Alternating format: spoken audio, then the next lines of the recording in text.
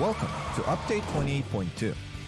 Join us for our 7th anniversary celebrations, an all-new SMG experience in the arcade, and finally, the recall system update. We've got lots of surprises in store for you to celebrate our 7th birthday. Erangel's school will be transformed into a festive 7th anniversary venue. Plus, keep an eye out for throwable cupcakes and surprise gift boxes scattered across the starting island of each map. We've been hard at work balancing the SMGs to offer a more unique experience and accommodate various gunplay strategies. The arcade is all set for you to try out these changes, so get that early feel and let us know what you think. And there's more exciting news. Based on your positive feedback, we're expanding the recall system to include Vikendi and Tego. Check out the patch notes to discover all the details of this update. Lastly, this patch also includes weapon mastery updates, world bug fixes, and performance tweaks. Be sure to dive into the patch notes for all the details. And we'll see you on the battlegrounds.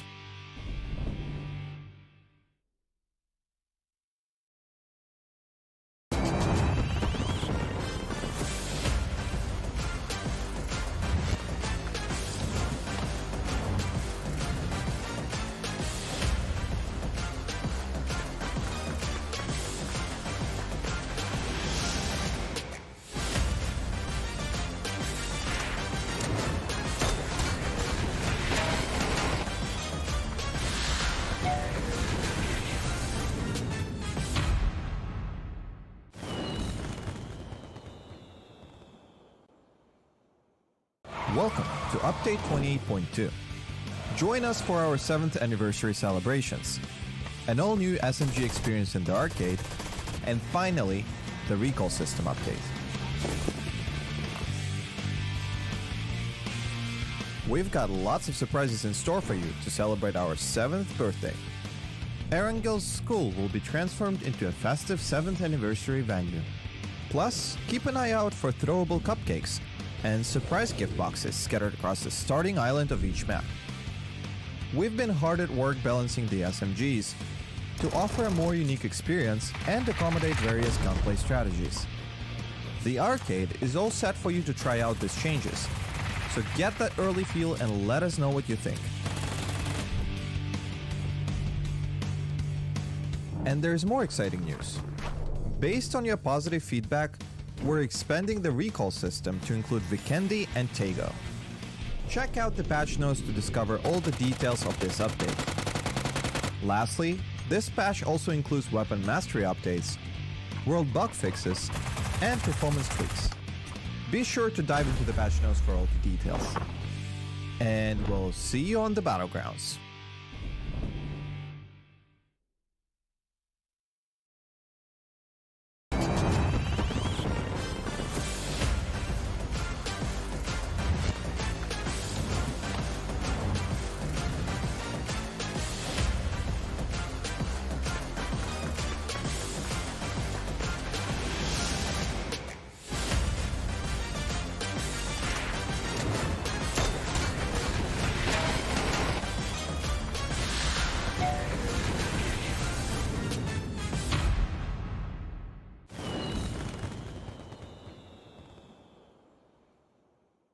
Welcome to Update 28.2. Join us for our 7th anniversary celebrations, an all-new SMG experience in the arcade, and finally, the recall system update. We've got lots of surprises in store for you to celebrate our 7th birthday. 𝐿 school will be transformed into a festive 7th anniversary venue. Plus, keep an eye out for throwable cupcakes and surprise gift boxes scattered across the starting island of each map. We've been hard at work balancing the SMGs to offer a more unique experience and accommodate various gunplay strategies. The arcade is all set for you to try out these changes, so get that early feel and let us know what you think. And there's more exciting news. Based on your positive feedback, we're expanding the recall system to include 𝐏𝐷𝐀𝐈𝐄𝐒 and 𝐾𝐿. Check out the patch notes to discover all the details of this update. Lastly, this patch also includes weapon mastery updates, world bug fixes, and performance tweaks. Be sure to dive into the patch notes for all the details. And we'll see you on the battlegrounds.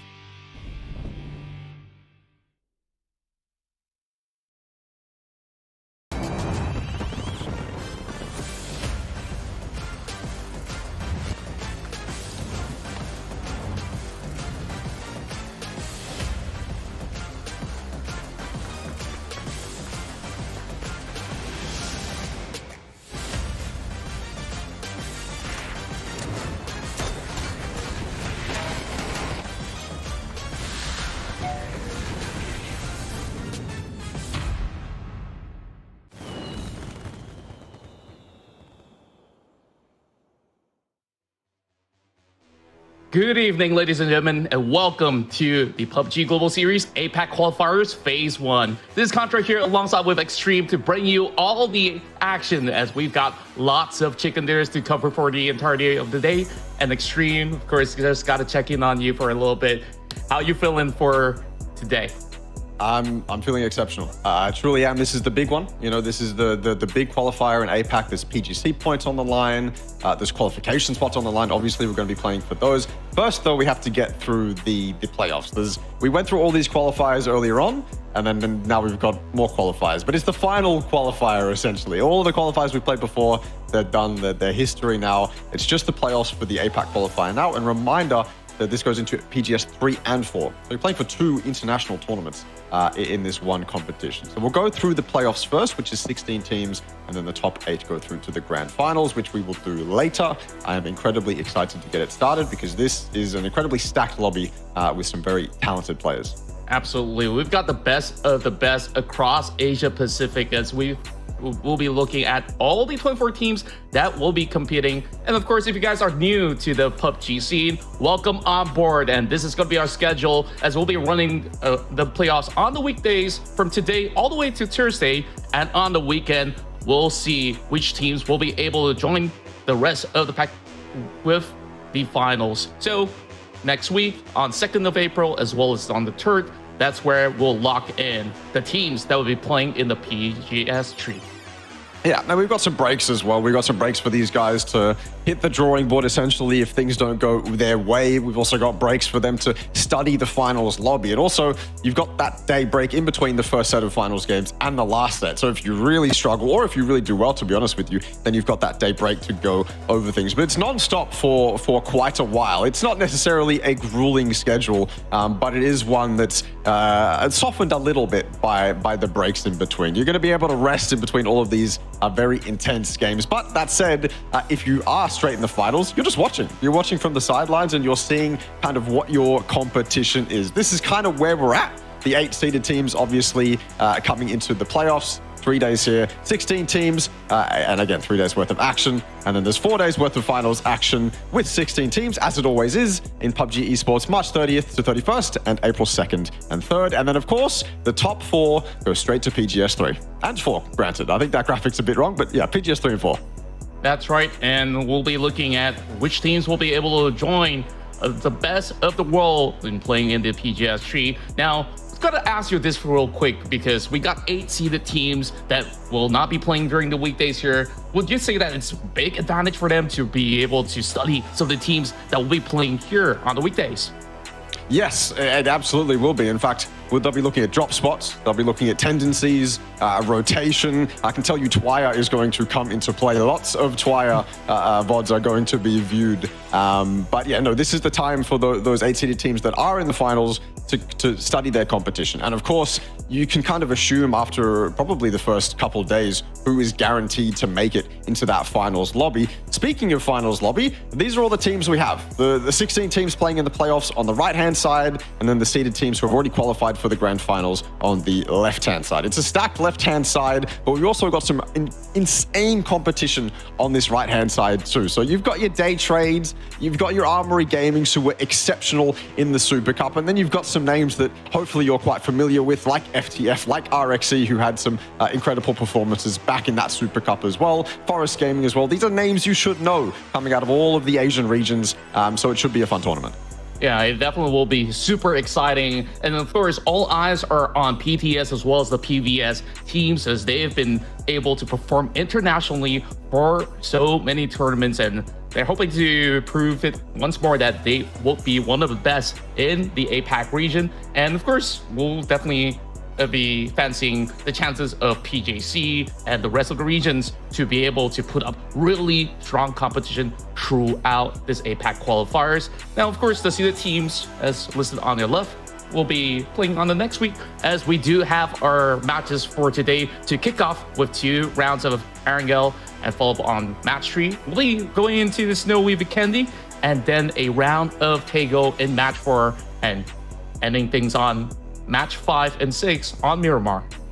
Yeah, I'm unsure if this schedule changes up over the 3 days of competition, so we start with Miramar tomorrow or not. But either way, I've said this in the past and I'll say it again, it shouldn't really impact the players. The players will play to the best of their ability, no matter what the map is. That said, having 2 of Erangel and 2 Miramar back-to-back, like we've always had really in PUBG, does set up a nice bit of momentum. And obviously, having those 2 kind of tertiary maps in the middle, being Vikendi and Tego, it can break that momentum a little bit. I'm not going to assume that... I'm not going to say that it's going to mess with the momentum too much, but say you have an incredible performance on Erangel, you move to Vikendi, it's one of those maps where maybe you're not as familiar with it, you crash out, maybe that can mess with the momentum a little bit. Like to think that these guys can reset and go into it in the next game, but who knows? Yeah, we'll really have to see where that actually makes or breaks certain teams that have been, been a lot more familiar with the classic maps like Erangel as well as Miramar, and wait, throw Vikendi into the mix. Of course, it really depends on how they also manage these kind of early stages of the game, because certain teams, they may not have actually taken too much time to actually go for practice scrims or so. We might even see those hot drops coming in the early game. So who knows? That could be a huge possibility. But I'm pretty stoked for our very first game, as we'll be seeing a lot of all these teams to be able to establish a little bit more of that control and getting a little bit more familiar. Since this is going to be the very first day, they want to get themselves a strong head start to the tournament. That's actually a really good point. I didn't really think about the potential of hot drops going into this tournament, but I would imagine, we had those rehearsal scrims yesterday where teams played. Obviously, they were just hot dropping Pachinki and Fairy Pier and all the places they could. So it's a bit of a hard read to understand the drop spots, but they know where everyone drops. They should be posted in the Discord as well. So if we do see hot drops, it's definitely planned. And I'm wondering if you risk that kind of, you risk losing all those points, right? You risk going out in 16th or 15th. Just to claim a drop spot that you might not even get in the finals, right? There's probably 8 drop spots that are already taken when you move to the finals. Those 8 teams, you can assume that those drop spot locations of theirs are going to be respected. So going into this tournament doesn't really matter. I feel like you just take what you can get. You don't really risk it. You've got 3 days to make it through. You just, even if it's something on the edge of the map, you take what you can get on the edge of the map. You go up to Zaki, you go up to your Staubers if you have to, and you just loot from there, right? Because at the end of the day, what matters is that consistency, that you're able to get those points, claim that top 8 position, and then go through the next round. Absolutely. Of course, when it comes down to the rules and everything, teams are already very familiar with, the super rules as well as the global settings. And now comes this as well. When we take a look into the qualifiers, certain regions do have maybe 4 weeks of play, and certain ones maybe will have to go in for some of all these rapid rounds. We're looking at Thailand, where they've been playing about 50 over games in order to conclude their series. And man, it has been a heck of a ride for some of these guys. But of course, them getting so many games in, I think that they would feel that they're pretty ready for certain maps like, of course, Erangel as well as Miramar. I think that Vietnam will be able to do the same. But when we look at other regions like the PCR, PMS, as well as PJC, I wonder how well would they cope with it? Yeah, having a bunch of practice leading into a tournament like this, even if it's just local practice, that's really good. 54 games for Thailand. Maybe that's one of the reasons Thailand is so dominant, right? If you're playing 54 competitive games leading up very closely, by the way, leading up very closely to one of the most important qualifier of the start of this year, that's a lot of practice. The Oceanic teams, right? They don't get that many games. The rest of SEA, they got 18 games, right? So they played those 18 games, and then from there on, it's Oceanic scrims, it's SEA scrims, it's NA scrims, whatever you can fit into your schedule. And that is, of course, a lot less practice, potentially even lesser quality practice than what Thailand is doing with 54 official games. Then, of course, they're playing scrims as well. And I can bet you some of those teams are double blocking if they can fit it into their schedule. So it's a lot of practice. And it's probably one of the reasons Thailand looks consistently hot. It's probably one of the reasons Thailand's going to do incredibly well in this tournament. I don't know how many games Vietnam played. Vietnam played 48. So Vietnam's in the same boat. Another reason why potentially they're one of the regions that will dominate in this tournament. You cannot deny that playing that many games of practice is perfect to own your skills. Absolutely. And then when we look into the list of names that will be playing in today's matchup all the way till the end of it to qualify for the finals. Now, to my surprise is to see Day-Trade Gaming here in this bracket as well, because they've been looking pretty hard in a lot of all these previous tournaments, and they did not manage to get the bye into the finals. Now, I would say that teams will be looking at Day-Trade Gaming to be the biggest target in all these maps. Would you say so as well? Yeah, it's hard to say, because this is a day trade that have made a roster change. They announced the roster change yesterday. So I believe it's Pooch's going out and then Thanadol coming in. Thanadol is coming in, but I believe it's Pooch's going out. And so this roster that they're playing with will be the roster for this qualifier, and if they qualify, then PGS 3 and 4, it will be the same roster. But it doesn't necessarily create an insane amount of problems within the team, because obviously they've been playing for quite some time. But it's hard for the players not to look towards the future. I don't think it's going to have an impact on their performance overall. Maybe it'll affect their floor a little bit. Maybe they have a little bit lower of a floor. Who knows? But I think overall Day Trade will still be a super strong competitor in this lobby. They should top it, realistically. Them or Armory potentially should top this lobby. And there's no reason why they shouldn't. Again, if the players are strong mentally and they're looking about the future quite purely, then I think you have a very strong Day Trade to go up against. Yeah, and on top of that, we also take a look at the PUBG Challenger Rumble, where of course you did manage to get the coverage on that, where we see really tight competition. By the end of it all, we see great representation coming in from OCE this time. So of course, I would really want to see how well will they be able to fare against a lot of all these teams coming in from the side of the PTS as well as PVS. So based on your insights, like, what could you basically pull out of it? Yeah, it's incredibly interesting. We won't get to see Bliss until the finals because they came first by a country mile. They dominated PCR, and so we'll get to see them in the grand finals. I still think, even though that grand finals lobby is going to be quite stacked, it's going to be a Bliss that is a bit reinvigorated. Potentially PCR was their honeymoon period. I don't think so, though. I think this is a Bliss, but with a strong core of roles. If you're playing the correct roles in really any esport, then that's very foundational reasons for success. So I think Bliss has the roles down. Whether or not they can actually translate that into performance is a completely different question. But Panic, I mean, we're going to see Panic in this game. We've got 36 seconds until we get into a wrangle. We're going to stare at this beautiful green map for the next 30 seconds. But Panic, they're in these playoffs, and obviously I have a little bit of bias coming from Australia, but I want to see them do well. I don't think they are going to do that well. I think they're a team that is quite a bit weaker than the rest of the lobby, but I still think they can compete if they're at the top of their game. They've got some very insane mechanical players. And I think if they can unlock those players' mechanics, then we're in for a pretty good show from them. That's right. I'm definitely looking forward to see that. Well, we kicked off our very first run of the day here, starting with Erangel, as we jump right into the first match of the PGS APAC qualifiers. Let's do it. Here we go. I mean, I don't know what I'm expecting from Erangel to begin with. It's a bit of, honestly, it's a bit of a null conversation to discuss kind of what we're expecting the macro play of the lobby to be on a specific map, day one, game one. So we won't discuss that. That's something we can talk about when we understand how this lobby plays. But I am expecting a lot of these teams to come out with fire in their belly and be going for plays that APAC is known for. I truly am expecting these guys to be playing like there's everything on the line, because there seriously is everything on the line. And there we go. There's the plane path. Over Military Island, going towards Georgia Pole. Lots of teams getting out in kind of close vicinity to each other. Panic has Sosnovka for free. Armory, PMA, GLS, very close to each other at farm, but I think PMA is going to be mostly fine. Maybe Armory and FTF are going to get in it somewhere, and GLS can third party. But other than that, the only other thing I'm seeing is that Pachinki hot drop, which is something that, by the looks of it, we're guaranteed to get.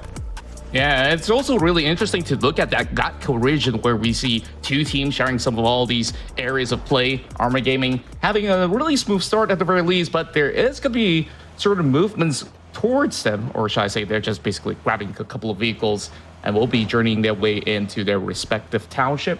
So not too much of a commotion going on in the early game. Meanwhile, if you guys did pop up your map stream, the first phase will be ending up around the areas of that covers Milta. So it's not too shabby after all to actually kick off our very first run, where teams are very familiar in playing to areas like Rozhok or even Yasnaya Polyana. Yeah, basically where Riz is taking shots at FTF right now is the center of the circle. So if they wanted to park up here and take New Compound or any of those compounds towards Shelter, that might be a smart play. But Sapao, he's already got one. O'Valley tied down. Megalos is the first one to die in the PGS 3 and 4 APAC qualifiers. Not a good start for Valley Tide. but they will continue on and do their absolute best. Mountain bike and being deployed even. In fact, Valley Time, look at the map stream, they are quite split. They are all the way on the western coast too. Riz has been knocked. I have no idea how Trick got him. I don't even know where Trick is. He's already rotating past Riz, just to the left of him, a little bit northwest of him. He might have pulled up on that hill and shot him out of the car with the M4, but I couldn't see it. Luckily for Riz, Trick is getting out of here and James going for the res.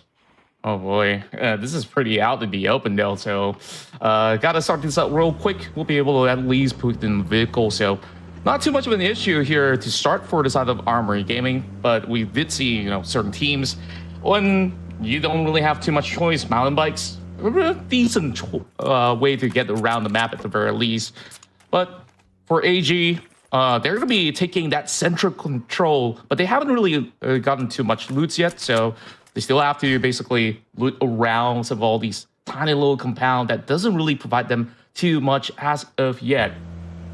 So it'll take a couple of minutes before the rest of these other squads will be able to join in the party. But when I do look at the other areas of the map, especially on the southern corners of the island, 3 teams to journey through those bridges, we might actually see some action later on. And of course, we'll keep an eye on GLS, whether if they're going to be having a firm hold from Milta to the bridge. Yeah, it's a good thing to bring up because they do have that opportunity, right? They're currently looting Milta. They can go towards that eastern bridge and potentially lock out all the teams that they saw drop towards Sosnovka, right? I mean, that's kind of what you base that choice off. Did we see a bunch of teams drop on military? If yes, then potentially we can go for a bridge camp. We have to keep in mind, though, that teams on Sosnovka also have the option of taking an emergency parachute, which means that they can completely avoid those bridges and find themselves on the mainland without too much trouble. I think, though, if you're one of those teams coming from military, at least in game 1, you kind of want those cars. I don't know if this is a circle that's far enough away to justify taking an emergency parachute just yet. I think cars are important in a zone like this. And so you just scout those bridges, make sure that you're clean, and you take that risk regardless, just to cross it, and make sure that you can just be diligent. You know, I mean, GLS, maybe they make a mistake while they're camping that eastern bridge, and then if you spot them, you can change up your strategy off the back of that. It's an important thing to keep an eye on, though, but it could also be a second instance of early action. We've had a lot more early action here than I initially thought. It wasn't a super forgiving plane path, and I think we lost a couple people to weird compound drops and car rotations, but we'll take that. We'll take a little bit of early action in the APAC qualifiers. Yeah, and of course, that's a good job on the side of Unicon Cyber to be able to secure those 2 early pickups of points. Well, I think, like, at least for Valley Tide, they're just going to have a lot of time to work with on the first phase to get out of quarry. Meanwhile, FRKS, they're not going to be having too much of a problem to get by. They're already in the first phase, just getting into an elevated area of play, and perhaps if they journey further towards the center, that's where they might actually get themselves a little bit more of an attention. So with that being said, I'm also taking a look at Foxroy Kingslayers here. They FRKS, that's what they'll be known as. Yep, we're just gonna go with that while we're find ourselves a full-on battle to kick things off here between DNE as GLS Esports have been able to pin one down. Mochi immediately getting tursted off, and they're going to be able to spot out Shinosuke as he tries to cross by on that UAZ. Not going to be able to do much to actually trade right back as the flashbang comes out. Now, let's see if they're going to be able to push this one successful. Dance all alone, though. Yeah. Meanwhile, of course, covering fire from the top end of the hill will be his teammates, but there's not much to be done there. So DNE, they just got to get a different compound to work with later on, but it's going to be GLS to settle the scores. They're still taking the fight. They are still taking the fight, landing the nades as well. Kana down. Zayu gets him, and Shinosuke, meanwhile, he found himself rotating into Armory Gaming up towards that northern part of Shelter. So I don't know what exactly happened for DNE here, who was in these compounds first, but GLS firmly in control of the situation regardless of whatever happens here. They keep 4 up, and DNE do not. They do the opposite. They lose 3. You just have to wonder whether it's due to information. Were they there first? I actually don't know whether GLS was there first. They were the ones looting Milta. Keep in mind, they opted not to go for that bridge camp, which I think is totally fine.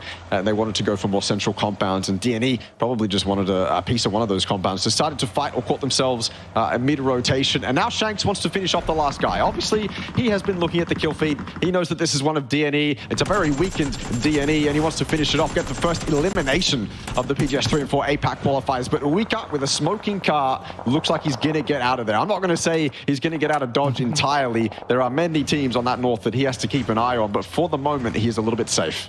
Yeah, 𝐿𝐶's got to be really careful about this because a couple of teams are around that corner as we see some names on that minimap. RXE at least got themselves a little bit of that spacing along with a safety net of the compound to work with. Going with the MK12 on the side of Finsu, but we'll see if he's going to be decked out enough. Yep, seems like he's already got just about enough utilities. Now we do look at from the future though, this is such a beautiful spot for him to camp out over the top end of the rooftops. So Walkerin will be fancying maybe a couple of opportunities if they look past the shelter area. Yeah, they've got kind of not an entire quadrant to themselves, but the northeast of the map is incredibly free for FTF at the moment. Not much pressure for them. A couple teams coming in from the west potentially, but they've also got a really nice spread. And they've got that high ground as well, obviously. So this is one of those spots where if you're FTF, you're really expecting at least big things to come to you and from your information come phase 2 and phase 3. You've got so much opportunity to look deeper into the zone, and you've got freedom to do it, right? It's not like you're going to get caught up fighting people on edge too much, at least not yet. There's potential for maybe a sneaky solo or something to creep in. That's where 𝐿𝐶's gone, actually, from DNE, much closer to FTF. But yeah, FTF have a lot of opportunity here and a lot of time and not a lot of pressure to make at least their first initial moves into the zone. So I'm expecting them to have a decent, again, phase 2 or 3. Everything can change come phase 4. Everything can change come phase 5. It gets a lot more hectic, a lot more claustrophobic, and this is maybe the favorite in the lobby. They didn't have a really good tournament last time round. Day trade looked nothing like the day trade that we know. And obviously, I'm going to question their performances going into this and PGS 3 and 4 if they do manage to qualify, knowing that one of them is out and Thanadol is in. But for the moment, at least, they are still favorites in my heart. They should absolutely dominate. If not first, then certainly second. Something like that. I mean, the caliber of player and the experience of those players on day trade only lend me to think that in a lobby like this, they should be clear favorites. Yeah, absolutely. I'm pretty sure the fans have been pretty excited to see all of them to be sticking with something a little bit more familiar when it comes down to what you did mention. Perhaps a roster change may come into play into a tournament like this. We're already seeing ISG having a glimpse out of a player, and we'll be able to trade against Dizil from Esports. Not going to be able to find the angles, though. Well, of course, any form of curiosity coming from Dizil might actually pin him down, and I don't see any other members coming from RXE to be around the corner, so gotta keep himself safe for the time being. Meanwhile, ISG from the Japanese region so far has been showing really good signs of life in their tournament, and I hope to actually see them pop off at any of all these maps. From the future, they finally see teams passing by, and FRKS will not basically stop for anything at all, but we'll see the vehicles turning by, coming in from the side of Lucky J, and the trades are going in. Taking some damage here, 𝐿𝐶. Nothing too lethal. He'll be able to still go in for the exchange to establish a little bit more territorial control for FTF. They're about to run into Pixel Stars, though, or at least get very close. 𝐿𝐶's already got one. FRKS mid-rotation, kind of caught out, not expecting Pixel Stars to be rotating at the exact same moment, in the exact same road, essentially. 𝐿𝐶's got 2. Another one down for FRKS, and a third one too. Off in the distance, Mad Pig close up actually on the road. We'll get him. FRKS, that is completely open over there. You should be dead any moment, but fighting back from RXE. FRKS, they do lose their lives, and RXE want a bit of this third party. There's only one down for Pixel Stars at the moment, so they have time and space to recover, but if he can't get across this hill, it might be too late. Fat picks the nice shots, and Happy's there to follow it up and get that final knockdown. And you can just look at the chaos, 3 teams around this vicinity where they're just going to be able to take a go at each other But unfortunate for some of these members of FRKS to just cut into the crossfire, and what a shot that was. And Fab, he's just going to get more and more to come. Malrush absolutely obliterate through that journey. Pangsker making a move across, and somehow Fab will be able to let him loose. I feel like Pixel Stars were driving danger close to RXC right there. Maybe unnecessarily losing members. It didn't seem like they were entirely composed in that moment, at least. And I don't blame them, to be honest with you, because, I mean, running into FRKS on the rotation like that will throw any team into disarray, but not able to recover it. And of course, RXC immediately third partying, FTF getting involved as well. It's a recipe for disaster. There was 4 teams on that edge right there coming in just to claim a piece of that third party pie. RXC coming out probably better off. They got 2 kills for themselves. 𝐿 Cyber have set themselves up on the top of Potato inside those yellows. WF trying to search for something, get that opening knock. This is on the edge. 𝐿 Cyber with the owners to move towards Whitefish, or at least wrap north or south of them. And Whitefish with a lot of pressure on themselves to defend this position. It can be incredibly nerve-wracking knowing how much terrain that 𝐿 Cyber have to work with and potentially sneak up to WF with. And Forest, obviously, they're now going to be rotating through WF, so it's going to get a lot harder. This is potentially an opportunity for 𝐿 Cyber. Circle close towards the side of Armory Gaming this time around. They trade, hoping to actually secure the direct center, so they will be perhaps playing a little bit more of a gatekeeping playstyle. Even finds one over Crosshair, won't be able to actually connect all too much with the SLR.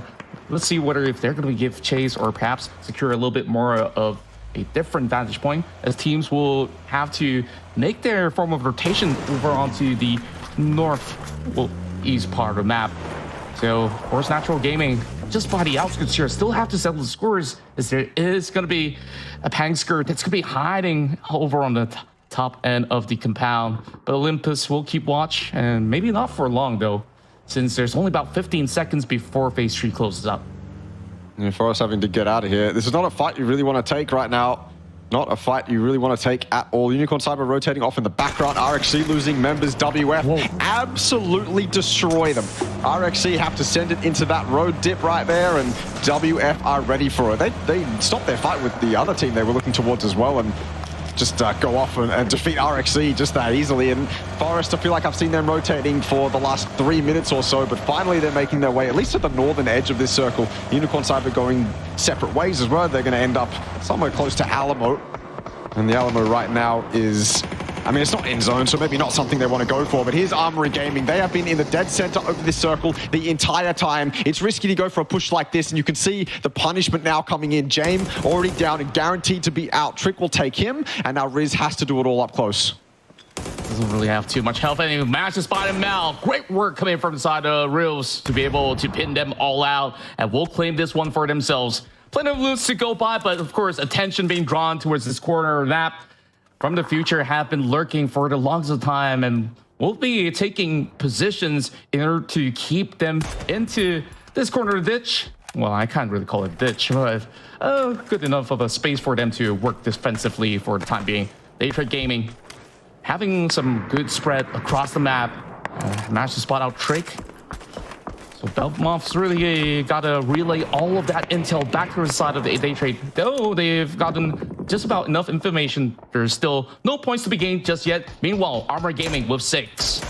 I feel like this is a disaster for Armory, though. They had dead center for the first few phases, going into Phase 3 now, and they had so much info. They had so much space to take opportunities as they came, and they had crucially, I suppose, they had that opportunity to regroup and kind of debrief, finalize their play, I suppose, and it hasn't really worked. In fact, Armory Gaming have lost 2 in the process. Whether or not they wanted to take that fight to the bowl because they wanted to use it as a central position, I don't think so. I think they would have much rather be at Shelter or where FTF is right now in Junkyard, but regardless, Armory Gaming did what they did. They lost 2, and from the position they were in, I feel like it is a bit of a disaster. They have ended up in the circle, funnily enough, and the spots they previously owned are now not in the circle. But in a position like this, you would much rather be 4 up outside of circle than 2 up, desperately trying to survive in the middle of it.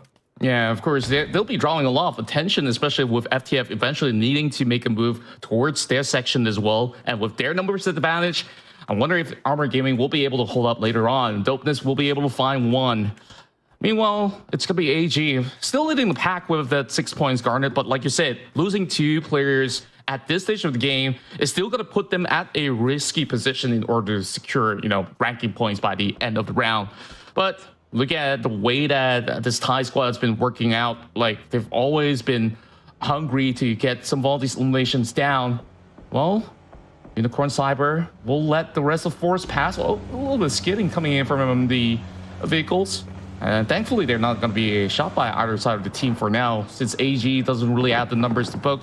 But if they do actually move right down under from into that little cove, then they might just be picked off for free.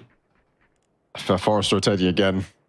It seems like the story of their game so far is having to, okay, we're not going to go here. That's taken. All right, we'll move on, and now we're going to go here, and we're going to go here, and finally, I think they're settling in. Although that spot that they're in on that high ground next to that road there is probably going to be out. It's not something that you often see in end games. It's not something that is often played in end games either. But for the moment, it'll do. Timothy in the kill feed, Unicorn Cyber in the kill feed. Panic here on edge. I suppose maybe one of the reasons Armory Gaming decided to leave Shelter was pressure from Panic. I mean, they had 4 up until just a moment ago when Pivy went down, and so maybe that's something that forced Armory Gaming off their Shelter position. But for the moment, at least, Panic own it, and they can look towards Armory Gaming and potentially finish them off. Suspect did steal a kill, though. That's the first point on the board for Panic, and they're going to need a lot more if they want to remain competitive in this game, because Phase 4 right now, there's still 13 teams alive. Yeah, plenty to play for right now. Still considered pretty early into this matchup, but looking at the terrains for what could probably be the final zone, it's going to be a really rough spot for some of these guys to be at, especially for those that may have actually lost some of the vehicles in the midst of the fight. Scappy now finds Tay9, and that will be the end of ISG at 13th. But at least for the time being, there is pretty much some safe spacing created by each respective teams. But for PMA, they pit with the blue zone at their backs. So it's either that they go against the rest of Day Trade here at the forefront, or maybe turn back towards the side of Panisker, which, who knows, they might be able to find that 1 point off the block. But either way, they might need to actually make another adjustment. But good news is that they don't have to do so, as the circle will pull towards their way.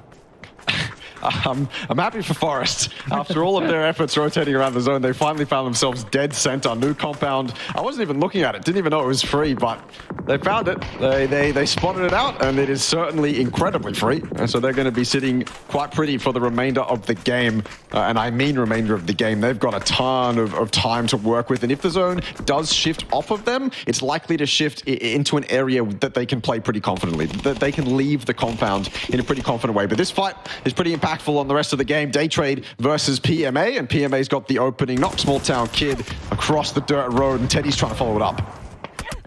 Opening rounds here with some of all these troubles, and Teddy dangerously low with 13 HP, trying to get a little bit of cover to resuscitate himself.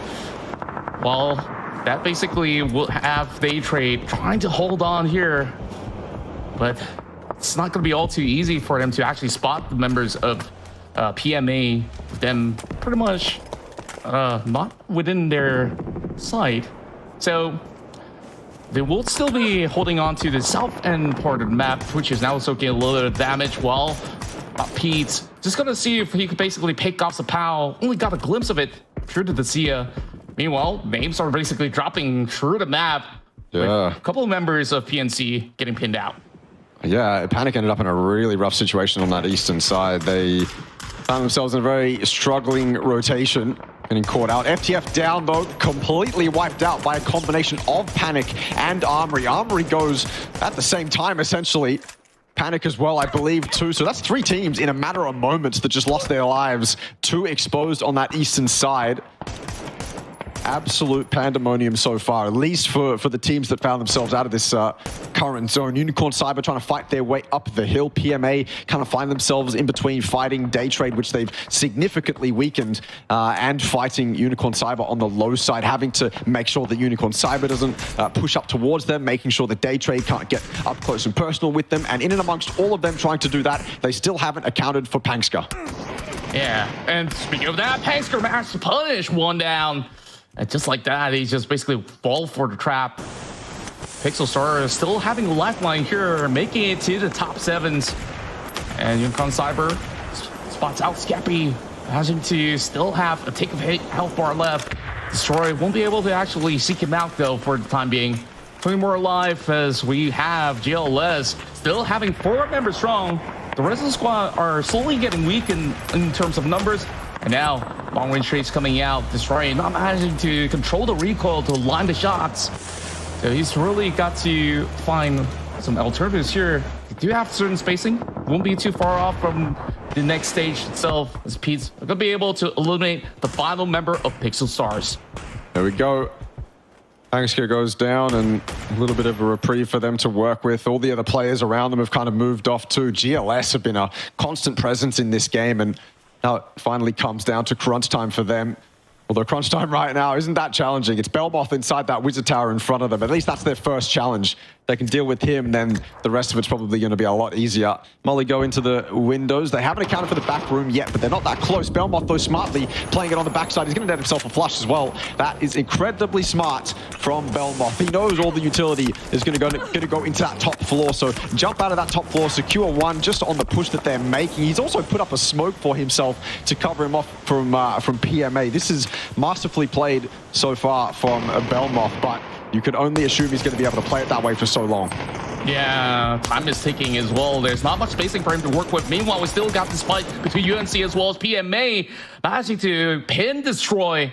And they're all just hugging by the corner of the rocks. And now, small town kid charging in, hoping to get the rescue onto Pete. And perhaps if you have any grenades, this will be a really good time to pop it. We'll get the bags. Doesn't seem to have any form of frags left. 6 smoke is all that he's got. 𝐿𝐒 is pretty much back up on track, but needing to actually pick up Destroy. This is going to take a while, and the push might come into effect real soon. But seems like they do have themselves pretty much occupied.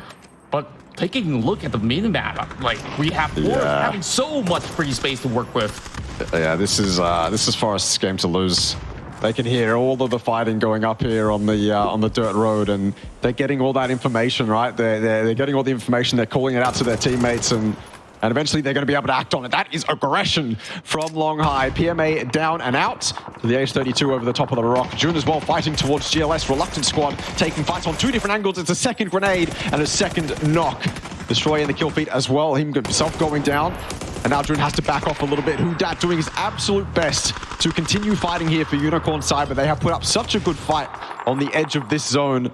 But now that the blue is closing in, that fight might end very quickly. Reluctant squad, they've actually just lost 3. They were fighting so well until just then. Diane chimes in with 2 of his own on the Dragunov. Diane is just so sharp in this matchup, and that definitely gives him some slight edge heading into this Final 4.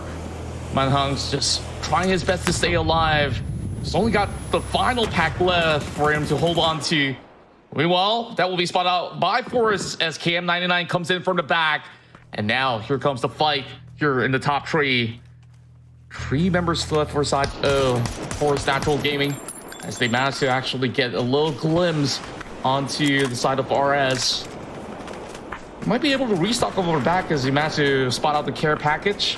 And they do have the advantage of guarding the zone. So the teams over the south side, they got to find alternatives to be able to win that trade against Forest. Forest don't know it yet either, but 𝐏𝐿𝐒 has moved away from the eastern side of zone and moved to the south. They want to take the fight towards Reluctant Squad, who they previously weakened quite heavily. Brilliant shots from Diane. He's looking to follow it up. He's already got 4 kills, and that Molotov hits as well. Hoang down and certainly going to be out in a moment. 𝐏𝐿𝐒 looking incredibly on form right now, taking fights pretty much in exactly the ways that they should. They've only got 2 up, and they are still incredibly confident. They could be playing this for second place. They could be playing for just to submit themselves to second place, get that placement point, and be happy with a few kills in game 1. But they're not. They're playing it, fighting as 2, going aggressive, making sure that the teams on edge, the teams around them don't have any space to work with. They are limiting their resources, and they've got that ridge just to their right to play with as well. That might give them a fighting chance against Forest, who earlier on lost a member. So Forest, they were incredibly dominant when they held that compound, but they've been humbled a little bit down to 3. And so it's very doable for 𝐏𝐿𝐒. I'm not going to say the same for Reluctant Squad. They look entirely pinned in. Yeah, there's really not much space for them to work with. They're just relying on whatever smokes that they have, and it's already subsiding, and that's going to be the perfect angle for Diane. Bro. Look at that. 6 points in the back from this man alone. And now going in for 3 versus 2. GLS, though they are having one man less, they are playing as if they had the full squad with them. This is insane from Diane. Yeah, you put it perfectly. It's like they're playing as 4, right? They don't have anyone to watch the eastern side. They don't have anyone to kind of come up the middle here and make sure Forest don't push into the high angles and stop GLS from doing what they're doing. But they're pulling it off regardless. They've got cover to work with too, and I think they have info on Olympus. At least I think so. I mean, that rock.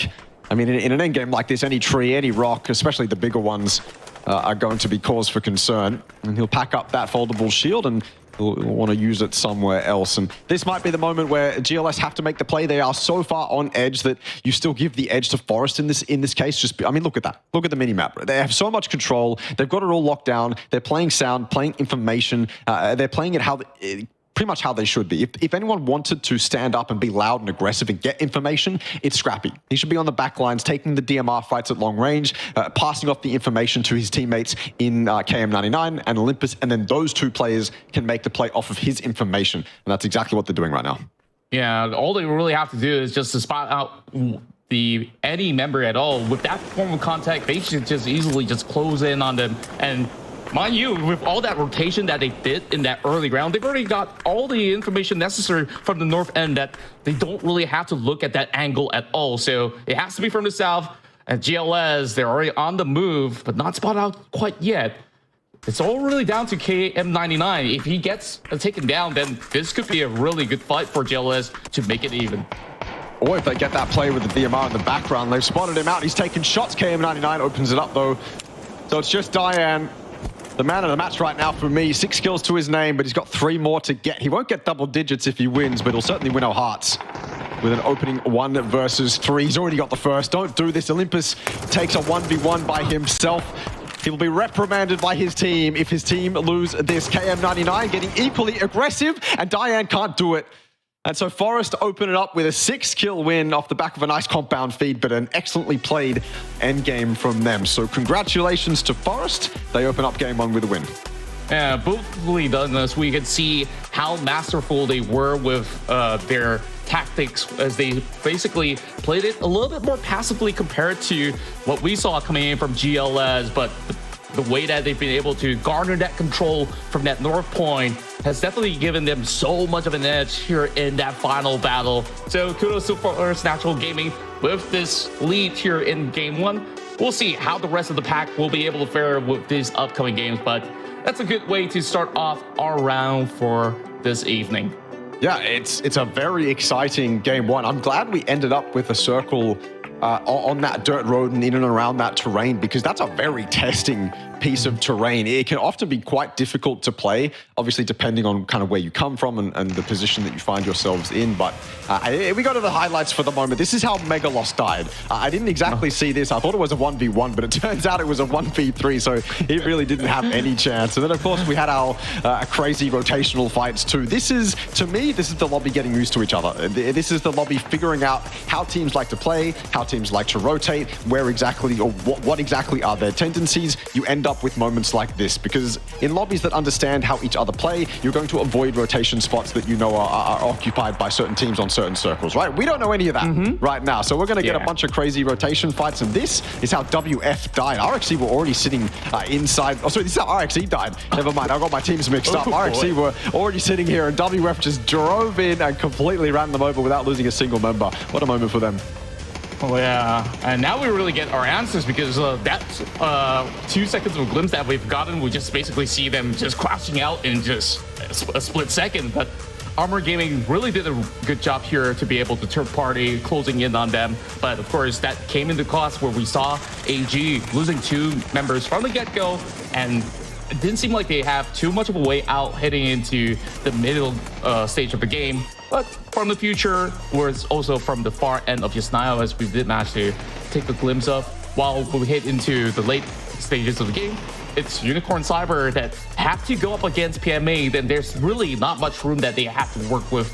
And RS somehow managed to pull through by taking advantage of all the small covers that they had.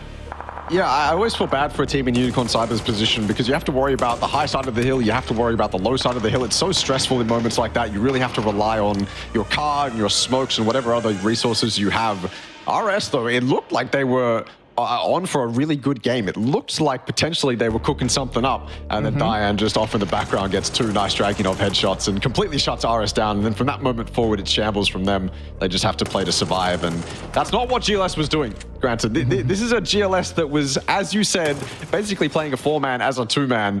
And I'm not going to say that Forest was sweating. They certainly weren't sweating, but I think they were put on notice a little bit by GLS. This is the final leaderboard. GLS will claim the most points in the lobby, even though Forest won the game. So it's an excellent start for GLS. Forest, obviously, with 16. Reluctant squad, honestly, pretty good from them. I feel like we didn't see too much from them that game until the moments where we actually did, and then they kind of popped off a little bit. They landed themselves 12 points. Armory Gaming with a game that could have been so much better from the position they were in. No matter how you slice it, whatever the macro call was, losing 2 members on a push like that is a mistake. Like I said, no matter how you slice it. But a decent opening game from them too.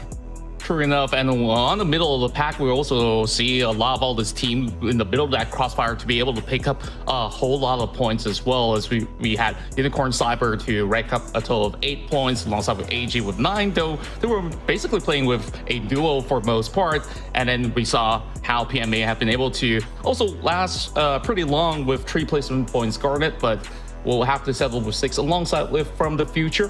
While, of course, it's still pretty much the warm-up round for some of all the other guys out there. Repsec Esports did manage to be caught out very early on those rotations, so they really have to basically look back into it if they do get a similar form of a space of play heading into match 2, as we're gonna go back at Erangel again in moments time. But liking what I'm seeing from game 1, especially when we look at the tail end of how GL displays, they have been so proactive in basically hunting out teams after teams. They just got them pretty much on the hit list.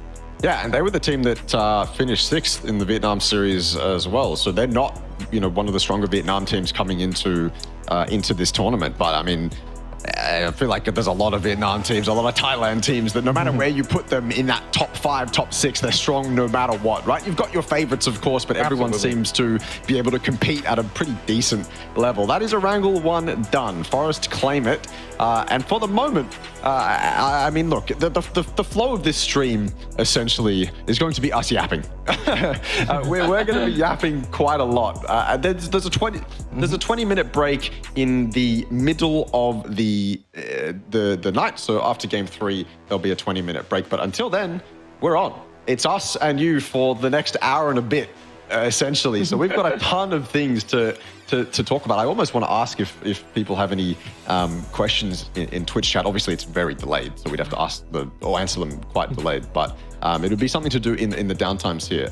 But just to reiterate what I was saying about that game 1, I think it's fantastic to see that kind of circle, because you want to see terrain fights just to get a bit of an eye test to see how teams are performing. I feel like when you're fighting in and around terrain, it's almost incredible. It's incredibly pure PUBG. Comes down to a lot of team fundamentals. How are the individuals performing as well? So I'm glad that we got that as game 1, because it really sets the tone for the rest of the tournament. Yeah. We saw some highlight performances from a lot of different players as well. Yeah, especially during the early game, you could already see the teams were actually really quick on the setups in the middle of the hills, and they're really just basically playing based on terrains as compared to having enough compounds to work with. And kind of glad that it wasn't exactly a stiff urban kind of setting where, certain teams would just be perhaps AFK for a couple of minutes before they get themselves into battle. But, I'm satisfied with the outcome of how the teams have been able to at least get a little bit more of that rhythm. And of course, with this momentum boost coming from the side of Forest, this is definitely going to set the tone of how this team will be able to carry forward this into these upcoming rounds. So other than that, GLS hot off game 1. They are definitely looking super strong in terms of how they've been able to not only have that form of firepower against all the other squads out there. I could also see that the way that they've been effectively working along with each other to be very on point on their coverage as well as the support. So they're definitely looking to be one of the teams to beat. for today at the very least. It's funny as well because Forest were also the 6th team coming out of Thailand. So we had GLS that was 6th in Vietnam series, and then Forest that was 6th in the Thailand series, and they were the top 2 performers in that game. But I like what you said about Forest's fundamentals there, because I feel like you obviously want to praise them for the moment where they are sitting still and just playing good survival PUBG, letting GLS come to them. And then in that split moment, I forget who it was, but one of them takes a 1v1. I think it was Scrappy potentially. Oh no, Olympus. Olympus takes that 1v1 and he loses it, and you're thinking, okay, this is how the 1v3 happens. Yeah. But could have been a real big scare right there, right? Yeah, I mean, honestly, it's a big scare in the moment. And so if you're KM99, there's a lot of pressure on you. If you're KM99, there's a decent amount of pressure on you to not mess up your 1v1 that's coming up. And he decides to take the 1v1 into his own destiny, essentially, and just runs up there and takes it completely out of Scrappy's coverage, completely out of his LOS. It's a good sign of confidence. But of course, you don't want that stuff to happen that often in the late game. You would much rather it be a dominant win where the last player of GLS in Diane steps over the edge and you just clean it up with 3 alive. But yeah, it was well played from Forest. And like I've said, I'm happy that we got that as a game 1. It's a good temperature check for the lobby. Yeah, and of course, we're going to be waiting for the next round to start while we're at it. Of course, we also did manage to catch a glimpse of other teams as well. Of course, hot favorites like Daytrade, despite, having those early struggles, they were basically caught in between that Wizard Tower. You can basically see how well some of these players actually have their decision making on point on that split second. Of course, we may not see how he go down, but with teams surrounding him like that, and with him being able to really pull off great utilities on the right time, this is what we do expect coming in from the best of the APAC region. So with that being said, of course, out of the many region there, I guess for the side of the PJC side, maybe they still need to get accustomed to the tempo of play on some of all these teams, because they look a little bit shaky to me on how we've actually started, with a little bit of that fight across the outskirts of Milta, and in terms of rotation, getting caught up a couple of times. So hoping to actually see some form of improvement hitting the game 2 for some of the squads out there. Yeah, I mean, look, going into game 1, kind of no matter what tournament you're in, you have to be a certain type of team to not at least shake off a little bit of rust. It's honestly probably one of the reasons why, again, Thailand and Vietnam can be so strong. If they're going to play that many games going into this tournament, you're probably not that rusty. You're probably not that rusty. You're not going to be as rusty as, say, a Panic, right? Who played their quals a while ago and then have only really played Oceanic scrims or NA scrims, whatever they can muster up until now. And so they might be a little bit rusty, and so might some of the other regions. But I think no matter what, you're going to have a little bit of rust. You're going into a fresh competition, even as the IGL, right? Even as someone who kind of has to figure out the lobby and figure out how you want to rotate and your macro strategies. Obviously, you would have watched the TWIs before, and you'll know the team's tendencies, but then you actually get into game, and those teams would have done the same thing. And so they would have changed things up as well. So it was something that the IGL saw in this TWI that this team did. Well, that team's now changed it, because they have to account for this new team that's also in the lobby. And so it gets messy. And as an IGL, you go into game 1 hoping that you are able to survive for as long as possible, just so you can get that good idea of how the lobby's going to play out, as any individual as well, especially as coaches who are watching in the background too.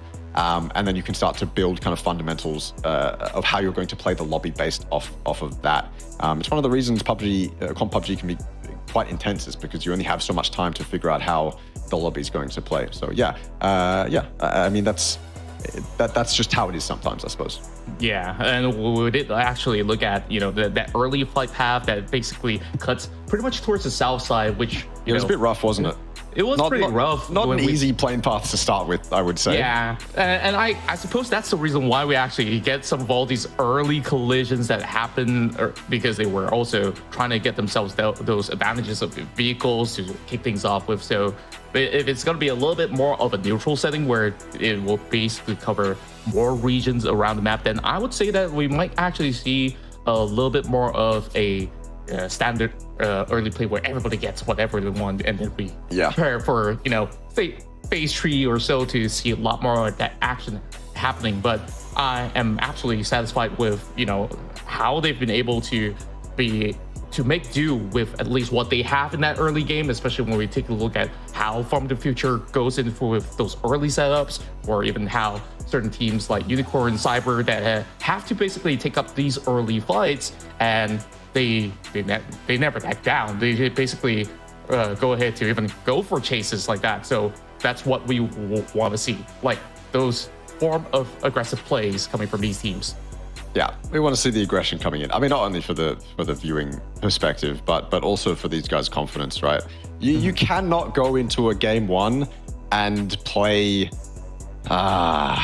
There's crass ways to put this, and there's nice ways to put this. You can't go into game one and play like you're a lesser version of yourself, because if you play too safe, that sets a very bad precedent for the rest of the tournament. And that's when the coach, the captain, they got to come in, reset the vibes a little bit, make sure that you're actually playing to your full potential. Because I think you can see that with teams that aren't necessarily as good as the others going into a game one of a tournament, especially a tournament as important as this. Look, this isn't a LAN tournament. You know, it's not, you're not going to have those LAN jitters, but this is important.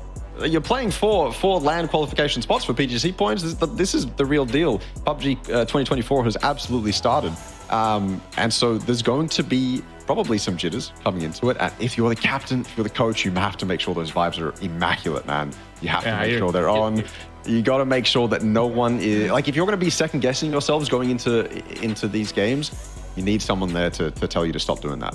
Yeah, it really has to be immaculate. Like when we look into how many games they get to play during these playoff runs. So that's one ticked off, and they still got what about 21 games to go, and it just flies by. Well, yeah. I might have actually had my math wrong about this, but you can correct me if so. But in the day, it's just back-to-back action, and you just really have to react on the fly as well. And I'm pretty glad to actually see certain teams like Reluctant Squad to be able to adapt on the fly, even though despite them, you know, going up against the odds with like the zone pitting up against them, and a squad over onto the lower reach of the hills, like they have been able to adapt well enough to secure themselves around top 5, top 4, if I can recall. Like these plays are looking pretty solid so far coming in from some of these squads. Of course, all the other teams that may not have too much of a game time and got taken out early on, I'm pretty sure that they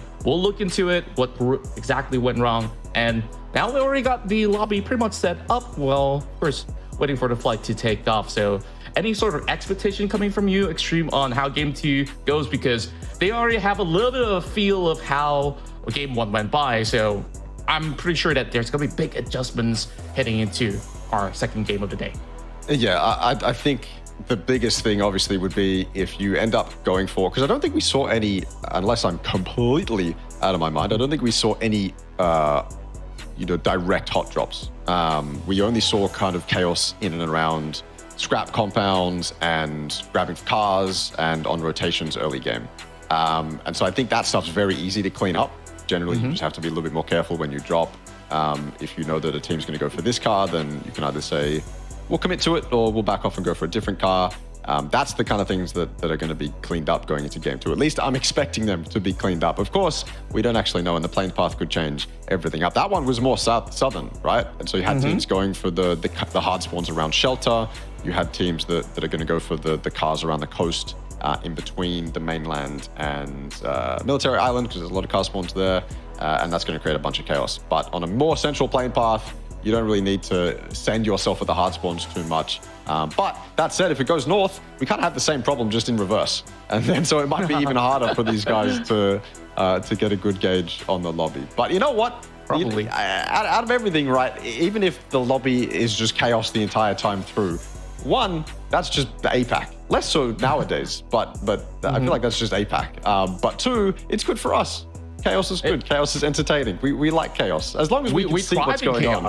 We do. We absolutely thrive in chaos. So if we're going to get a bunch of chaos and these guys never are able to figure out the lobby, then that's okay with me. I'm here for that. Yeah. And I would absolutely love to actually see even more chaos, though, you know, we get a couple of tinge of it in the earlier span of the round, but heading into game 2, probably with them to get a little bit more of that morale boost, to be playing a little bit more on the active side. I think like they will be able to adjust their mindset into, you know, let's go out hunting a little bit more if they do get themselves a standard start at the very least. So I hope to see these teams to be able to have their plans cooked up well enough, just like how Forest have been able to get their rotation on the right rhythm to get themselves the edge for the chicken dinner. So teams like Daytrade, we haven't really seen the best of them just yet. We had a little bit of feel coming from the future, but they didn't have enough time to cook up. So I think this time things might actually look a lot better for the teams mentioned as we move our way into our second game that will be kicking off in less than a minute.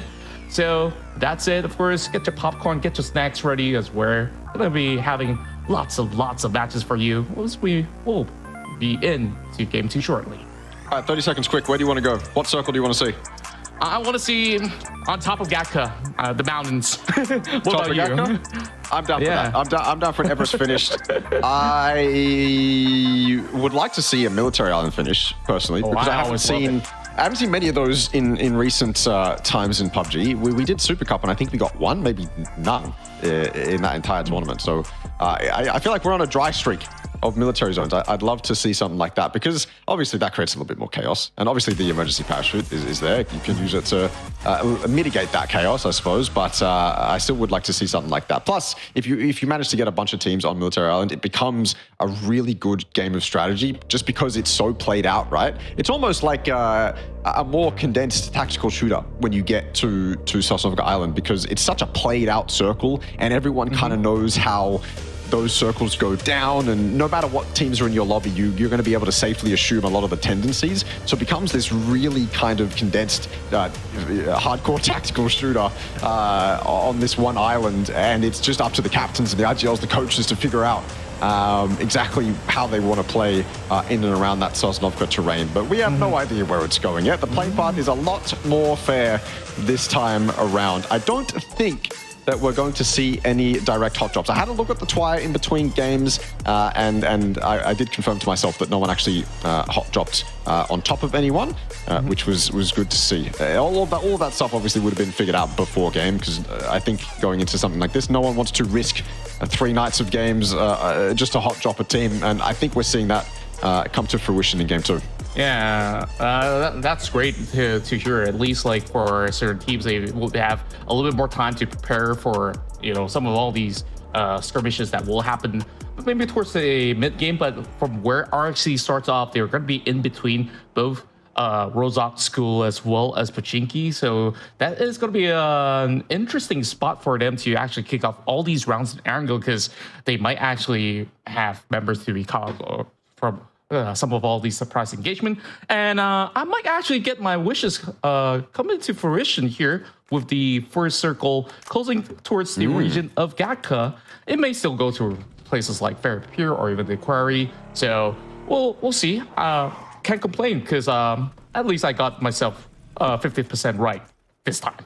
Yeah, you're lucky. I mean, look, Daytrade's in a good spot. Daytrade, Valley, Thai, I believe. Let me just check. Let me open my Thailand series tab.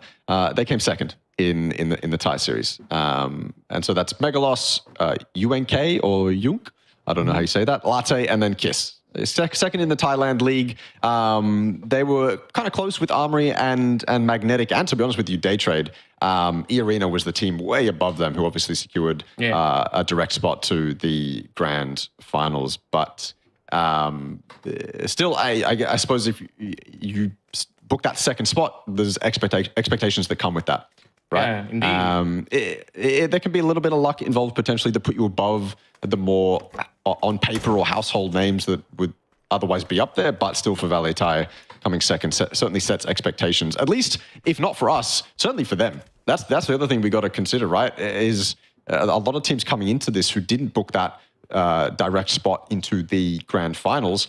If you came second, third, fourth, fifth, you're going to have expectations, man. You're going to have expectations based on that result. And if you can't live up to those expectations within the first, night, maybe night and a half, it can really weigh down on your mental. But it doesn't seem to be weighing down on GLS or Forest's mental. The top 2 performers from game 1 both came 6th in their respective regions. So that's good to see. Yeah, that's a really good point that you just highlighted right there. Because like sometimes when you go into the tournament, you have too much expectations on the line. Like it really does bother some of all these players, especially when that expectation isn't exactly met. So best to actually come in with close to 0 expectation, or certain teams, they have different kinds of mentality. Like, oh, I didn't basically finish off my past tournament with the best results, and I really want to prove a point here. And this is why they would be able to basically put more hours on the grind and just basically show up when the day requires them to. And today definitely is the day here in the playoffs, as we're already looking at these early rotations being set in from the side of ISG, moving straight into the open fields of 𝐏𝐿𝐶.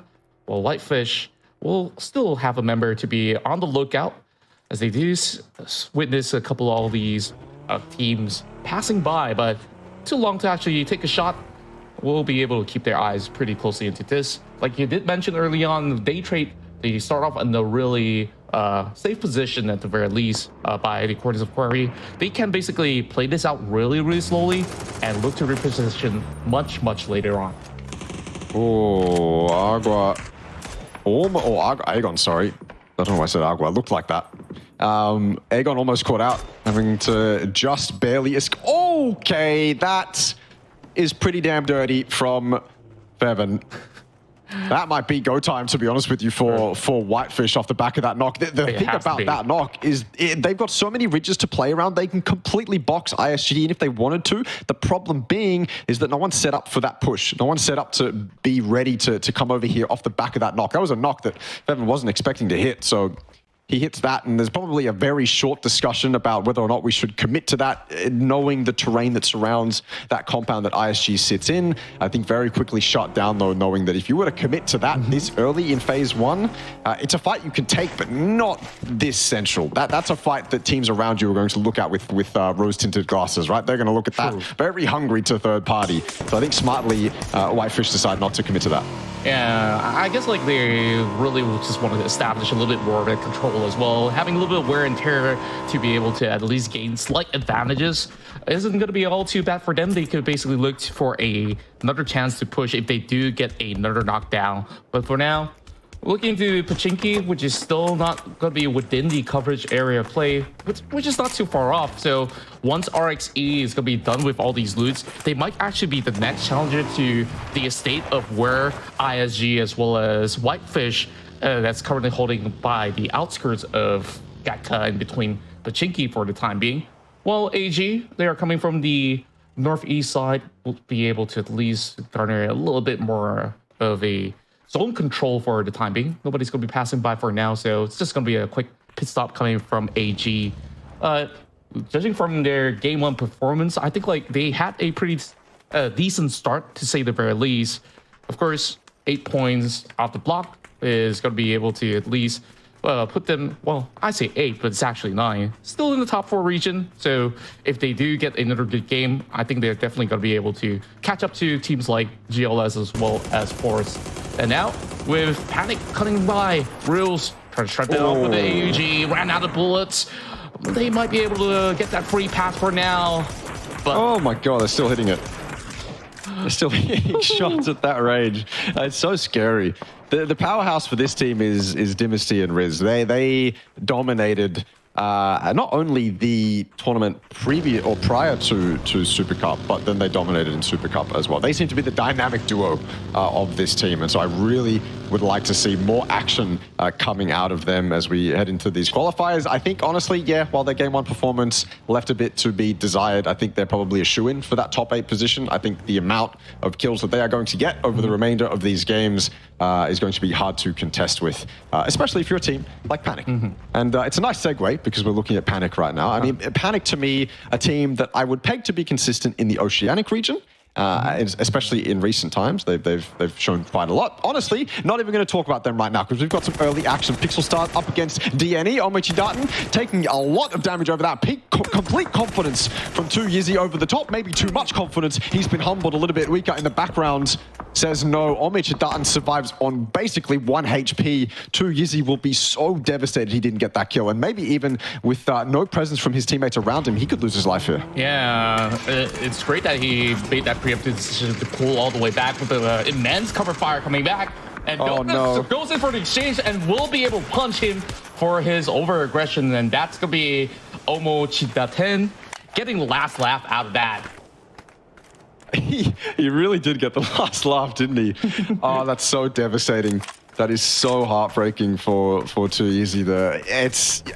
I like his confidence to continue to go for that peak, because in situations like that, you can confidently justify the fact that the long-range DMR that's trying to cover that current teammate for DNE might not hit those shots, right? You're banking on that person missing bullets as you push over the hill, and so it's a very justifiable peak to make. He just can't get it. He's hiding behind the car. 𝐿𝐷 playing basically Neo, dodging all those bullets, right? He tries to shoot him under the car as well. So credit to 𝐿𝐷. He was on point looking for that kill. Just a little bit caught off guard. If you can't get that initial knock, then you really open yourselves up to the teammates that are going to be there to cover 𝐿𝐷. And at that point, he didn't have any teammates nearby him either. Yeah. So DNE realized that, and they just went for it. Yeah, that's what I was pretty curious about as well. Where exactly is his teammates? Because there's none to be seen around that region. So I guess like that's the reason why he basically turned back to his vehicle and hoped to reposition. But unfortunately, he just got caught out on an unfortunate timing. And with that, we see a little bit of an update as it pulls closer towards the Western's end, and that's going to be an advantage for the side of Valentine Esports as well as from the future. I say advantage for now, but there's still a lot of space to be taken by all these squads, while AG is going to be the one furthest way to join in the party. So who knows, they might just be kept by all the other teams that are already inbound, especially when we look into the eastern side of 𝐏𝐷𝐾. It is already being swarmed by multiple teams at the area of play. Yeah, you said it. There's still a lot of space to play, but you kind of got to get past that massive wall of teams on the eastern side, right? So your opportunities are essentially wrap north, wrap south, take an emergency parachute, or just send it through the center. And honestly, sending it through the center right now is working for a lot of teams, just because everyone's on rotation at the moment. Everyone wants to get off the edge and try play center. They've all been looking at it for the last couple of minutes, so you may as well try get something that you recognize might have been free. I mean, lots of Mad Max action going on right now. Whitefish have luckily found themselves those yellows nearby forest. Scrappy says he wants to check out the center a little bit, but realizes there's not much hope for him to go any further than he did, so back off to Weekender for the moment. Him and the rest of Forest currently residing in 𝐏𝐷𝐾. We already lost a couple members on rotation as well, I believe. Yeah, it was one of Armory Gaming and another one knocked too. And this is definitely going to be a test of how well they will be able to take aim throughout this vast open fields. Armory Gaming already getting a little bit of challenge from the top end of the hill, as we see nades now lobbed in coming from FRKS. Still having some distance there, and Armory Gaming managing to pick one up, but they did lose 𝐷𝐼. Now closing in onto the side of Whitefish. Not too sure if he managed to spot him just yet. And oh, here comes a glimpse. Shanks already on the approach. Gets one knocked down. Go look for more. Through the smokes, they managed to get him off the map. And AJ poised to basically take the lead here with those 3 points garnered. Well done from AG to bring that back. Losing 𝐷𝐼's a hard blow to take, but it looks like they will finally finish this fight. If they lose Riz here, that is incredibly devastating. They cannot lose this 1v2, and they don't. They do clean it up. Riz will get res, and Armory Gaming survive a little bit of a scare towards the end there. A devastating initial couple games for FRKS, and an annoying way to start Armory Gaming's second match. Caught on rotation, potentially. I mean, look, they ended up fighting on the edge of blue.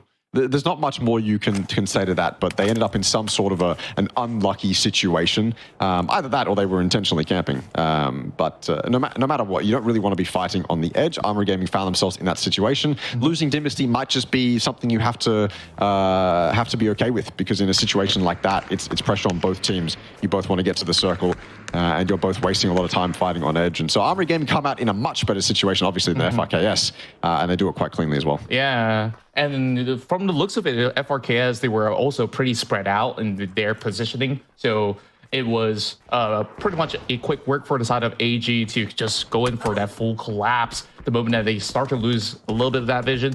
Now, of course, Shinosuke getting peppered from afar, not going to be able to afford to take any form of engagement, but they are going to be looking for a reposition with the parachutes being set up later on.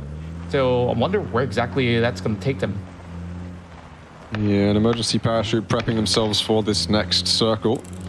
Circle has gone a little bit more south. They are out of it. Whether or not it's a circle they want to justify taking that emergency parachute on or not is a completely different question, because they're kind of close.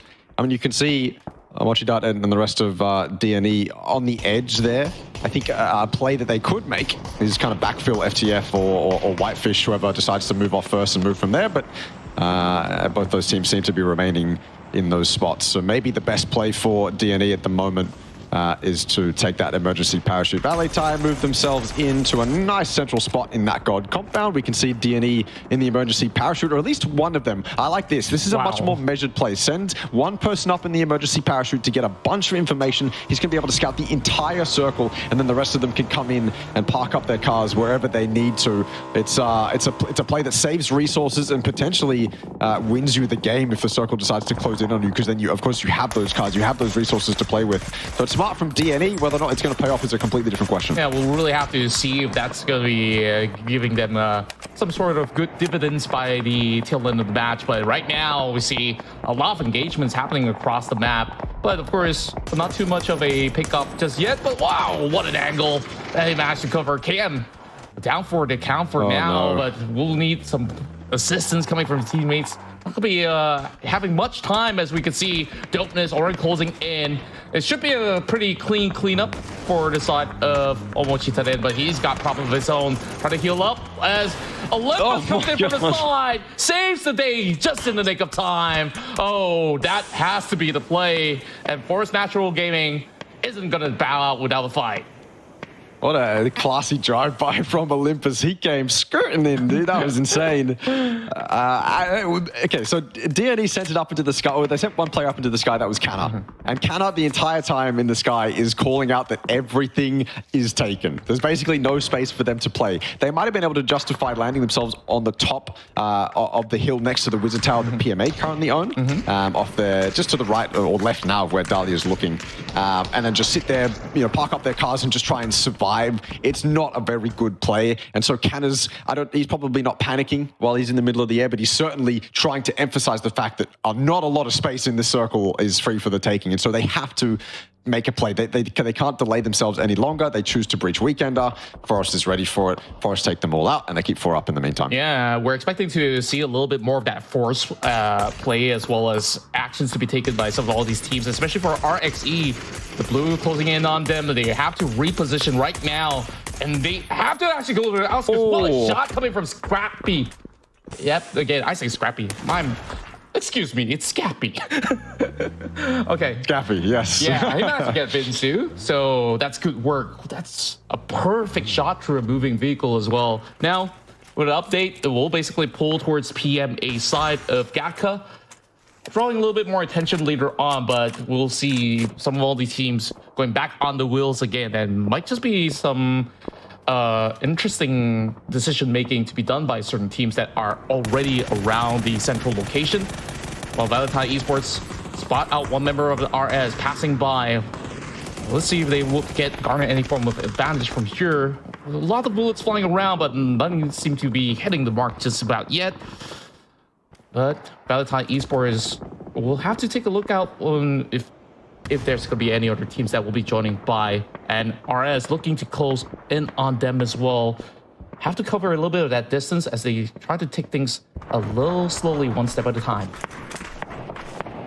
Yeah, it's good you point out that Valet Tai kind of has to look for that third party coming in from the north, right? They've got Latte set up for that exact thing to happen, but no one's coming. It's very desolate right now on the north. Most of the action on the north is happening right here in this little alleyway here. It's a fight between 4, potentially 5 teams. If Agon can get involved as the solo, if he wants to maybe steal a couple kills, get some third party action in, but for the moment, it's just chaos up here. Absolute pandemonium. Unicorn Cyber in a pretty decent spot. They're incredibly spread though. Whitefish completely ripped apart by them. Unicorn Cyber in a fantastic spot now. I mean, they've got this entire ridge to work with. They've got this whole ridge to work with to take the fight towards the teams around them. FTF, they might even choose to just back off, but if they choose to back off, they're going to back off towards Forest. So it's difficult for FTF to back off the north here. Unicorn Cyber in that observatory as well. They're limiting FTF's options by staying inside that observatory too. And then you have GLS on the western side, making it difficult for both FTF and Unicorn Cyber too. So it's absolute chaos up here, but I feel like it's measured chaos. So you can see all of these teams are pretty grouped. It's not like they're split in between. They're mingling with each other at the moment. It might happen later on, but right now they seem to be playing as a team. Oh, RC is trying to actually get the drive-bys done, but it won't be able to pin down Olympus. Once again, shredding teams apart. Rapsec Esports managing to only settle for 12. Honestly, no open space available for RXE to even get by. We've already seen how many teams have been able to establish control over on top end of the hill, and from the future, we'll be able to measure up, getting happy to take down 𝐏𝐷𝐿 from top. So they're going to be able to reposition, especially now with the zone closing in. That forces them to go on foot, leaving some vehicles behind. Flash getting one back as well. There's a mortar kill. I don't even know where that is, but you'll take it if you're Flash. From all the way off in the distance, he'll claim a couple. Pete, it was on single fire, I would imagine. Either that or he just didn't want to take the shots. Either way, PMA left the safety of their Wizard Tower, which you have to do in a zone like this. Otherwise, you're just going to be picked apart later on. You have to weaken the teams around you. PMA, they're so limited in the position that they've chosen, and they're choosing to put destiny into their own hands. Unicorn Cyber have done an excellent job to try and survive here, but not excellent enough. FTF have managed to move themselves around. They dealt with Forest very cleanly on the side of FTF, and that's allowed them to come back here and return their focus, I suppose, towards Unicorn Cyber, who are now stuck on the edge of blue. It's a nice trade back, though, by Diane. Traded back again by FTF, who remain on top for the moment. I say that, but there's two knocked. Yeah, I thought that will open a little bit more room for 𝐶PAO to also chime in with some trades of his own or maybe third party, but absolutely by the outskirts, that will be the end of Unicorn Cyber. Meantime, the exchanges really left FTF now being dented up. So GLS Esports will close in on them, sending Hongnam all the way to the forefront. Let's see if he's going to be able to do even more damage from this angle. Happy's coming towards him as well. This might be pretty devastating. They managed to pin down Happy with the help of Zuri. Oh, Hongnam gets absolutely spotted out. Oh my FTF God. is absolutely on fire. They just destroyed GLS. GLS tried to make that push, and FTF denied it. You shall not pass into our territory. FTF, I mean, they were all just peeking on that ridge. It seemed like 2 or 3 of them were all peeking at the same time. You get that initial knock on the close GLS player, and from that point forward, it's just kill everyone who's running at you from the distance. And then it's all down to Diane with the bolt. He was the final player, just trying to get any knocks on the people peeking the ridge. And at that point, it's an easy fight to take. It's an easy fight to win. RS, Reluctant Squad, formerly Genius Esports, still surviving as 4 up on this road ridge here. valleythai have not been able to do anything about them. They haven't really been able to do that much damage from what I can see. And in fact, it looks like valleythai might be the ones struggling themselves. In fact, I give the edge here to Reluctant. valleythai's going to have to leave this compound eventually. They're going to have to be playing the compound walls. It's such a limited area to play. And on the side of Reluctant Squad, well, they've got the entire road ridge to play. They can put themselves down the road. They can back themselves up against the road ridges and LOS themselves from Panic and any other team in the lobby. valleythai don't have that luxury. They've got to go north here, or I think they're just dead. Yeah, they're just absolutely zoning them off. And for the past 3 minutes, Long High and the rest of the Reluctant Squad has been in the ridge of this hill for the longest of time, managed to pick one up. Now, that's bringing 𝐿𝐷𝐷𝐿 down. I don't think there's any time for them to even go in for the rescue for now. valleythai, they either have to commit to this fight or basically run for the hills this time, but they will have to commit this moment with 7, 6, 7, 8, 9. Wow, what a name. He has to. He's going to fall all the way back, getting themselves a little bit more of a reposition, while 𝐿𝐷𝐿 will have to basically go toe-to-toe against Huang as well as Jun. Stuck on the backside of the single here. You can see the angles to behind them aren't very forgiving either. They decide to push up, almost necessary for them to push up, but there's an MG3 right in front of them. Doesn't matter, Huang down immediately. Jun with a nice double though to trade them both back. He gets the triple two. valleythai, not even an issue for Reluctant Squad. What an excellent defense from them. They got the initial knock, did did Valley tie, but after that, it was just the June show. 3 for him. And now they look forward to potentially dealing with Panic, who they may or may not have known was here the entire time. Now, though, they have to deal with them. Yeah, so little space left for them to basically take control of the hill. But eventually, RS will still have to push upwards. PMA slowly coming across and starting to trade back against FTF. FTF one member being knocked down. They have enough smokes to provide cover for now, as Teddy looking to go for a flank angle. Might be able to seek out that opportunity. Meanwhile, a lot of space being cleared up over on the lower grounds. Nades now pop towards the side of 𝐏𝐿, and with that wizard tower for them to basically cover up, PMA is in a pretty good spot, but there is going to be FTF that will be on wheels. Walker in, now cutting into his south side and will be caught out in the middle open. This looks pretty bad, and they're drawing all the attention. Maybe just to make a little bit more space to fire back. Oh, Flash has got a second one on the mortar, by the way. What? Somehow that guy's been on point with the mortar twice this game. PMA now really feeling the pressure from FTF. They tried to stop Walkerin from getting that off angle in the field, but that might have been what secures FTF the win here. Happy pushing up the stairs. He has to be on point, and Tian has absolutely no idea. The rest of PMA stuck in the bottom floor, and then there's one of them on the outside on the ridge, but I think he's just been taken down too. It's only one back from PMA, and FTF shredded.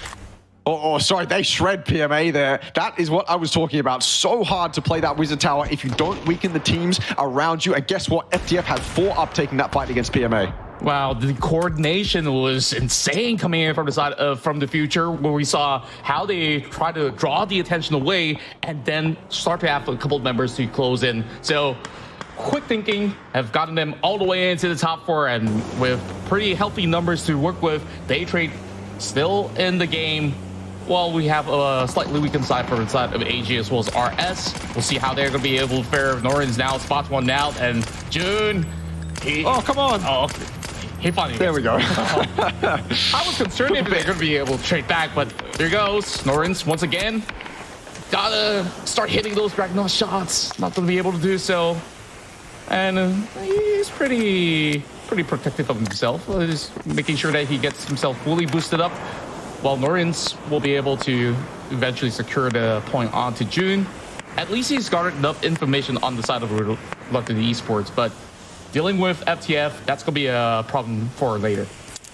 Yeah, well, I feel like they could probably ignore Reluctant Squad here and just drive across the road, but it depends on whether or not they know about Riz. I think they know that someone's potentially over there. I believe one of the FTF players sent it that way as well, and Riz then killed that FTF player. So Daytrade should know that there's at least one player on their eastern side, and that might be what's making them hesitate just a little bit here. But I like how they're playing this.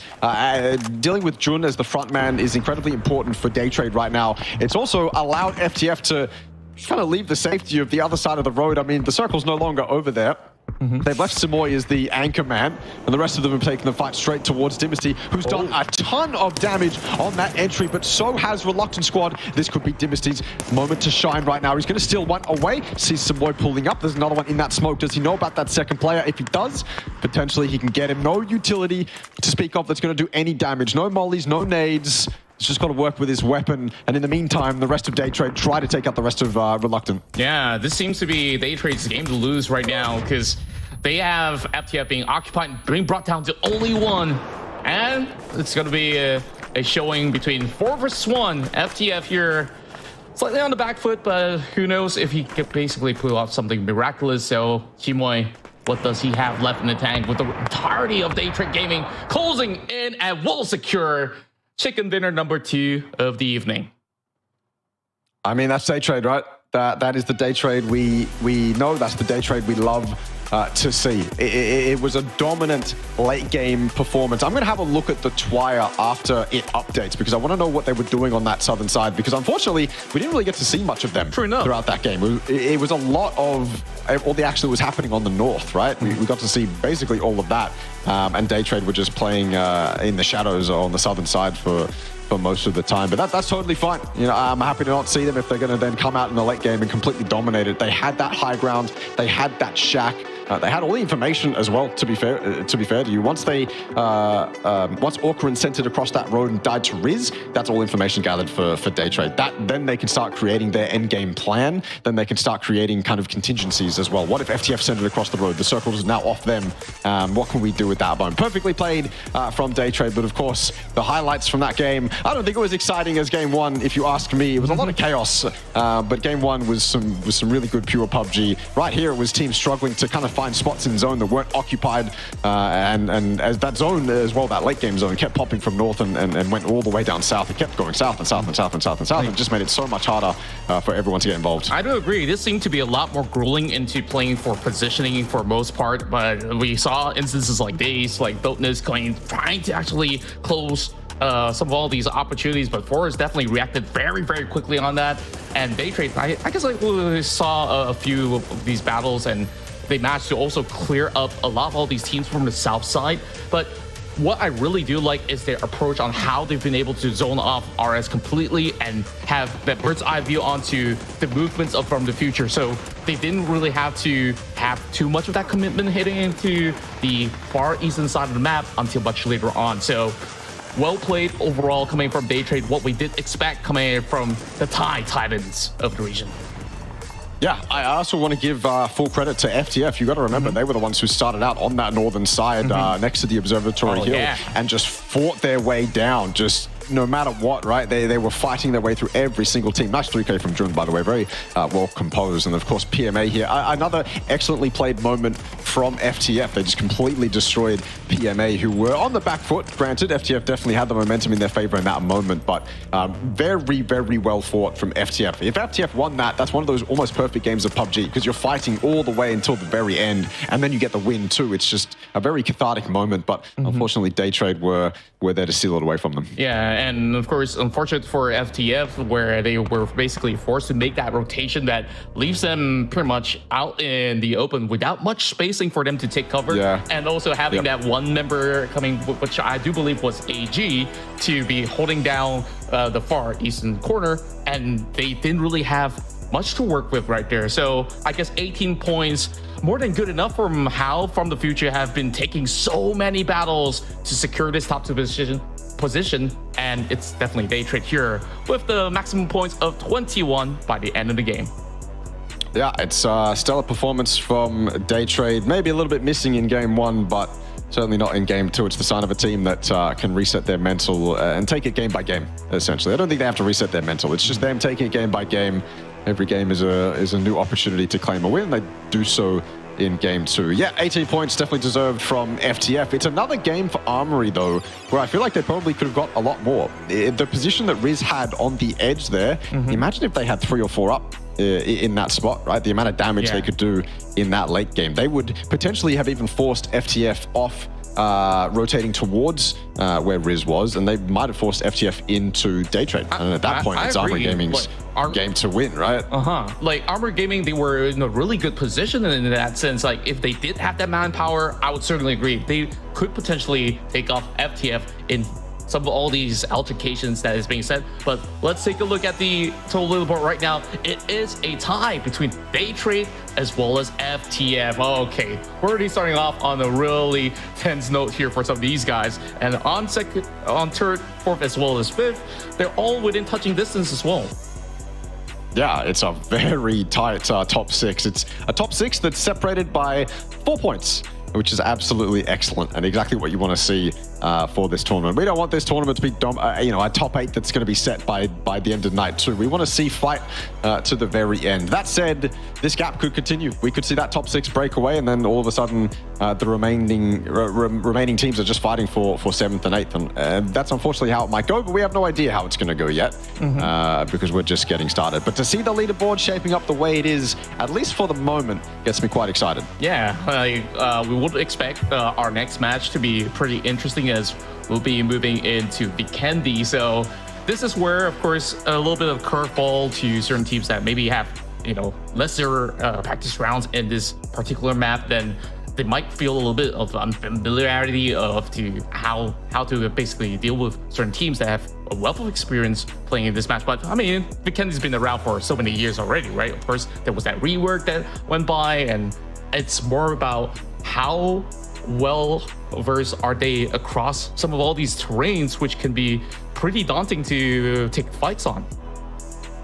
Yeah, look, 𝐏𝐿𝐒 is not a map I'm super fond of, but we've certainly seen some excellent fights on it. I think its terrain lends itself to fights that often don't go the way you would probably expect them to. There are a lot of hills, a lot of very small hills, and oftentimes when you're fighting in and around those small hills, you're not really super covered because those hills are basically on the same level as the hills across from each other, and you've got these teams just wanting to third party over and over and over. And it really reminds me of Sandhawk in a sense. The way that it plays out, oftentimes the terrain is just third party on third party, right? Yeah, that's kind of what 𝐿𝐿𝐒 is to me. I don't know if I would want any other map to replace it that isn't ready to replace it, but I think for the moment it's pretty decent, right? Again, not something I'm super happy with, but it's settled in, I think, a lot nicer than I at least thought it would. Yeah, I guess like with all these form of challenges, especially for some of the best of APAC, it will really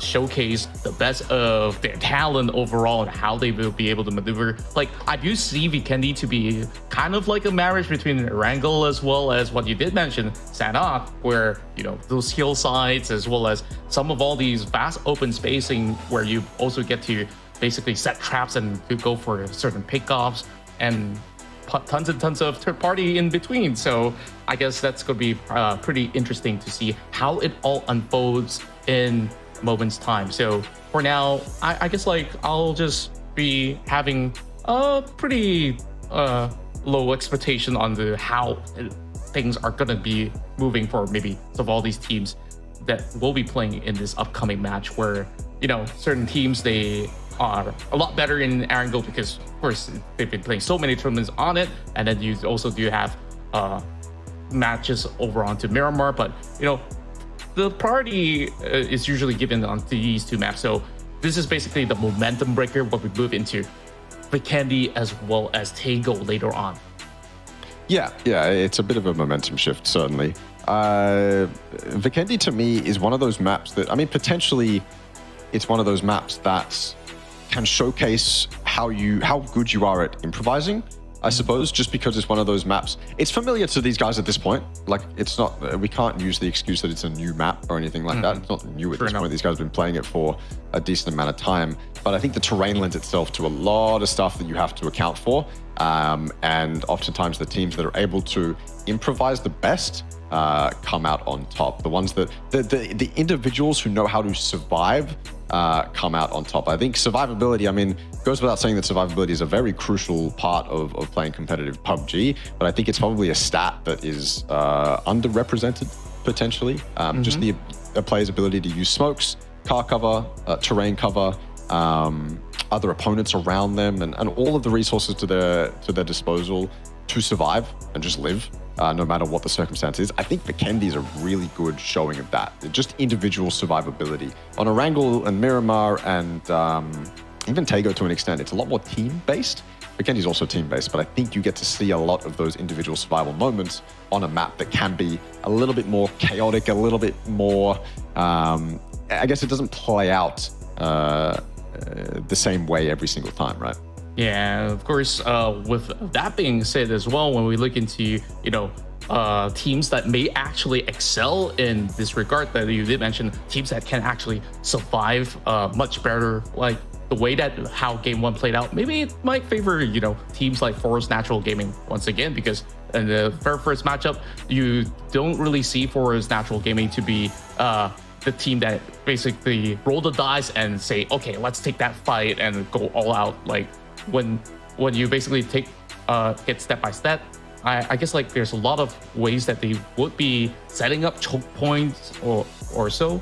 So when it comes down to maybe the early stage of the game, it's really vital for them to be able to just take it step by step with a couple of checkpoints to be set, and then we might actually get ourselves a big finish with more fights happening in the way. Yeah. Well, that's kind of how, honestly, that's kind of how 𝐿𝐿𝐒 plays out. I feel like a lot of time, at least in the regions that I've watched recently, Vikendi plays out, where basically if you're on a rotate, you can get caught out on that rotate very, very easily just because of the way that the terrain is. And so oftentimes you will see teams stopping and starting quite a lot, using a lot of leapfrog positions, a lot of staging points, just because they've got to be careful. They kind of have to be careful until you get to those areas of terrain that are more, that look more like landmarks, essentially, that are much more identifiable. That you kind of have to be very careful, because you're going down a road, all of a sudden you've got two walls on either side of you, and then you come out into an intersection, and all of a sudden it's this fresh piece of information that you didn't previously have information on. You can just get caught out so easily. So yeah, you do have to be a little bit more careful on rotates, and oftentimes I think we see teams getting caught out. Whether that'll happen here in this game or not is up for debate. It has happened on Erangel twice in 2 games now. And so if that aspect of PUBG is, what's the word I'm looking for here? If that aspect of PUBG is worse on Vikendi, then I'm sure the effect will be extrapolated. I think probably. I think like we might actually see a bunch of that later on. Something that could happen, maybe. But when we look into, how, what they don't really have to worry about is like, where exactly do they drop, because whether if you're playing around central or if you're playing from the outskirts, I guess like there's so many different ideations that these teams will be bringing forward. And then you add the type of flair that APAC has to offer, where certain teams like, we've seen the Thai squads to be able to go out for the hunt very early on. They're going to be looking around for many different spots to hope to get those early hit starts going. So I guess like there's a couple of cities that these teams will be eyeing on. And what are some of these favorite spots that you've managed to see some of these teams play?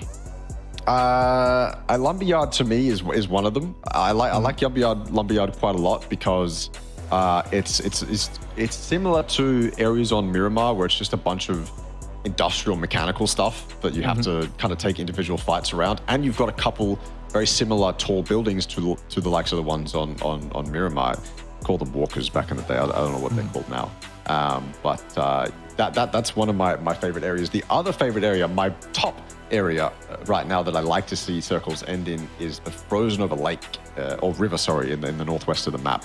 That area of the map is so fun to watch, just because it's like you have these little divots in the ice that these guys have to park their cars up in and really fight for. And it's so hard to survive in them sometimes, depending on where this zone kind of goes, what high ground is in, what high ground isn't in. It's so hard to survive in them sometimes. And then, of course, your tires are getting popped. You're getting shot at from all the high grounds that do exist. You're patiently waiting for the zone to close in so those high grounds don't exist. And then you can finally make your play outside of those all the broken ice, essentially. That's what it's a caster thing, right? Like, I'm sure players don't necessarily enjoy playing that area too much, just because you've got those holes, precious place. and then it's just open area after that, right? You've got the holes, and then it's open area. But I like to watch it, because I think in moments like that, similar to how you play fields in PUBG, oftentimes I don't want to say the best strategy is the one that pays off, but oftentimes it's often the most ballsy strategy that pays off, the most decisive one that actually nets you the most points. And I believe that with them being put into these type of potential finishes, right, we really get to see their full talent on display, because it really requires high mechanical skills to even survive such a dangerous type of terrain. And of course, it does remind me of older versions of Vikendi. It has been remade a couple of times, of course. So yeah, back in the days where we had that frozen river over in the middle. Now, I guess like it's slightly similar, but with the new updates here, definitely there's maybe a little bit more of an area for them to play around. So we'll take a look at how the teams will fare here in our third matchup, as the game is going to be ready in half a minute. So we'll look to see a couple of spaces. Like you did mention, Lumberyard is a pretty interesting spot. I will also keep an eye out for central areas like train station, if that's going to be a little bit more of a spot where teams will like to contest or so. That will open up a little bit more spacing for them to plan out their movements across the map. Also, that intersection all the way south of 𝐏𝐆𝐒 on the coast that is the spot I really like to see being played. It's not easy to play, but it seems like in and around that area, there's enough terrain, even in the low ground, for you to set yourself up and play out of. So that's another area I like watching. I don't know if I've ever seen a train station finish, at least in APAC. It's probably one of those spots where everyone wants to see it finish at one point or another, but I haven't seen it yet. And I can only imagine it'll be absolutely insane if it does happen. Nice flyovers showing us train station, maybe alluding to the fact that we are going to get a train station. Whoever controls the circles is alluding to something. Who knows yet, though. And I think the other thing on Vikendi we should keep an eye on is potential hot drops. I don't think we're going to see any. I've always held the belief that on Vikendi, you don't necessarily need to hot drop because you have so many scrap compounds that individuals can loot that's probably going to get you all that you really need. And so hot dropping is not as viable on Vikendi as it is on maps with bigger landmarks that kind of hog up all the loot, right? But who knows? Maybe we will see a hot drop. Yeah, like we could basically see with the flight skewer from the south side heading into the lower western end of the map. So a lot of all these areas over north is being denied of initial parachute drops, and we already see a little bit of action coming from the side of Pixel Stars. The circle will pull them over on the southwest corner of the map, so they got plenty of time to, of course, get themselves into respective positions, as none of the teams have been making their way into Pavilla, as it's being absolutely vacant for the taking much later on. But Pixel Stars off to a very, very proactive start here. This, of course, they will have just about enough space around the 𝐏𝐿𝐴.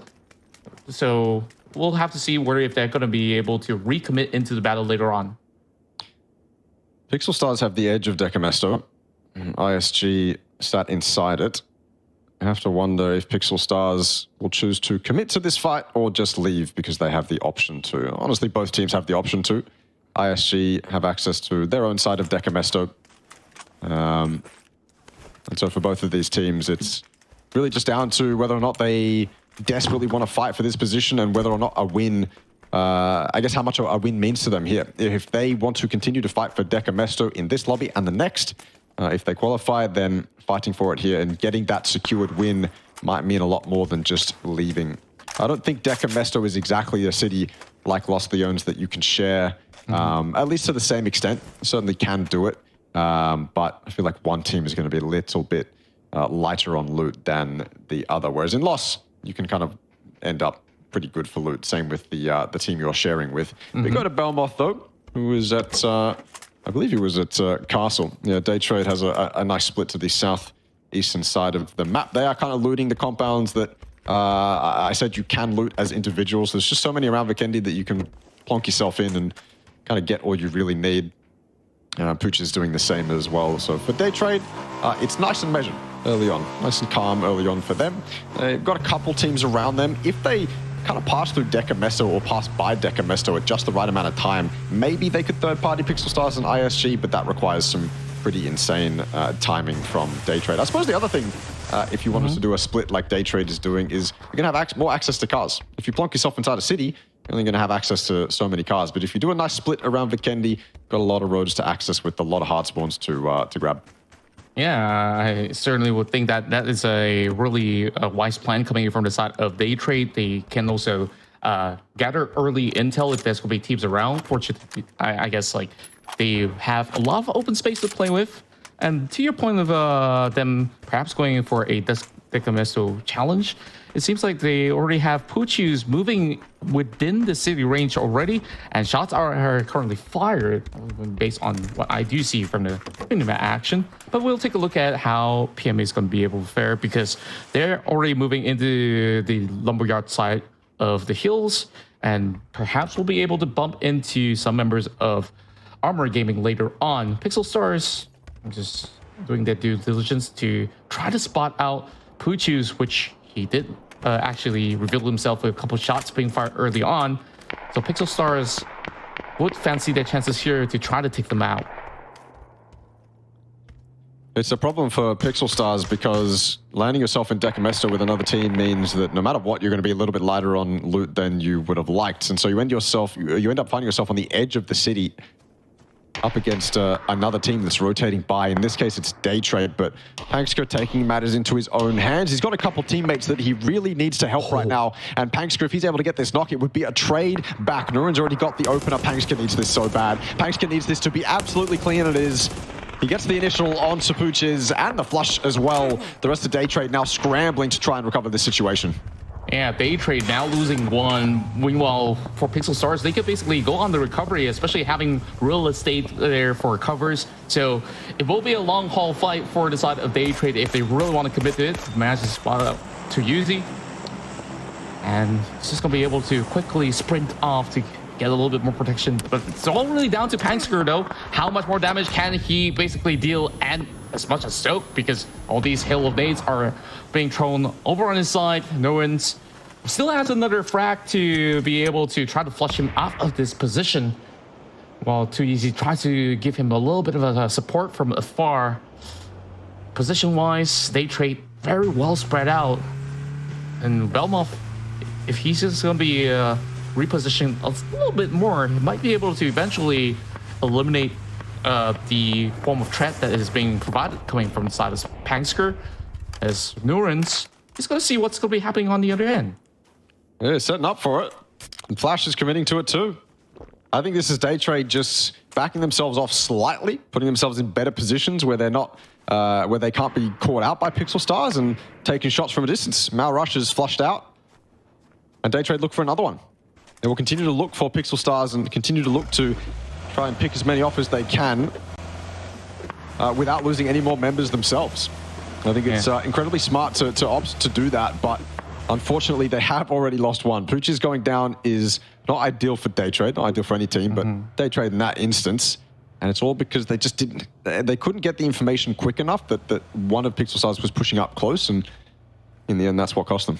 Yeah, especially losing 𝐿𝐒. I mean, he's the one that basically provides so much of all these form of shot calls, being one of the longest standing members of the squad. But of course, we'll still be able to support them in the form of communication. Reluctant Squad has a setup on the outskirts. Did manage to find one for Jun, despite the first couple of attempts. So Dopeness carries on the convoy, moving pretty much deep into the fields, right in between the cities of Deca as well as Pavila. While FTF was playing really safely from the south side, Dopeness found himself a little bit of a kapal. One thing I really do like about Vikendi is that you could basically quickly go for some restocks after taking a little bit of fight or so, and even if you don't have anyone around you, you can always have yourself pretty much decked up at all times. So when the fights do happen, like, you just basically can have enough resources to commit to any battle that you want. Forest on the western side of the map, very far away from any team. They're on the coast right now, so their consistency looks like it's good to continue. Nice little MG3 in that crate, white ghillie suit as well, if you wanted to pick that up. That is on the southern side, I believe, right next to FTF. TMA, RXC quite close to each other as well. Zone like this again, just because of the plane path, there's a lot of teams to the western side of the zone. But on Vikendi, I don't know if it's going to be as much of a wall as it would be on Miramar or Erangel. At least that condensation, no, congestion of teams, not condensation. What am I saying? The congestion of teams on that western side, not going to be as much of an issue on Vikendi as any other map. Stop laughing at me, man. I was just imagining players evaporating in the thin air or so, but yeah, I guess like if you give them like another 15 minutes or so into the game, then yeah, we will see a couple of teams disappear. But at the moment, pretty much in either solid or liquid form. Yeah, condensing maybe would have been the actual word to use there. Either way, we continue. And so does Armory Gaming, 5th right now, but very close to that first position. In terms of the zone position, well, they're not bad. They're actually sitting, I nicely on that northern side. A little bit off center, but certainly do they have access to the center of the zone. The zone will now change, however. And as soon as it updates on the stream, I'll tell you where it's gone. I don't even have to tell you. You know exactly where it's going now. ISG, dead center. 𝐏𝐿𝐒 giving as much information to the rest of Armory as possible. Probably trying to scramble them to get to his position. He's under a bit of threat right now. If 𝐏𝐿𝐒 dies in the spot that he's in, that could spell disaster for Armory Gaming. It's getting very claustrophobic right now. Oh boy, here comes the invade. Dopeness trying to actually hold to their forward for the meantime. J.K. repositions towards the top end. Dopeness immediately knocks out Pixel Stars in one full swing. And just like that, they got themselves 3 points to kick off our round here in the Vikendi. And I believe that they've been able to basically get just about enough info before they move in to basically handle some of all these compounds that were being held by Pixel Stars. And they were basically taking different angles from each respective members. So that's great work coming from Dopeness. Yeah, well handled. Good sign for them, bad sign for Pixel Stars.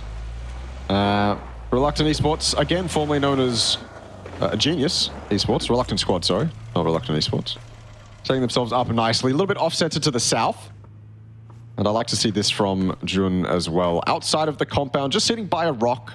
He's got cover to work with if he does get shot at.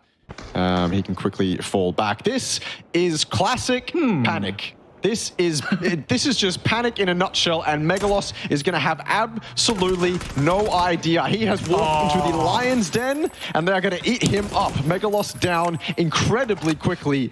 Suspect gets both the knock and the flush. He was not expecting that. This, again, this is just typical panic, man. I honestly like to see it because it shows me that they are not shying away from the playstyle that they've always held themselves to. Sometimes they can be quite AFK. They'll put themselves in shacks, they'll put themselves in compounds and not really show that much presence until they really need to. And for 𝐏𝐿𝐒, he learns that lesson the hard way. What a way to go out. Yeah, true cheese strat. I mean, that's definitely tough to swallow from the receiving end.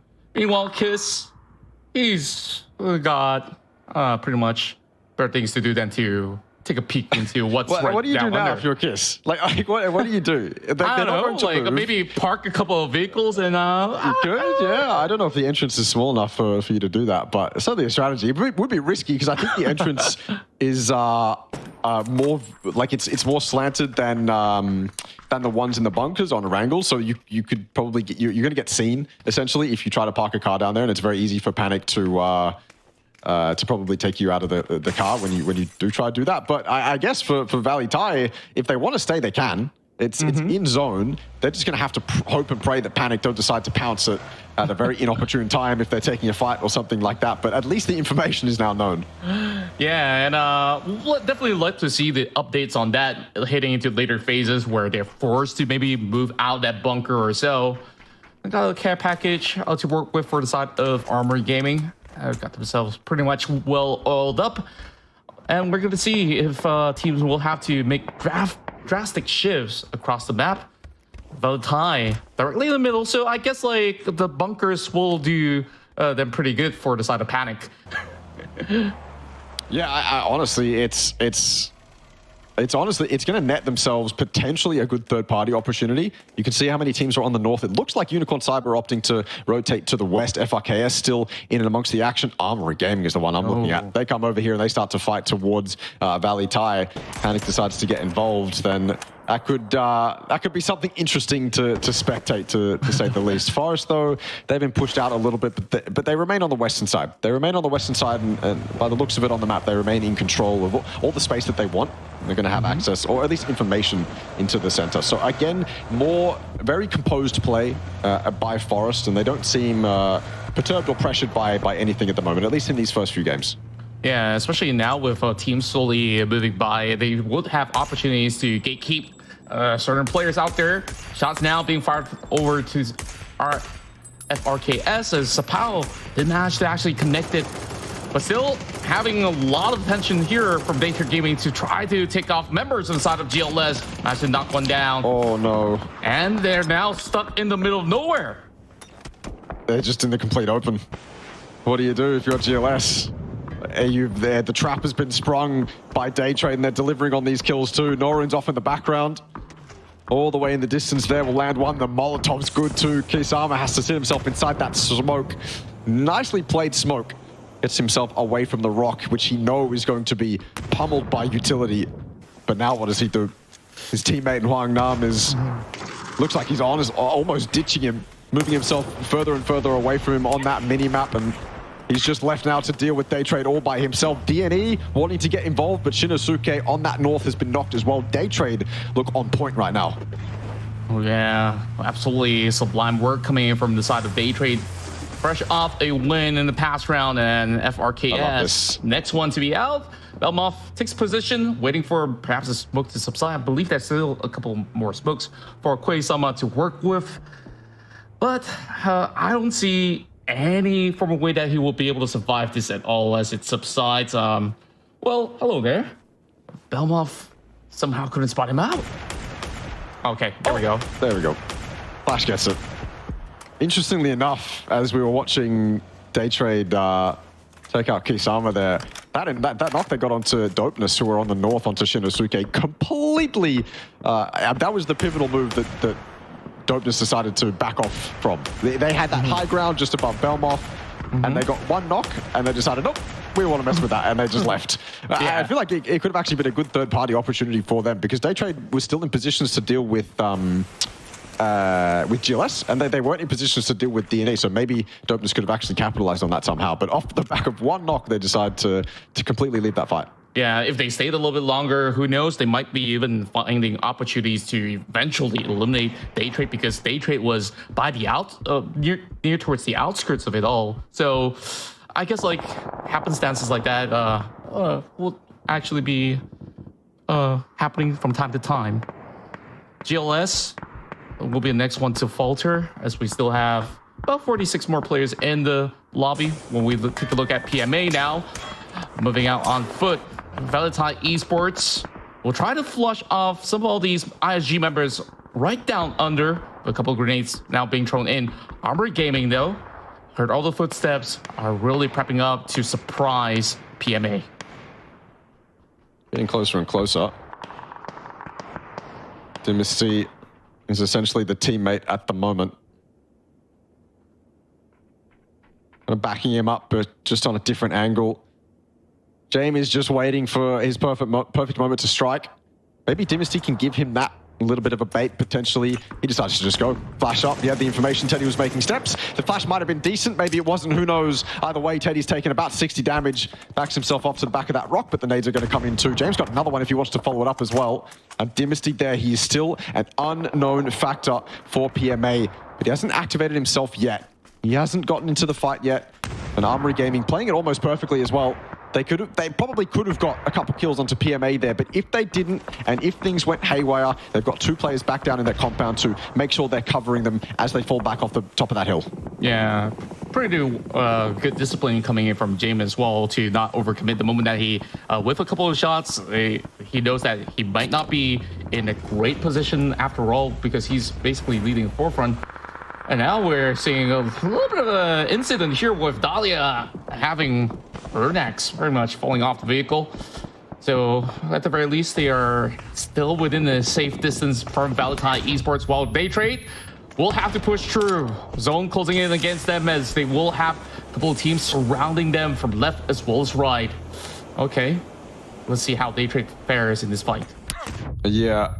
Not an easy spot to be in. Again, on the edge of the zone, taking a fight in a compound that you're just going to be surrounded in by all the teams looking to, all the hungry sharks essentially looking to take a bite out of what's left of you when you're done fighting inside the compound. DNE, I suppose, the team that's closest enough to take that opportunity if they wanted to. Reluctant squad, they're trying to leave this compound, but Jun hasn't been allowed to. It's just one of them. 6, 7, 8, 9 has gotten out of dodge so far, but whether or not he'll survive for an elongated period of time is it's a completely separate idea. He's running himself into forest right now. I don't know how much longer he's going to be able to survive for. Daytrade, in the meantime, have been able to survive a little bit better off. Two of them have been able to exit the compound. One of them still sat in the inside of the blue, trying to finish off that kill onto Jun, and he does go down, and so Daytrade much better off after that fight. Yeah, managing to at least stay afloat for the time being. Well, lots of battles happening here in the midfields. Shinosuke, I will actually take down Norris just yet. We'll have a little bit of a backing coming in from Flash eventually. So he's got to ensure that he keeps himself safe for now. Norris trying to actually pop a couple of nades towards the side of dopeness. As we see kind of needing to actually rescue his teammate for the moment. From the future, we'll be trying to stop these two teams from coming into the zone, while Norris will be able to eventually use the zone grenade to eliminate Tomochida-ten. FTF trying to get more and more involved in this fight too. Off the back of all of these knocks, they really want to finish this off now, and Trick doing his absolute best to do exactly that. 3 for him so far. DNE continue to lose members. Forest getting in and amongst it as well. Unicorn Cyber, they're on top of that hill. They're on top of that hill, and they don't look like they're going to slow down anytime soon. They've already got 1 knock onto Forest, I believe, looking to follow it up with even more. In fact, I think they spotted the last Forest member just then. They are a little bit open to the likes of 6, 7, 8, 9, but shouldn't be an issue. Plenty of tree cover. He nicely actually switches to Olympus. That's Forest out. The streak of consistency ends on Vikendi. That was some beautiful taps coming out of him. And right now, Fab trying to actually dance off all these stray bullets to try to catch towards his feet. We'll be able to actually get the angles towards Shanks, so Shanks will be able to basically try his luck on this, where honestly there's not much cover for Fab to work with. So RXE pretty much have Fab stranded out in the open. Day trade, we saw what happened on the outskirts early on, absolutely being zoned off, and that will be ISG that will be able to take the final member out. Meanwhile, that basically gives the intel towards Akarin that will have a go over the side of Tay9. We'll be able to basically ask for assistance coming from Trick as well as Shimon, but they are also pretty occupied at the moment. While Tay on the other side gets a knock onto Tian. And guess what? We're still on Panic, baby. Panic is still dead center in the middle of that bunker. Well, not dead center, maybe a little bit more off to the north, but still in a fantastic spot. So excited to see what happens with that. Valet Tire probably just disconnected themselves from that as much as they possibly can. I don't really want to have to deal with that eventuality. Armory Gaming, though, they're the other team I'm looking at right now. All 4 of them coming in from that eastern side. Haven't really had too much action in this game, but they're about to get a hell of a lot of it. Valet Tire in front of them, and PMA just to their southeast. Around the edge of the smoke, Tay9 wasn't prepared for Simoy. The spray didn't even land either, so he doesn't get anything from that engagement, and Simoy takes them both down. Trick with 4, Simoy with 2, Awkward with 1. 7 kills so far for FTF. Is a brilliant performance from them right now. Yeah, absolutely clean. He's only looking for another one coming in from PMA. Teddy soaking in some damage, about 60% of his health gone. Only having the tree to cover up with. Armory Gaming also taking some shots over the back, managing to pin him down, but Reels dangerously low and will also be not there with some aggression or retaliation coming in from the side of PMA. Armory Gaming goes ahead to go for the pickup, while PMA is going to be doing exactly the same. They got to be really careful about FTF later on. They might actually close in, but the exchange is going through. Dynasty pins down Teddy. 4x. What a spray on the MG3. You better hope he crouched, because if he was standing up spraying that gun with the 4x at that distance, then this guy is a demon. Absolute madman. Pete's trying to get back involved now too. These guys traded blows 2 for 2 on the initial engagement. Both of these teams are now being allowed to res themselves. Dynasty's gone down low. An excellent spray from Pete. He announces his presence. And Riz is low. James is also low. Both those players just got res. James gone down too. Pete is doing it all right now for PMA. Shanks off in the distance there. It's just down to the last 2 remaining members of Armory Gaming, and Teddy's about to get res too. This is going to be hard for them to recover. So difficult. I mean, looking at PMA's position, they really have to find a forced entry eventually, but they still want to settle the scores against the rest of AG. Now Shanks finally getting time to pick up his teammate. No way. There is Ruse getting pinned out by the side of Small Town Kid. Oh boy, things are going from bad to worse for the side of AG. We're even closing in. And I don't think there's really much left in the tank for the side of AG, but to basically bail and leave some of these teammates behind. But hiding inside of smoke, Shanks might just be able to actually buy some time here, while from the future works their way through. Knocks 1 onto 10, and that leaves only 1 for PMA as well. Damn, I thought maybe this would give Armory Gaming a chance to get back into this fight with PMA, but it was a little bit too late. Armory Gaming lose their lives. PMA survive, even after getting third-partied from FTF. Still 2 knocked. They are going to be able to, I'm going to assume, get one of those reses. They did leave the other one to bleed out. So it's Small Town Kid and Pete, and what an excellent job from Pete. He, while the hopes of PMA were potentially dwindling, he stepped up. Armory Gaming looked like they had the high ground, potentially the front foot of that fight, but Pete got that excellent flank. And it was good timing too, because they just got off that res, which means they were caught out of position. Very well done from Pete. And FTF wanted more of that. I wanted a lot more out of that. They thought that fight was going to go on for a lot longer, but they came over, they claimed one. Now they've turned their attention back towards Unicorn Cyber. Yeah, the timing was absolutely perfect. Now, with UNC having pretty much a full squad at hand here, coming from the south side, might be able to get a little bit of challenge done towards FTF eventually. While we still got Panic still hanging out down there, and uncontested so far. I'm just really surprised that they really made it to the top 4 by just doing so. Like, I love it. That is incredible prediction from the get-go. And they didn't really have to think too much about rotations or how other teams are faring. So, yeah, good ranking points to be secured at the very least. While maybe they will eventually pounce once they notice, okay, I guess there's about maybe 1 or 2 other squads left. We'll see about that. Yeah, they've just been watching Netflix for the last 20 minutes, essentially.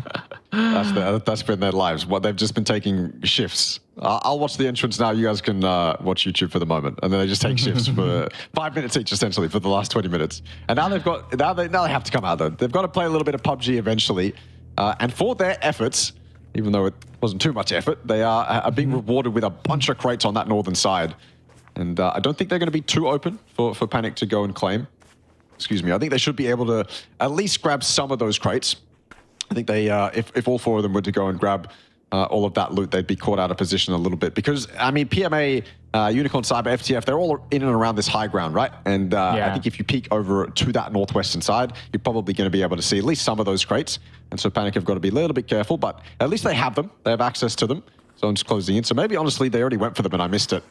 It would be a golden opportunity for them to set themselves up for this late game. Imagine that. P90s, Mark 14s, 3 gears, 3 helmets, all of that for your next team fight engagements heading into this late game. I can only imagine with them being absolutely decked out, but not sure if they really need too many of that with them pretty much not even expending that many utilities heading into this late game. So they're pretty well sorted out at the very least, even without it. So I guess like other teams like from the future, they could basically make good use of that. We could see Broken Armory. I'm not even sure if the helmets are still intact at the moment, but doesn't look like it. Still has pretty much a lot of great points that has been secured so far. It's been an incredible circuit from round 1 all the way up till now here in Vikendi. The problem here for Unicorn Cyber is to try to basically win this fight against PMA, and they will basically at least find Pete. So that's going to be Destroy having great eye and having the entire team to be able to pick that point up. So Panic, we start to see one of them running out there. So starting to form a little bit more of that space to try to go in for the challenge against the other squads. They're spreading their wings a little bit, but Unicorn Cyber might become a problem for them. Unicorn Cyber, though, they've got to put themselves in this valley in between all of these teams in the zone right now. Unfortunately, that's just kind of the play that they have to make. They don't really want to wrap to the south and fight towards FTF. That's a death sentence. So they kind of have to use their cars to park up in the center of the zone and just hope that the terrain is forgiving. Doesn't really look like it. FTF might be caught out in the moment, though. PV looking towards that player of Unicorn Cyber that has set himself up in that valley. The rest of Unicorn Cyber yet to even do that. So they're running in on edge. Not even a car to their name. All 3 of those little lemmings are running on that northern side, taking that fight towards FTF. Headshots are landing. This is maybe worst case scenario for Unicorn Cyber, but at least they open it up. Yeah, a lot of good spacing for them to actually take some vantage point against both PMA as well as eventually Panic, who is playing on the lower ground right now. Manhung, the first line of defense against the rest of FTF, and we're looking at Sapal gunning in for the double, and we'll be able to secure it alongside with who that. That gets a little bit of clearance, but Small Town Kid from afar with the P90. We'll be able to find one. Now, that only leaves one member left for the side of PMA. Could be the difference maker here in this three-way exchange. And the unicorns, they're slowly and surely getting revealed by all the other members. And Small Town Kid still dishes just about enough damage, but will still settle for third. This is Panic's game. They've done basically nothing for the last 20 minutes. But if you can do it all in the end game, that's really what matters. It'll be a bit of a cheeky win from them, but a win that they'll certainly take. Unicorn Cyber are beaten and battered right now. The last three remaining members sat behind, I mean, not much cover, to be honest with you. A couple of them sat behind that rock, and Destroy up on the north. Knocked player, granted, is on that rock. Destroy is up. He could have an impact in this late game, depending on how many smokes, really, that he's got left. Looks like all of the smokes from Panic have already been expended. Maybe a bit of a waste at the moment. Maybe they could have been a little bit more scarce with them, knowing that Unicorn Cyber are going to have a decent amount of utility to work with off of all those bodies that they've just picked up. This could actually be disastrous for Panic if they run out of resources before Unicorn Cyber do. Yeah, and just look at the spacing as well. Unicorn Cyber Esports got them pretty much funneled into that corner map. PB really has to win at least the trade of the edges here. They need to go for Destroy. Does find it. And now down to it's a 2 versus 3. Still a good chance coming for Panic, but Matt Hung will be able to get one more back. Make that 2. And they will be able to take Panic out. Unicorn Cyber Esports will overwhelm the boys who camped out for the rest of the game. Unicorn Cyber, man, they seem to be one of those teams that will just fight until the absolute end. No matter what. We saw it on Erangel. We're seeing it on Vikendi too. No matter what situation they find themselves in, their survive time in tough situations has to be insanely high. And they found themselves pincered between so many teams there. I almost thought the Panic would have them dead to rights when they were fighting towards FTF and the other team that I forget was also in that endgame, PMA, when they were also fighting towards PMA. I thought the Panic had it there, to be honest with you. I thought they'd lock Unicorn in, and Unicorn would have no chance to leave the confines of their rocks on the edge of the zone, but that's not at all what happened. Panic kind of sat back a little bit. I don't really know the terrain that they had to work with. It looked like they could have made plays towards Unicorn Cyber, but either way, an excellently played game from Unicorn Cyber. They survived to the very end, and they get the chicken dinner as well. Yeah, I absolutely agree on your sentiment where you did mention the usage of utility may not be the cleanest coming in from the side of Panic Esports, because they got so much that have been saved up from the whole time camping right down the bunker. And when he went out, like, they didn't really have that intel. They expended majority of it, whereas Unicorn Cyber have been taking so many of these fights, waiting for multiple restocks, and that also had eventually Panic running out of space to play out, and of course Unicorn Cyber secured it. But this was one of the plays that was beautifully executed from Daytrade Gaming, first catching out GLS out in the open, where there were also opportunities for Dopeness to be able to go in for as third party, but they opted for a different decision to rotate off the map. And then we just see a lot of all these mid-range exchanges, and Daytrade Gaming eventually also got themselves caught out from the outskirts. Yeah, it's another game where GLS find themselves fighting in rotation, which is never really something you want to have happen game after game after game, but it's happening to them, unfortunately. This was also, I mean, moments like this on Vikendi are quite pivotal, because you're just fighting around the edges of the zone. You've got that one high ground that's kind of in the center that Ballet Thai owned, and then you've got all these teams fighting on the edges, and there can only really be a couple winners. You know, the edge is only so large, you can only have so many teams survive. This, to me, was one of the most entertaining fights of the entire thing. The initial exchange between PMA and Armory here was 2 knocks on either side, and then it seemed like PMA just stepped themselves into whatever the next gear is and just pushed up. Pete decided to take matters into his own hands and make a play towards Armory before they could even consider what was really happening. And I think Armory might even be a little bit complacent in a moment like that, not really expecting Pete to be as close as he was. But that was it for Pete. obviously dying in the end to 𝐏𝐷𝐾𝐈𝐄𝐒 𝐊𝐵𝑎, who played this end game really, really well. They manned up, they pushed that northern side, and not only did they man up, but they squished themselves together in a nice tight group of 3, and they tried their absolute best to trade out all the players up here, and they succeeded with the help of Panic. But then, yeah, when it came down to the final fight, you thought that it was going to be Panics. You truly did think it was going to be Panics, and then Manhung comes out here with a not so nice spray on the first one, but then an excellent spray on the second. Yeah, it's just beautifully done from Manhung and the rest of Unicorn Cyber Esports. And, you know, that fight between PMA as well as FTF lasted quite a while. I'm really surprised on how PMA has been able to hold out till the tail end of it. And these two teams, with their excellent work, they also did manage to secure 13 points each on second and third respectively, with Unicorn Cyber Esports securing a total of 24 points with a massive 14K on the block. So yeah, this definitely is a very, very well executed from the top 4 teams that we did manage to witness heading into the final few zones. But Panic, man, their chance right there, they kind of blew it off.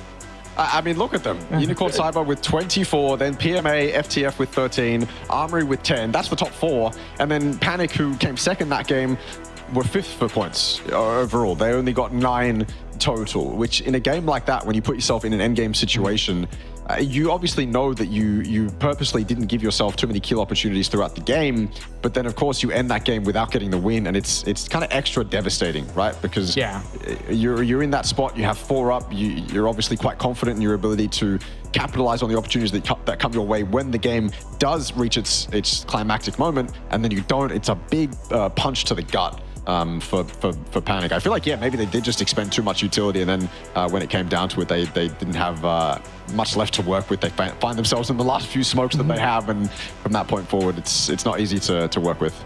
Yeah, true enough. And of course, as we look into the leaderboards right now, it's going to be from the future that will be at the top spot, but just 1 point shy. Unicorn Cyber managed to secure this massive win in order to give themselves a solid shot at the top of the table in these upcoming games, while Day Trade now slides into the 3rd position. So still plenty of opportunities, but with that play coming from Panic, they land themselves onto the 9th position at the moment, so giving themselves some really firm fighting chance in order to qualify for the finals. I say qualify, but there's still plenty of games to be played out right now, so we're at the halfway mark, stream. So far, I think like the teams have been able to give us some pretty entertaining rounds of PUBG overall. I agree. This has been incredibly entertaining. It's just pure. It's just good team fighting PUBG a lot of the time. We've seen circles that are ending in and around terrain that you're going to get a lot of team fights on.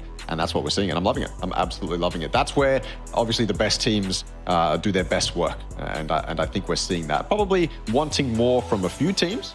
Not every team has been perfect in these opening games. Forest, we praise their consistency through game 1 and 2. 𝐿 comes and they fall a little bit short. Armory Gaming, maybe a little bit harder on Narangal, but come 𝐿 time, it's easier for them. We are going to go to break. I don't know how this is going to work and how we're going to throw, but don't go anywhere, because we have more of the same team fighting good PUBG action when we return. Welcome to Update 28.2. Join us for our 7th anniversary celebrations, an all-new SMG experience in the arcade, and finally, the recall system update. We've got lots of surprises in store for you to celebrate our 7th birthday. Erangel's school will be transformed into a festive 7th anniversary venue. Plus, keep an eye out for throwable cupcakes and surprise gift boxes scattered across the starting island of each map. We've been hard at work balancing the SMGs to offer a more unique experience and accommodate various gunplay strategies. The arcade is all set for you to try out these changes, so get that early feel and let us know what you think. And there's more exciting news. Based on your positive feedback, we're expanding the recall system to include Vikendi and Tego. Check out the patch notes to discover all the details of this update. Lastly, this patch also includes weapon mastery updates, world bug fixes, and performance tweaks. Be sure to dive into the patch notes for all the details. And we'll see you on the battlegrounds.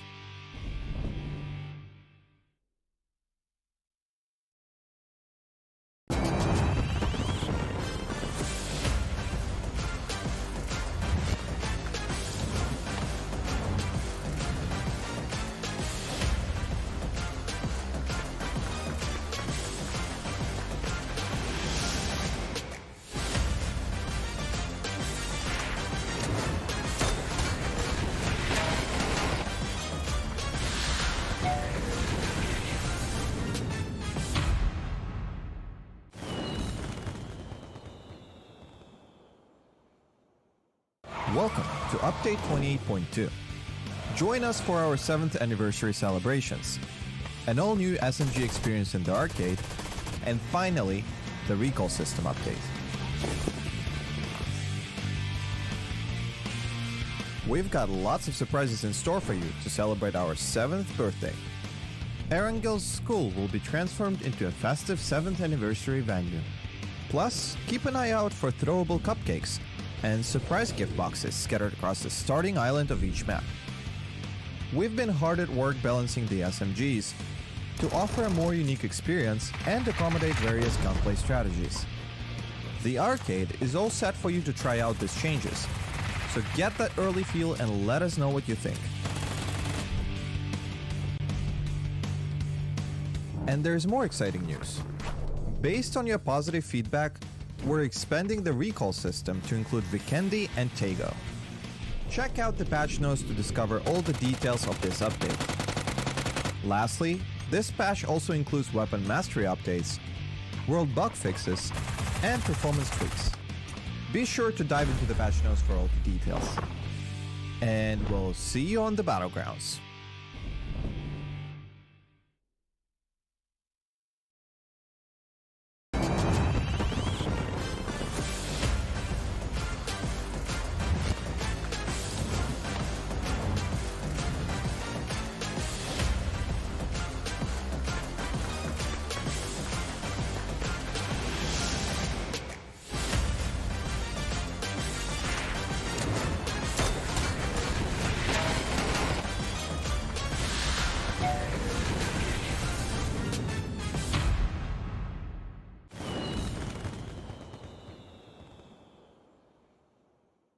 Welcome to Update 28.2. Join us for our 7th anniversary celebrations, an all-new SMG experience in the arcade, and finally, the recall system update. We've got lots of surprises in store for you to celebrate our 7th birthday. Erangel's school will be transformed into a festive 7th anniversary venue. Plus, keep an eye out for throwable cupcakes and surprise gift boxes scattered across the starting island of each map. We've been hard at work balancing the SMGs to offer a more unique experience and accommodate various gunplay strategies.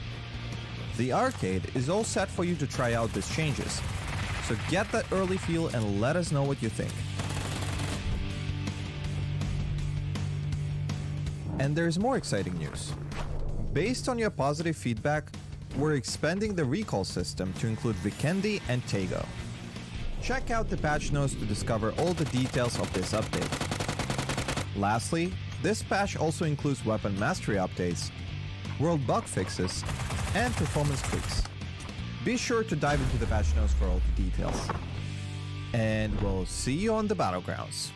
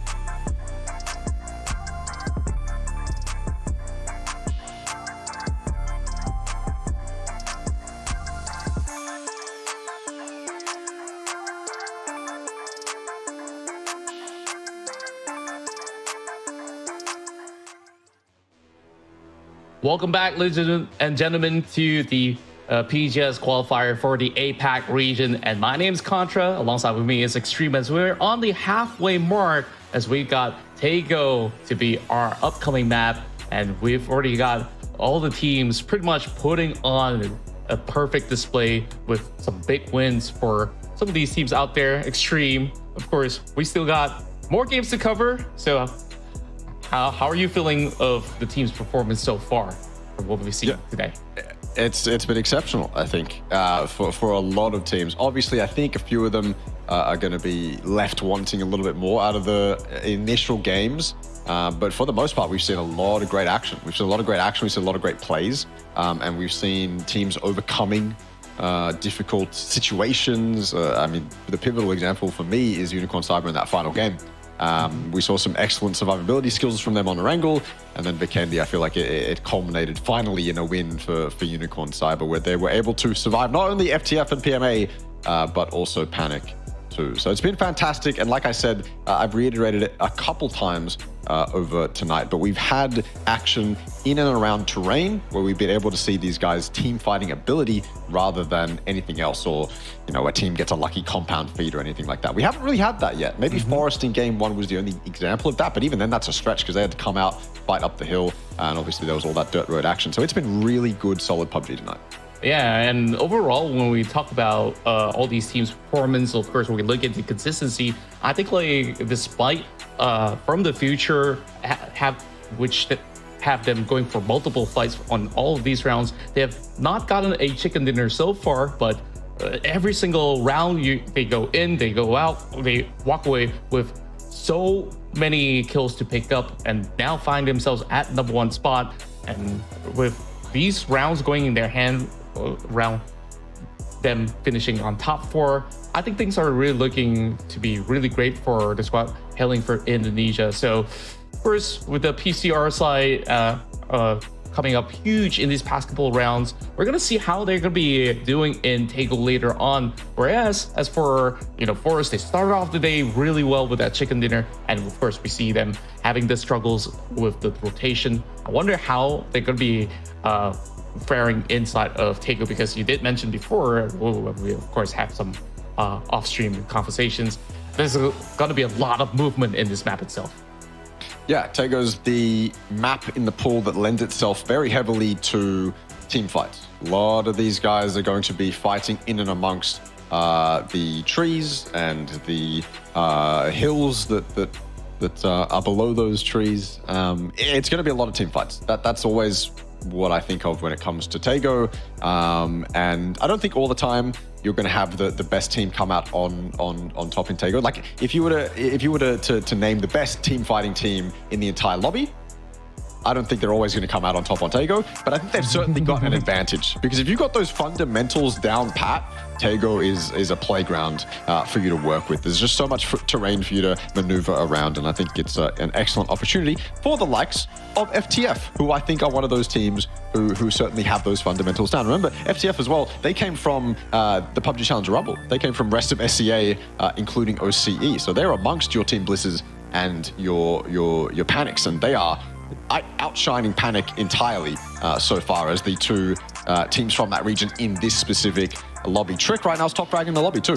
He's on 11, and the person below him is on 9. So FTF looking incredibly good. 𝐿𝐿 𝐀𝐈𝐄𝐻 also looking incredibly good. 𝐏𝐿 also looking incredibly good, because that is where we head to. The home of team fights, the home of moving yourself around the terrain and taking some excellently entertaining fights. Also the home of Palace. We've seen a couple good Palace endings across our time too. One of those spots on the map, I mean, it's a hot drop spot, and every time you end in a hot drop spot, it's a bit of a full circle moment, isn't it? Yeah, I absolutely love to see it, and if it happens again today, I'll be definitely jumping off my seat on what these teams can come up with. And now let's take a look at how the flight's gonna be giving them any form of an edge. I think it's gonna be a little bit more standard with slightly access over onto the Gold Island. But here we go. I don't think that there's going to be too much of a problem for some of these teams out there, but we do have some action going on from the get-go. And I wonder what is going to be happening here in Ulsan. So that definitely will see Armor Gaming versus Pixel Stars. And it really feels like it wasn't the first time that they collide in some of all these areas. In that past round of Vikendi, they were in close proximities as well. So we might actually see that fight break loose later on. Well, Armory Gaming getting out of there. They don't want anything to do with it. It's Pixel Stars and DNE now that are stuck fighting in and amongst themselves. One team on one side of the city, one team on the other. It's on the edge of zone, so that gives them a little bit more time to play with too. They can take this fight without the zone pressure, I suppose, on their backs. That said, there's teams below them to the south, Panic and Valley Thai, that could third party. So if this fight goes on for too long between Dopeness and Pixel Stars, then you can certainly imagine one of those teams to the south, even Forest Gaming if they wanted to, a little bit up to that northwest, coming in and third partying and claiming a couple steals off the back of this fight. In my opinion as well, when it comes to team fights like this, I think it's harder on Taego when some of these cities are a little bit smaller and they aren't kind of separated by landmarks in and around the city.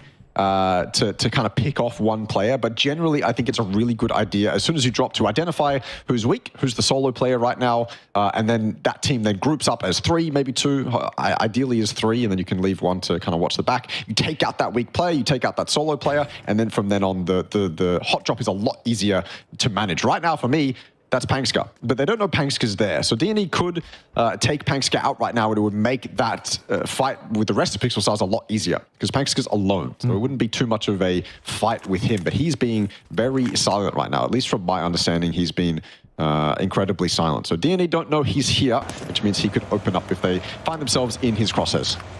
Yeah, and he's absolutely isolated, but we'll see where if they're going to be sending the cavalry later on. Wow, Thai Esports opening up the round here with Panic Esports going for the chase. We'll be able to go in for the quick elimination. 𝐏𝐿𝐒 still lurking over onto the bottom side of the building.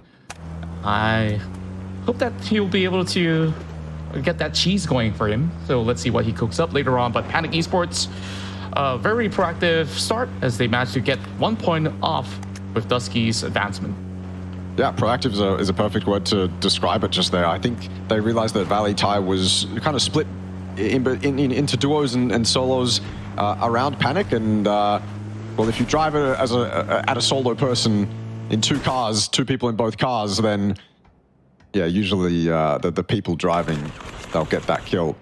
And they do exactly that. Very good from Panic. I mean, momentum not really slowing down for them. They didn't win that previous game on Vikendi, but they don't seem to be annoyed by that. They'll continue to fight no matter what. It's a fantastic way to open up the game. It warms up the players' comms. It warms up the aim of the players. It warms up every aspect, really. And it sets a really nice precedent for the rest of the game. Obviously, good to not get ahead of yourself, but for Panic, it's a fantastic start. Yeah, especially with them switching gears in a different map as well. We'll definitely love to see them go on the active stance a little bit more. Pixel Stars, of course, getting that intel from 𝐏𝐿𝐒, they'll be able to at least know that 𝐏𝐿𝐒 is around the vicinity. So they just basically play out of that. Well, a little bit of a spread there. Dopeness has 1 member far off on the edge of the city. Tomotida probably will be looking to make a little bit of a repositioning from afar. It seems like the rest of Dopeness wants nothing to do with this fight. Already gotten their loots and they're out of here. Trying to trade back, probably nothing as much is going to be happening between the 2 of the squads. So it's going to be Pixel Stars that will try to see if there's going to be any more valuable loots that's going to be inside the city for now. So Dopeness, wonder where they're going to be headed next. Hopefully not into the crosshair of multiple teams at the moment. They're very early into phase 1. So I fancy their chance at survival for the time being. Meanwhile, of course, so a couple of teams already gotten, those early pickoffs, with 1 going to Forest as well. As we see the parachutes repositioning, having PMA inside of the estate. So this invade's gotta be coming from all directions, and they gotta be absolutely ready for this. Oh, mid-air shot, P! What was that? That's insane. It's insane, but honestly, it's expected. Coming from the air to breach a compound like this is always dodgy. The 4G's popping a med in the middle of the stairs. And for his efforts, his teammate's gone down. 𝐹𝐴 looking much worse for wear than PMA. Small town kid doing everything right now. 2 knocks just by himself. Long High is going to steal one of those, but that doesn't matter. 𝐹𝐴 maybe a little bit too aggressive from Small Town Kid. If he gets flushed out here, that's devastating. Teddy's here for backup, and eventually 𝐹𝐴 does go down. Very well defended by PMA. Maybe they waste a car. That UAZ will lose its tires, but that is a worthy sacrifice for an excellent compound defense. Yeah, that was immaculate from PMA. Meanwhile, of course, 𝐹𝐴 has kind of botched it, being a little too obvious for taking, like what you did mention. And now, Whitefish trying to capitalize off of that fight that did break loose. Haven's gonna be able to see Teddy out in the open, but couldn't really get the shots through, unfortunately. Let's see if there's gonna be a full attempt into crashing the compound, but they still have another team from quite afar to also deal with. And that will be 𝐷𝐿 that will be in a little bit of trouble. It's gonna be Long High over the top. Day trade? Okay. All right. I guess that it's out just of nowhere. Going for a full flex against ISG. I think it's a rotational thing. I just caught it on the map stream. They seem to be on a road somewhere. Caught out ISG on a rotate. So. And cleanly from day trade too, not losing a single member. Wish we could have seen that one, but sometimes it happens that quickly that we can't catch it, unfortunately. Unicorn Cyber fighting, or at least toying with the idea of fighting towards 𝐿𝐿 on the top of this hill here, but they don't really want it right now. Fighting for a spot like this phase 1 is only really worth it if it's a god compound you know that is probably going to get fed much later on. Not necessarily worth fighting for this hill right here. Maybe something else though for Unicorn Cyber. 𝐿𝐿 going to take the compound that they look at from the top.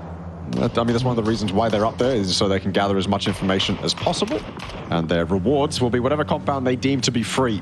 Panic on the rotate too. Decent start from them. Remember, they've got a little bit of momentum to work with. Whether or not that momentum will actually translate into more kills is completely up to the individuals of Panic. Figure out whether or not, but I guess figure out first where they want to go. Got to park themselves up somewhere. They don't want to be driving for too long. That just kind of indicates to us that there's a little bit of hesitation, a little bit of nerves, and I don't think that's really what Panic are feeling right now. Pooch is down, Jun gets it, and Reluctant Squad continue to perform decently in these first few games. Oh boy. They're getting a little bit of pressure coming from distance, and Day Trade loses one just like that. And with them pretty much separated on a 2-2 split, I guess like they don't really have the angles to see where the shots were coming from June, while they basically have one member to turtle in. Now Norris will have a clear idea, so I'm not too sure if they're going to be able to at least garner something out of going for a long exchange, but I think for now, with that form of deficit, Day Trade might just sit back a little bit more. Belmov as well as the other member may not be able to actually go in for the commit, as it's going to be a little bit of coverage to be done to even get much out of Whitefish. So spots out some movements from the far end. Day Trade at least started off on a good note once again, getting themselves the 4 points at the moment. The highest eliminations that we do have so far in the span of 10 minutes. Well, Teddy gonna be tapping onto Delia. You get the tires pop. This is just gonna be bad news for the side of Whitefish. But for now, they are pretty much good to go onto a different spot. Whitefish is gonna secure the direct center of this current phase, where GLS is still on the outskirts, looking for the right timing to enter.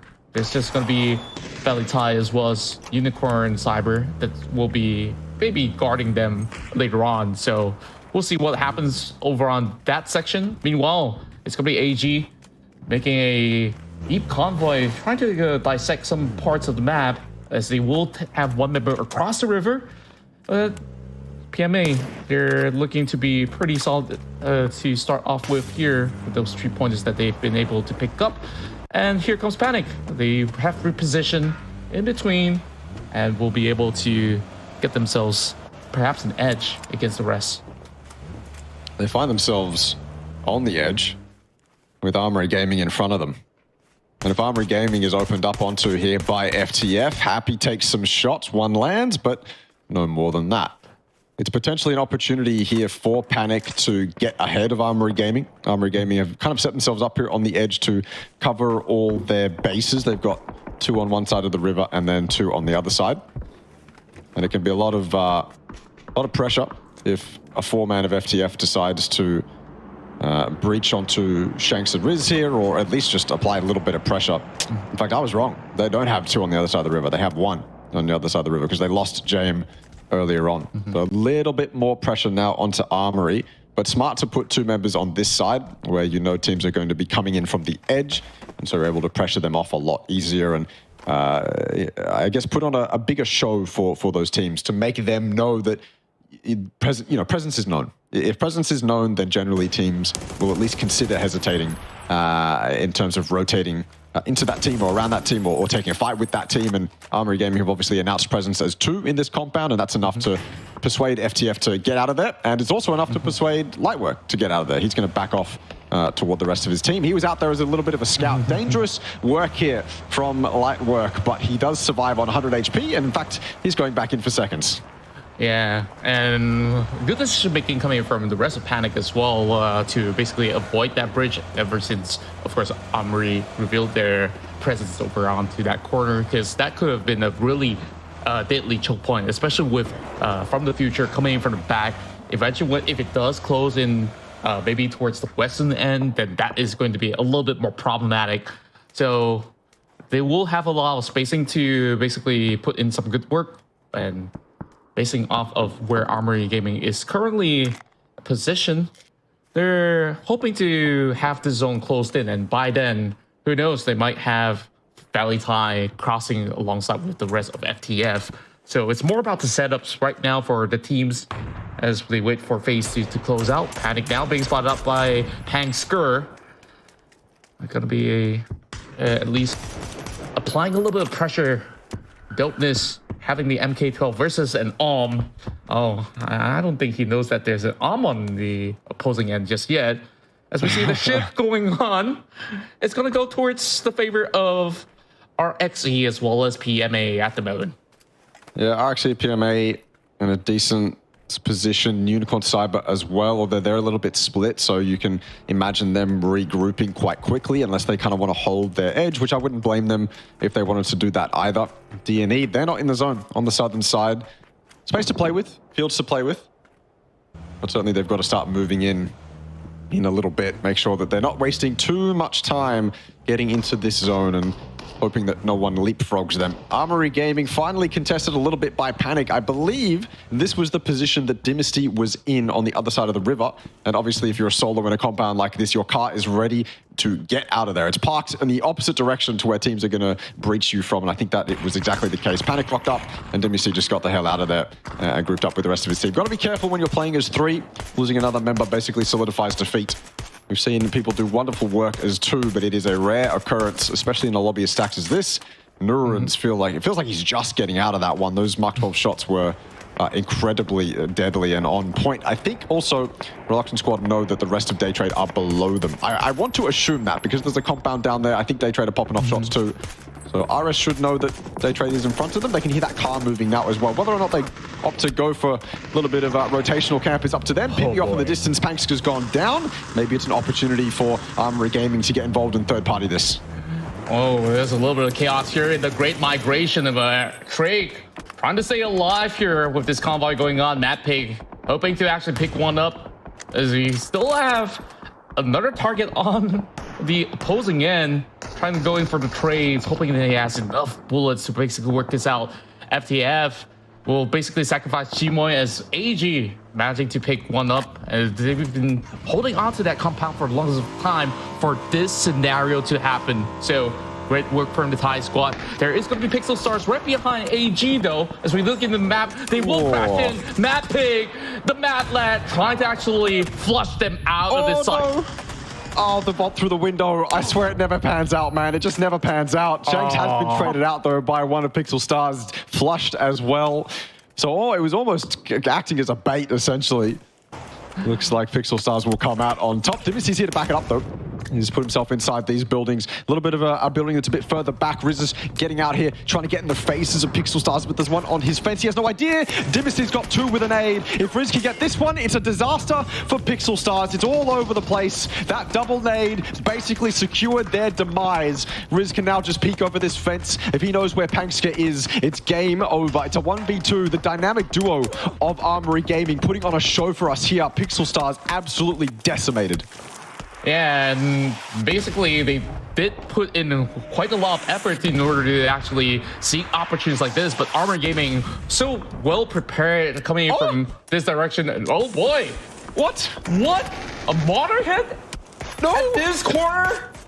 Oh boy, Armory just got wiped out, and it opens up the space for 𝐿𝐒. Moments like this don't just happen in scenarios, in competitive play, but wow.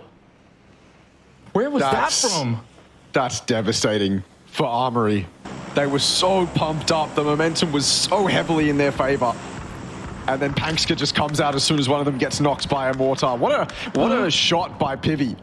What a mortar. We've seen a couple sharp ones today. Flash was the other one who hit some incredibly good mortars back in game 1, I believe, or maybe game 2. Either way, mortars have been certainly a factor in tonight's games. That's almost miraculous, right? The way that it all pans out perfectly for the side of 𝐿𝐒. Managing to survive to tell the tale. And now the 𝐿𝐒's gonna be able to actually spot one inside the city, as the rest of 𝐏𝐿𝐒 Cyber has been able to get themselves a safe spot in the terminal and would be fancying a chance to basically pick more out of the side of Reluctant Esports. RS wouldn't be able to provide any sort of help to ℤF, so they are on the other side of the outskirts, though. So Reluctant East squad instead gets terminated by the rest of Forest. Funny how that pans out. 𝐿𝐒 now, one side of the road, Panic on the other. Panic's in a little bit of a bowl, though. A lot easier to lob those nades, not only into a little bit of a bowl, but especially when you have a target. And that target right now for 𝐿𝐒 is the car of Pivi, blown to smithereens. Not a chance for him to survive, do anything about that. If he ran away, then he'd be running out into the complete open. Speaking of in the complete open, 𝐿𝐒 is giving it a little bit of an opportunity for Dusky. Has to land these heads if Panic wants any opportunity to get back in this fight, but I don't think it's going to happen. Looks like 𝐿𝐒 are solidifying their dominance over Panic here. I say that, in fact, they've been shot in the back. 𝐿𝐒 in the background, 𝐿𝐒 as well. This guy is ever present, man. He is inevitable at this point. It almost feels like 𝐿𝐒 is invincible. I mean, this guy just basically cuts through. I didn't thought that he would still survive, as he was just by the edge of the play zone. It still is, but it seems like the Blue Zone will basically manage that for him. He says, okay, time's up. What an abrupt end. Yeah, I was about to hype him up like till no tomorrow, you know, like if he could basically pull into the top 8 or maybe even top 10 even. But 𝐿𝐒 going for the drive-by kiss, hoping to join into the party, is it's gonna be dopeness that will be able to get that knockdown. 𝐿𝐒 managing to clean one up, and from the pan to the fire it is 𝐿𝐒 continuing with the AUG shots. Gotta avoid a little bit more of those deflates as he will pop the med kit immediately. The RXE is gonna make it rain from afar. I don't think he's got much space to work with, but he'll make do for now. But forward back, Panic trading blows. 𝐿𝐒 Esports also locking horns with the side of RXE. This 4-way warfare by the edge of it is going to be pretty rough for either sides. Oh, Panic is loving life right now. They see all these knocks in the kill feed. They want a piece of this. I love this from 𝐿𝐒. I love the aggression coming in from 𝐿𝐒, and it's going to secure him a couple kills too. No placement points right now. We're down to the top 10, but he'll take those 2 points. 4 total for 𝐿𝐒, but I think his time is coming to an end. Panic on the backside, looking to put a stop to his reign of terror right now over this little valley. RXC as well getting involved. What can DNE do? Seriously, what could DNE do? 𝐿𝐒, not even a factor in that fight. DNE were just trying to survive against the onslaught of RXC, and then all of a sudden you've got 𝐿𝐒 and his teammate just pulling up behind DNE out of nowhere, just completely out of nowhere, and laying shots into them, and DNE is completely caught off guard, and from that point forward, it's so hard for them to do anything. RXC, 𝐿𝐒, they clean up. Yeah. was pretty solid stuff. Was we see the rest of 𝐿𝐼𝐶 also having some good coverage to be able to rotate on the other corners of the northern section of the map. Meanwhile, we go towards the side of day trade. Spot one moving vehicle, and it seems like that's already going to be a knock onto the members. Force, unfortunate for Olympus. He's a little bit too far off from his teammates while they're dealing with the rest of Whitefish. Norrens will go ahead to pick up Hongdam.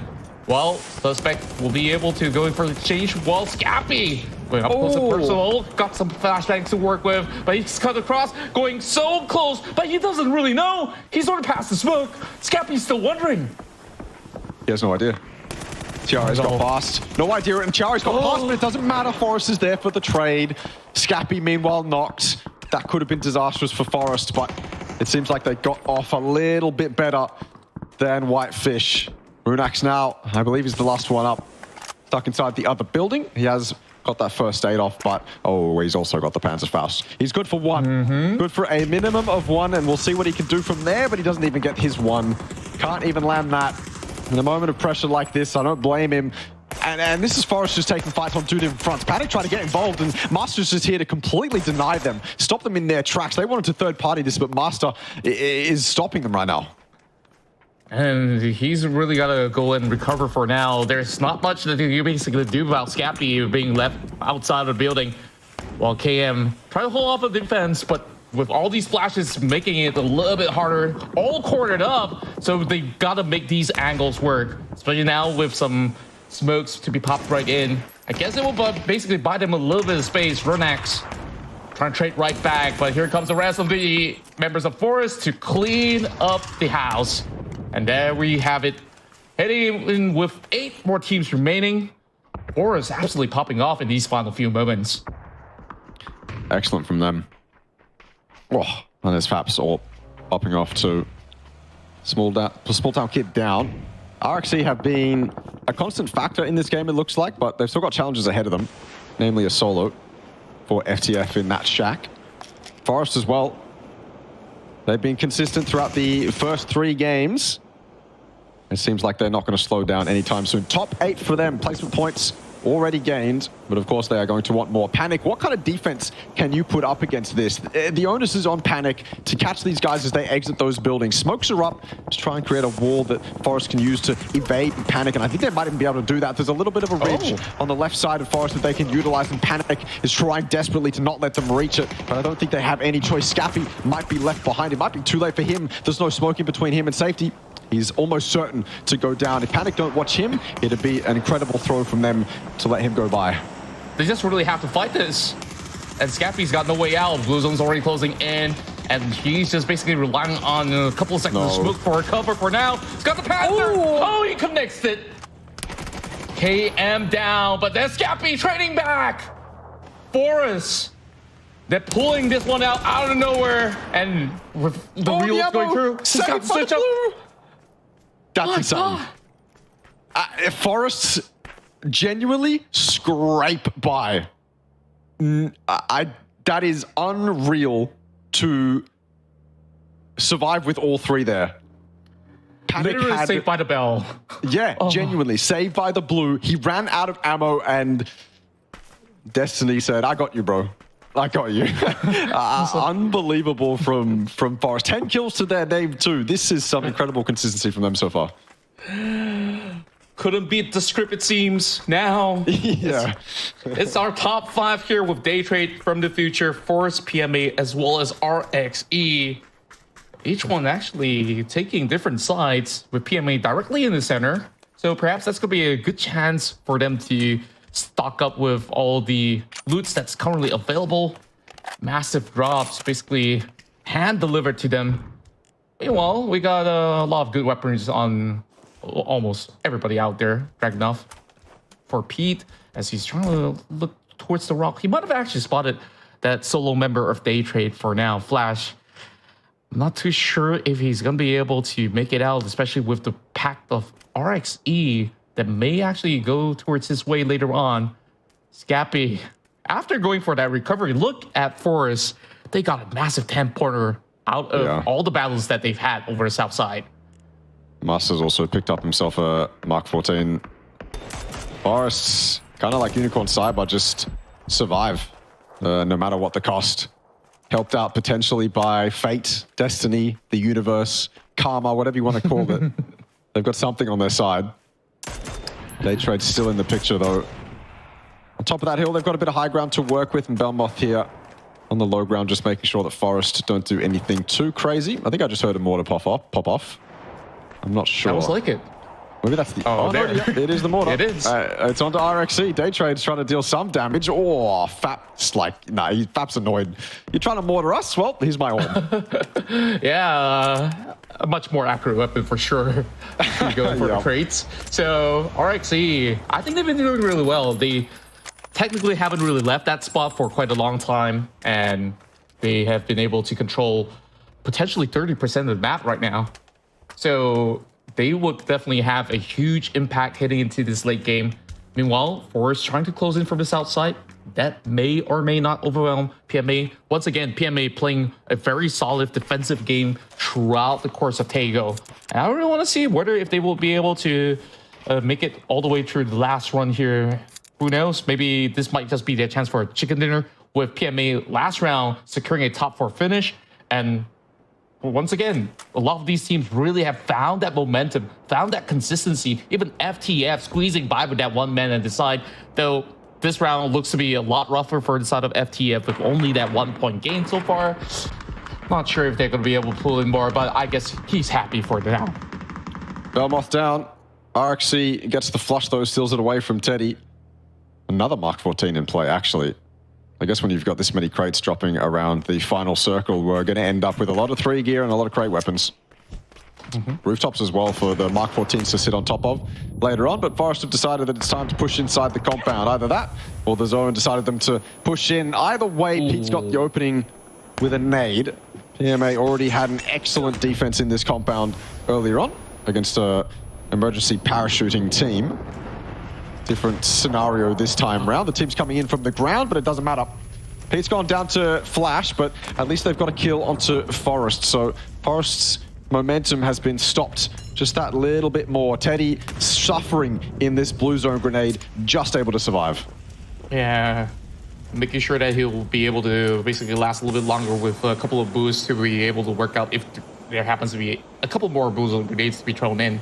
But just look at the south side, like all these teams in the compounds are the ones struggling at the end of it all because 𝐼, they got that open space to play with for the next phase, and they just got to settle the scores and pick up a couple of pointers here before they have to face the music against 𝐼. But who knows, they might be able to actually go up against 𝐼 as they are also swarming in from the looks of it, or they're just basically holding out until these guys have to step up to the compound. So 𝐏𝐻 Gaming, they'll take what they can get. The moment that these other squads leave the area to get into the circle, that's the perfect time for 𝐏𝐻 to pick up a few more. FAP again on that Orm. And yeah, this is Rapsiak pushing in. They have the zone, like you said. They've got that central line that they can kind of control. No one can really cross it. They've also got control of the edge, to be honest with you. The zone's not entirely inside the compound. So 𝐼 have an opportunity here to just sit and wait, play passively, wait for people to come to them. But that's not like 𝐼. That's not like 𝐼 at all. They're going to get up in people's faces, and they put themselves in a really fantastic position, and I love it. I think this might be the winning play for 𝐼. They set themselves up incredibly nicely. And what we're going to see now is every other team inside this compound tearing into each other, weakening each other, destroying vests, destroying helmets, claiming lives. Scappy's just trying to get out of there. Maybe run across the road, but he hesitates. He double backs. 𝐼 will claim him from that rooftop, and now it's down to PMA and 𝐏𝐻 and that one solo of FTF to contest with 𝐼's reign of dominance.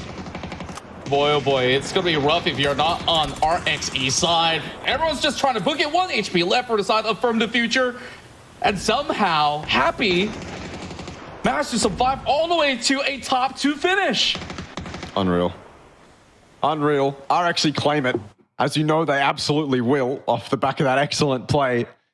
But a nice couple solo maneuvers, and obviously I feel like the highlight for us in that game is 𝐵, but the winner for that game, of course, is 𝐴𝐿𝐶, and I have to give them a lot of credit. If any lesser team may have sat back a bit, waited for people to leave the compound, wait for them to walk into your crosshairs and play a little bit more passive, that's not 𝐴𝐿𝐶. And 𝐴𝐿𝐶 make what I think is the winning play by pushing themselves up to that compound, identifying that it's a weak side of the compound, putting themselves on the roof, and making sure that they win that game. So that's a very dominant display of skill from 𝐴𝐿𝐶.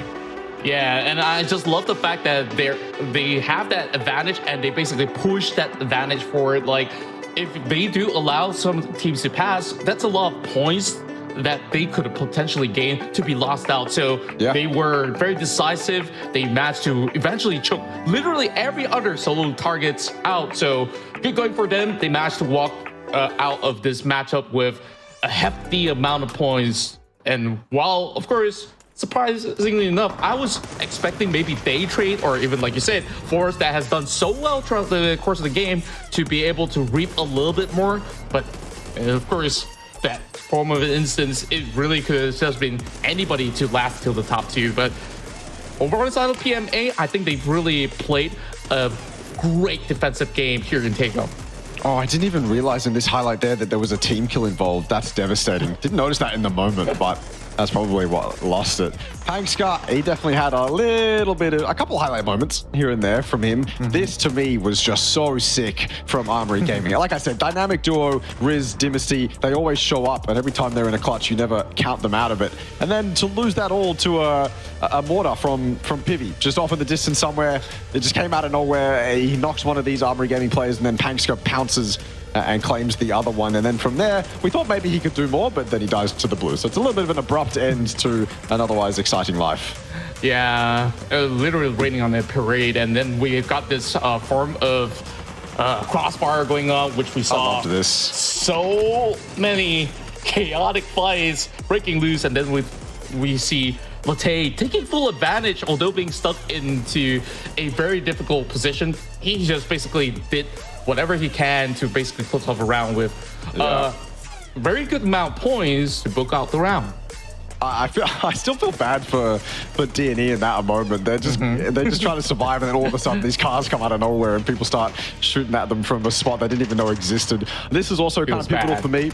𝐵 in this moment should have been dead 10 times over. You feel like that Panzerfaust from Runax has got it. You feel like that Panzerfaust from Dusky might have secured it as well, but they survive. And of course, Suspect here dying to the blue as Scappy runs out of ammo. 15 all the way down to 0. And then Suspect doesn't land the remainder of the bullets he actually needs to get that kill, and the blue takes him out. It's a moment of divine intervention for 𝐵. Unfortunately, they don't get much more off the back of that. They don't even reach the top 4. So to survive like that and then get nothing more is kind of devastating. But to get to that point in the first place was commendable. Yeah.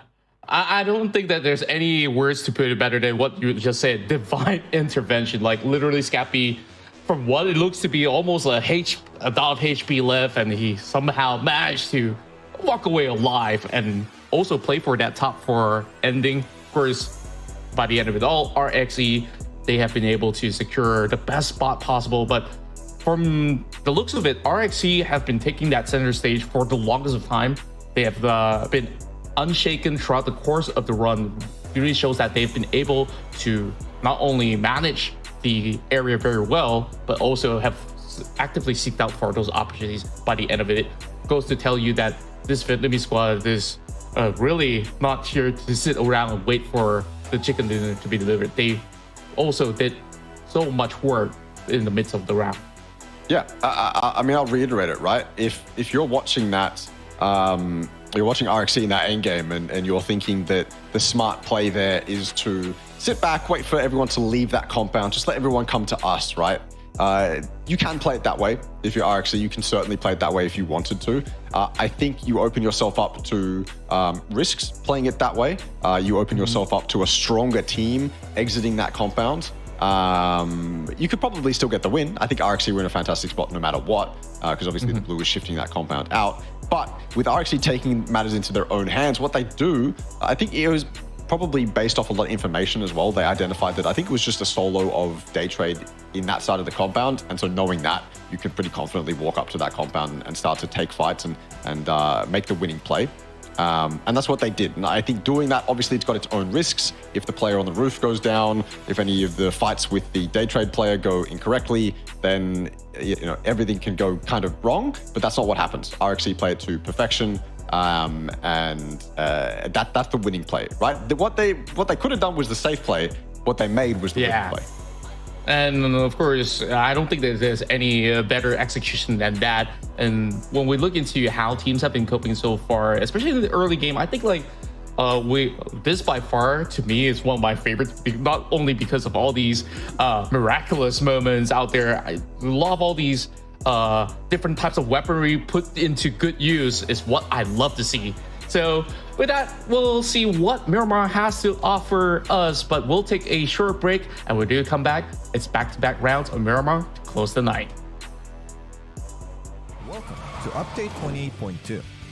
Join us for our 7th anniversary celebrations, an all-new SMG experience in the arcade, and finally, the recall system update. We've got lots of surprises in store for you to celebrate our 7th birthday. Erangel's school will be transformed into a festive 7th anniversary venue. Plus, keep an eye out for throwable cupcakes and surprise gift boxes scattered across the starting island of each map. We've been hard at work balancing the SMGs to offer a more unique experience and accommodate various gunplay strategies. The arcade is all set for you to try out these changes, so get that early feel and let us know what you think. And there's more exciting news. Based on your positive feedback, we're expanding the recall system to include Vikendi and Tego. Check out the patch notes to discover all the details of this update. Lastly, this patch also includes weapon mastery updates, world bug fixes, and performance tweaks. Be sure to dive into the patch notes for all the details. And we'll see you on the battlegrounds.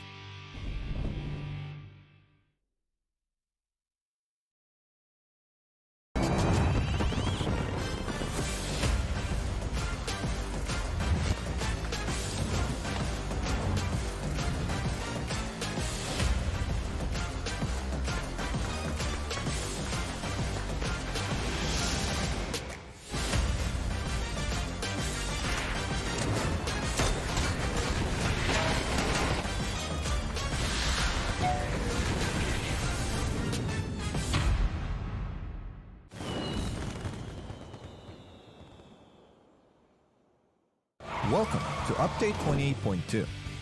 Join us for our 7th anniversary celebrations, an all-new SMG experience in the arcade, and finally, the recall system update. We've got lots of surprises in store for you to celebrate our 7th birthday. Erangel's school will be transformed into a festive 7th anniversary venue. Plus, keep an eye out for throwable cupcakes and surprise gift boxes scattered across the starting island of each map. We've been hard at work balancing the SMGs to offer a more unique experience and accommodate various gunplay strategies. The arcade is all set for you to try out these changes, so get that early feel and let us know what you think. And there's more exciting news. Based on your positive feedback, we're expanding the recall system to include Vikendi and Tego. Check out the patch notes to discover all the details of this update. Lastly, this patch also includes weapon mastery updates, world bug fixes, and performance tweaks. Be sure to dive into the patch notes for all the details. And we'll see you on the battlegrounds.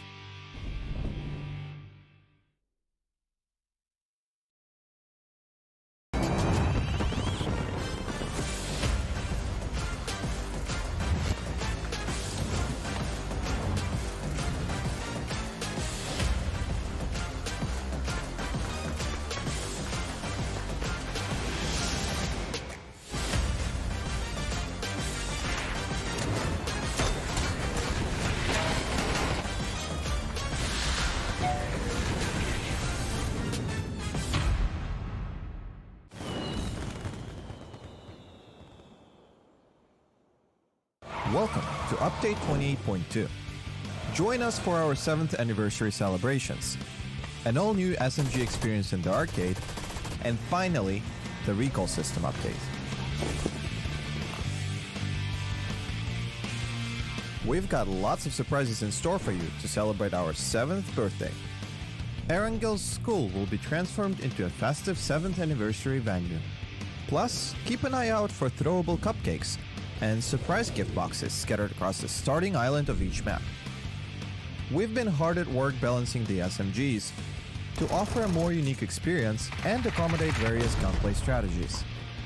The arcade is all set for you to try out these changes, so get that early feel and let us know what you think.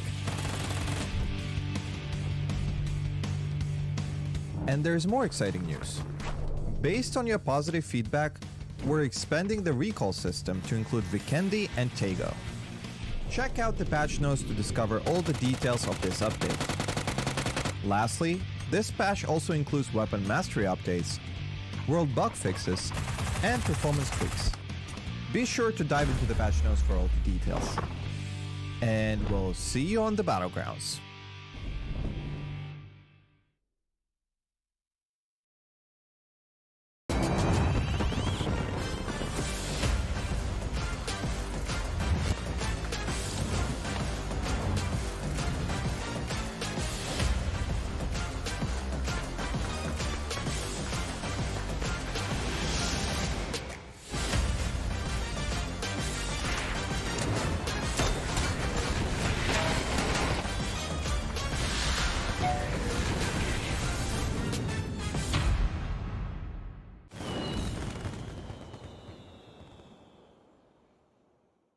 Welcome to Update 28.2. Join us for our 7th anniversary celebrations, an all-new SMG experience in the arcade, and finally, the recall system update. We've got lots of surprises in store for you to celebrate our 7th birthday. 𝐿 school will be transformed into a festive 7th anniversary venue. Plus, keep an eye out for throwable cupcakes and surprise gift boxes scattered across the starting island of each map. We've been hard at work balancing the SMGs to offer a more unique experience and accommodate various gunplay strategies. The arcade is all set for you to try out these changes, so get that early feel and let us know what you think. And there's more exciting news. Based on your positive feedback, we're expanding the recall system to include 𝐏𝐷𝐾𝐈𝐄𝐒. Check out the patch notes to discover all the details of this update. Lastly, this patch also includes weapon mastery updates, world bug fixes, and performance tweaks. Be sure to dive into the patch notes for all the details. And we'll see you on the battlegrounds.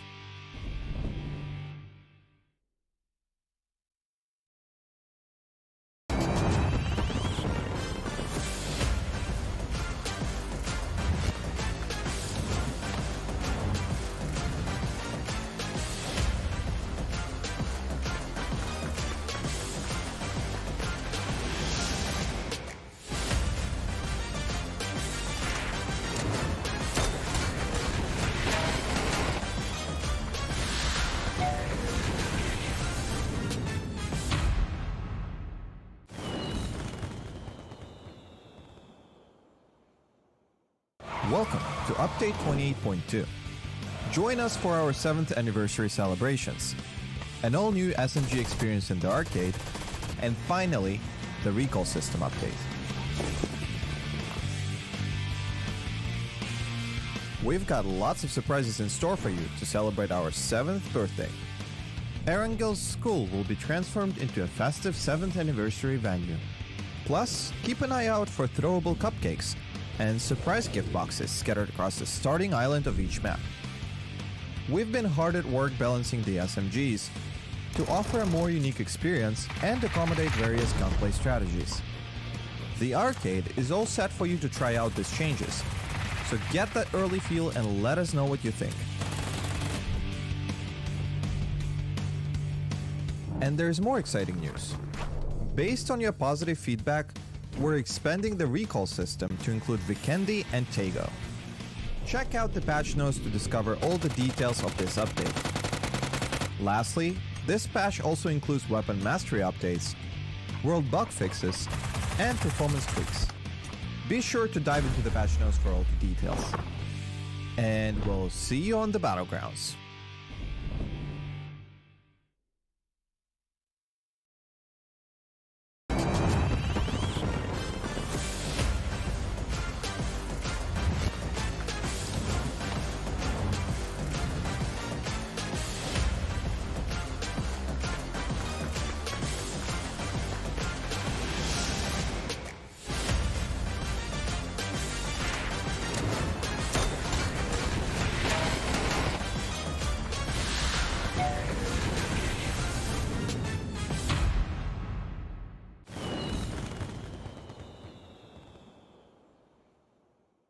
Welcome to Update 28.2.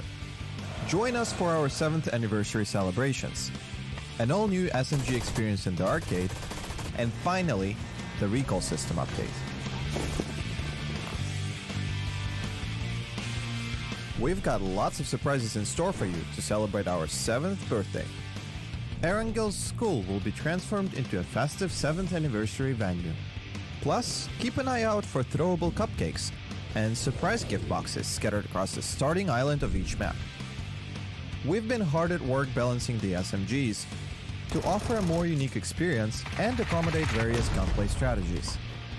The arcade is all set for you to try out these changes, so get that early feel and let us know what you think.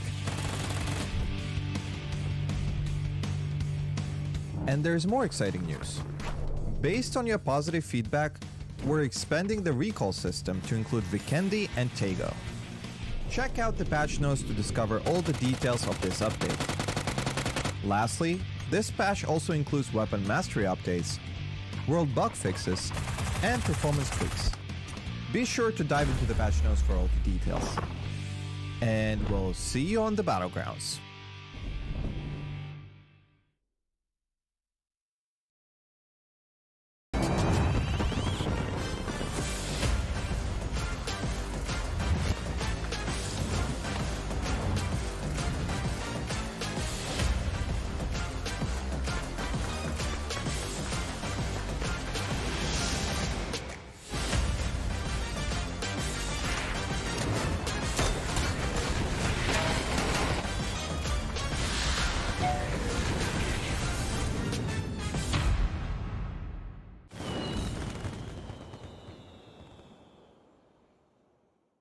Welcome to Update 28.2.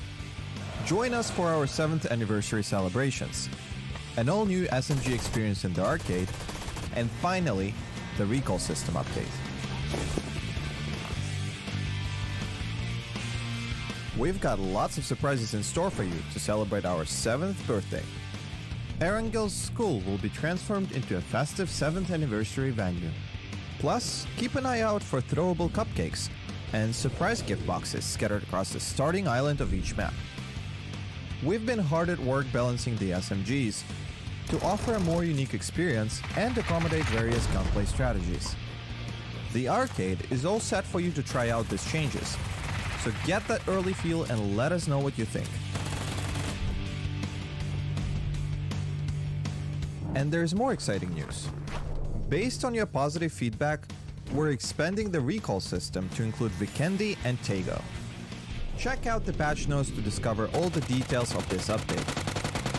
Lastly, this patch also includes weapon mastery updates, world bug fixes, and performance tweaks.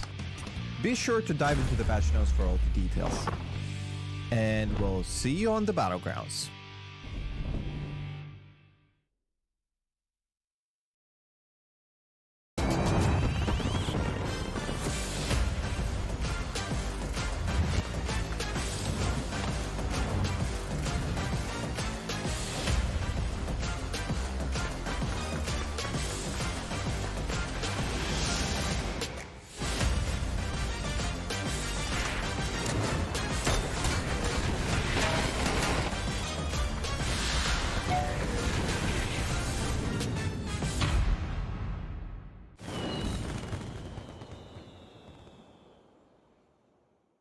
Welcome to Update 28.2.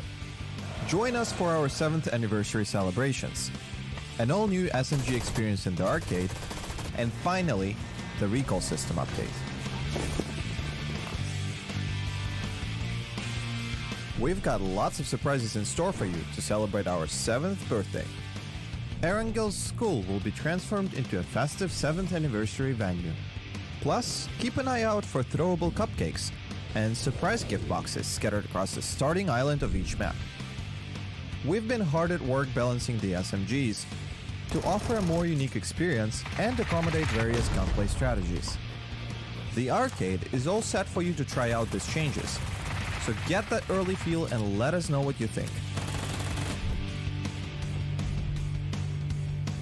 And there's more exciting news. Based on your positive feedback, we're expanding the recall system to include Vikendi and 𝐏𝐏𝐀𝐒. Check out the patch notes to discover all the details of this update. Lastly, this patch also includes weapon mastery updates, world bug fixes, and performance tweaks. Be sure to dive into the patch notes for all the details. And we'll see you on the battlegrounds.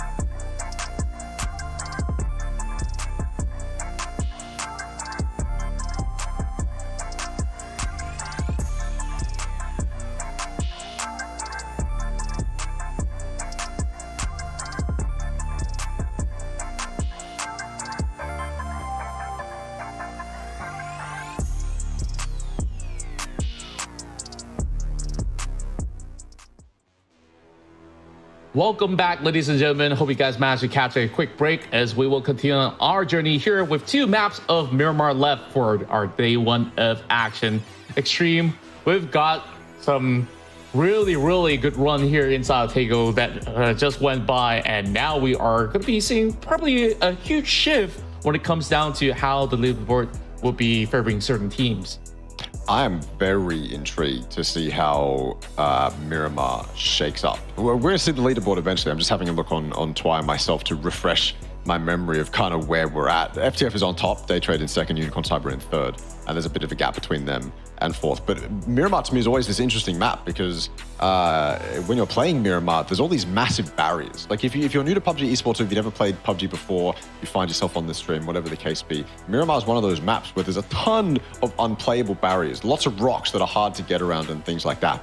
And so Miramar can often be this map that's difficult to play if you find yourself in just, even a slightly wrong position, because you've got to account for these massive unplayable rocks that you have to get around. They've been smoothed out in a recent update, granted. They've been smoothed out quite a bit, so it's a lot nicer to maneuver yourself around them, especially some of them, a lot of them on the north as well. I think the Oasis ones have been completely flattened out.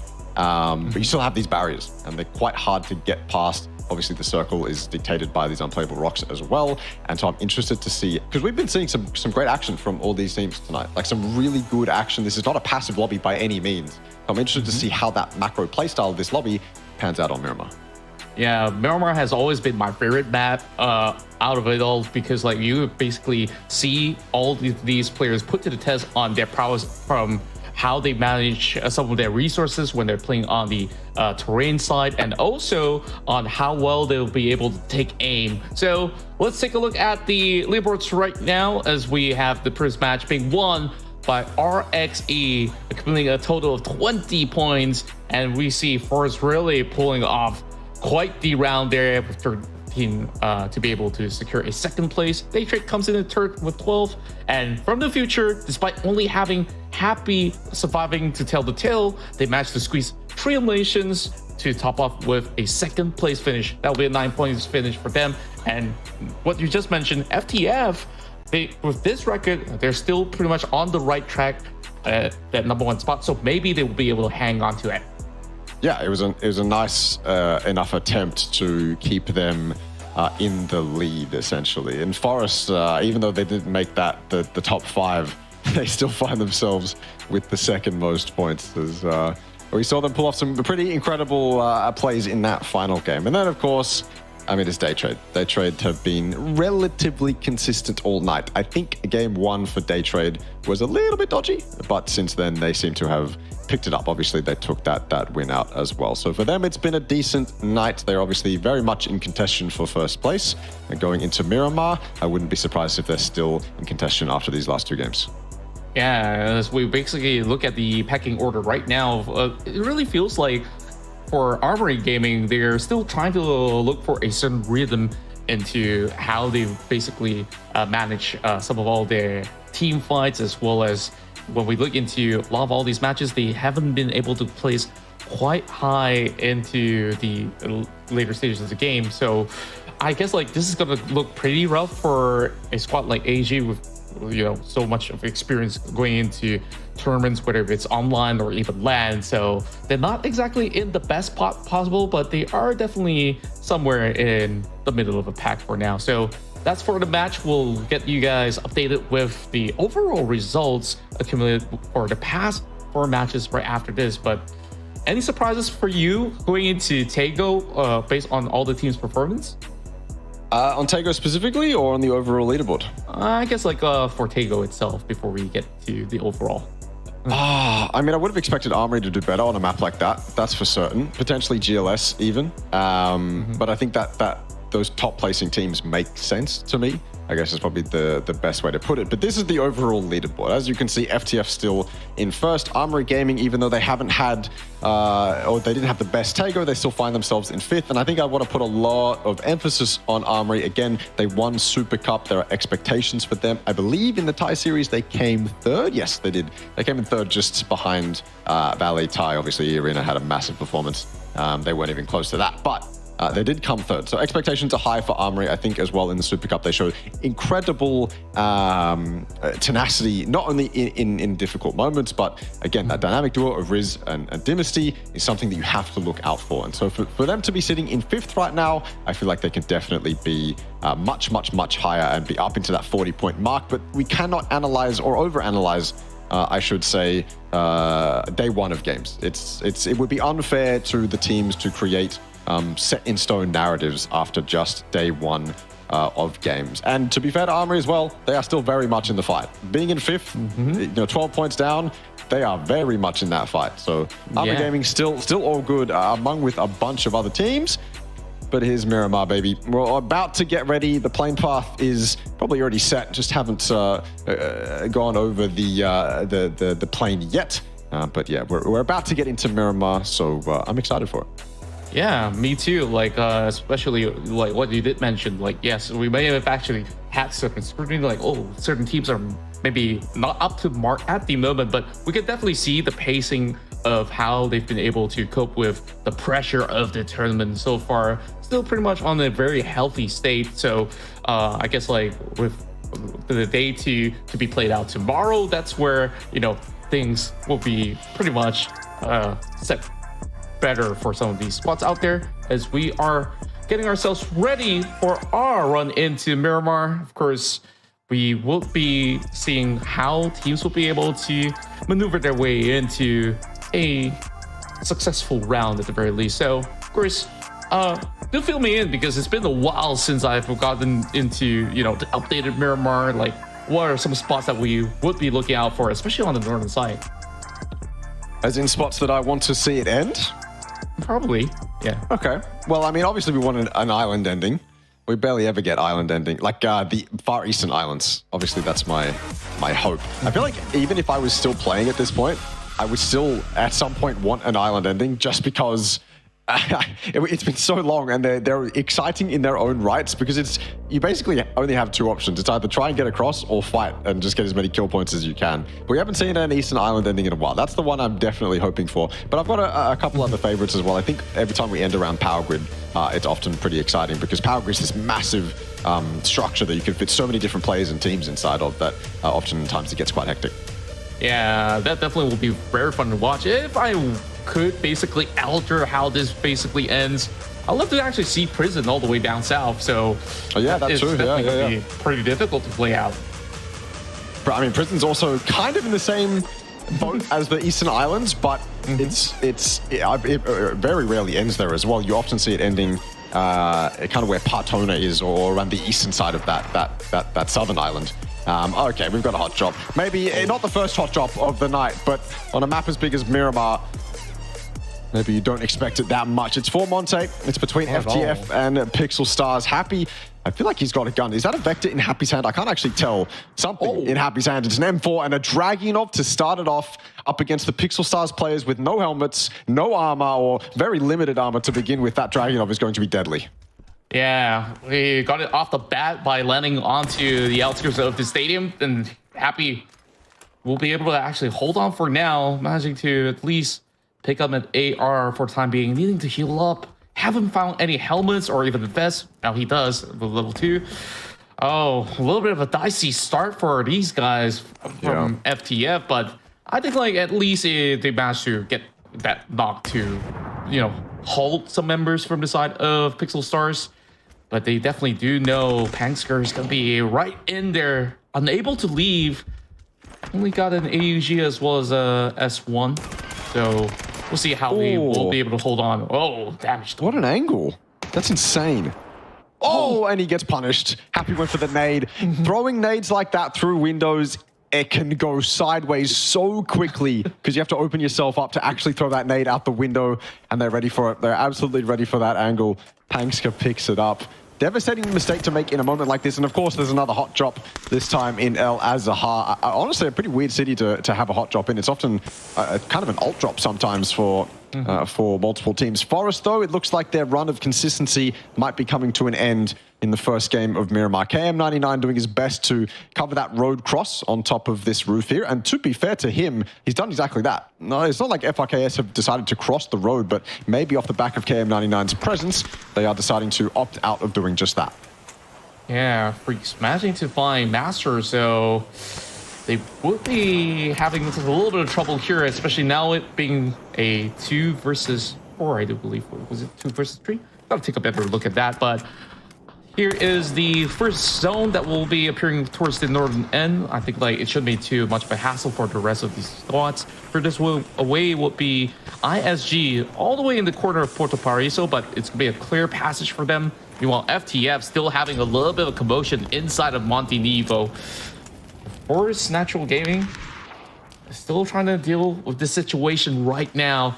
Freaks couldn't cross FRKS. Well, can't really call them freaks because unless they do play like one. Yeah. Well, this is definitely gonna be the tough challenge. But KM, he's got the angles, so perhaps with a good hold coming from Scappy, they can turn this one around.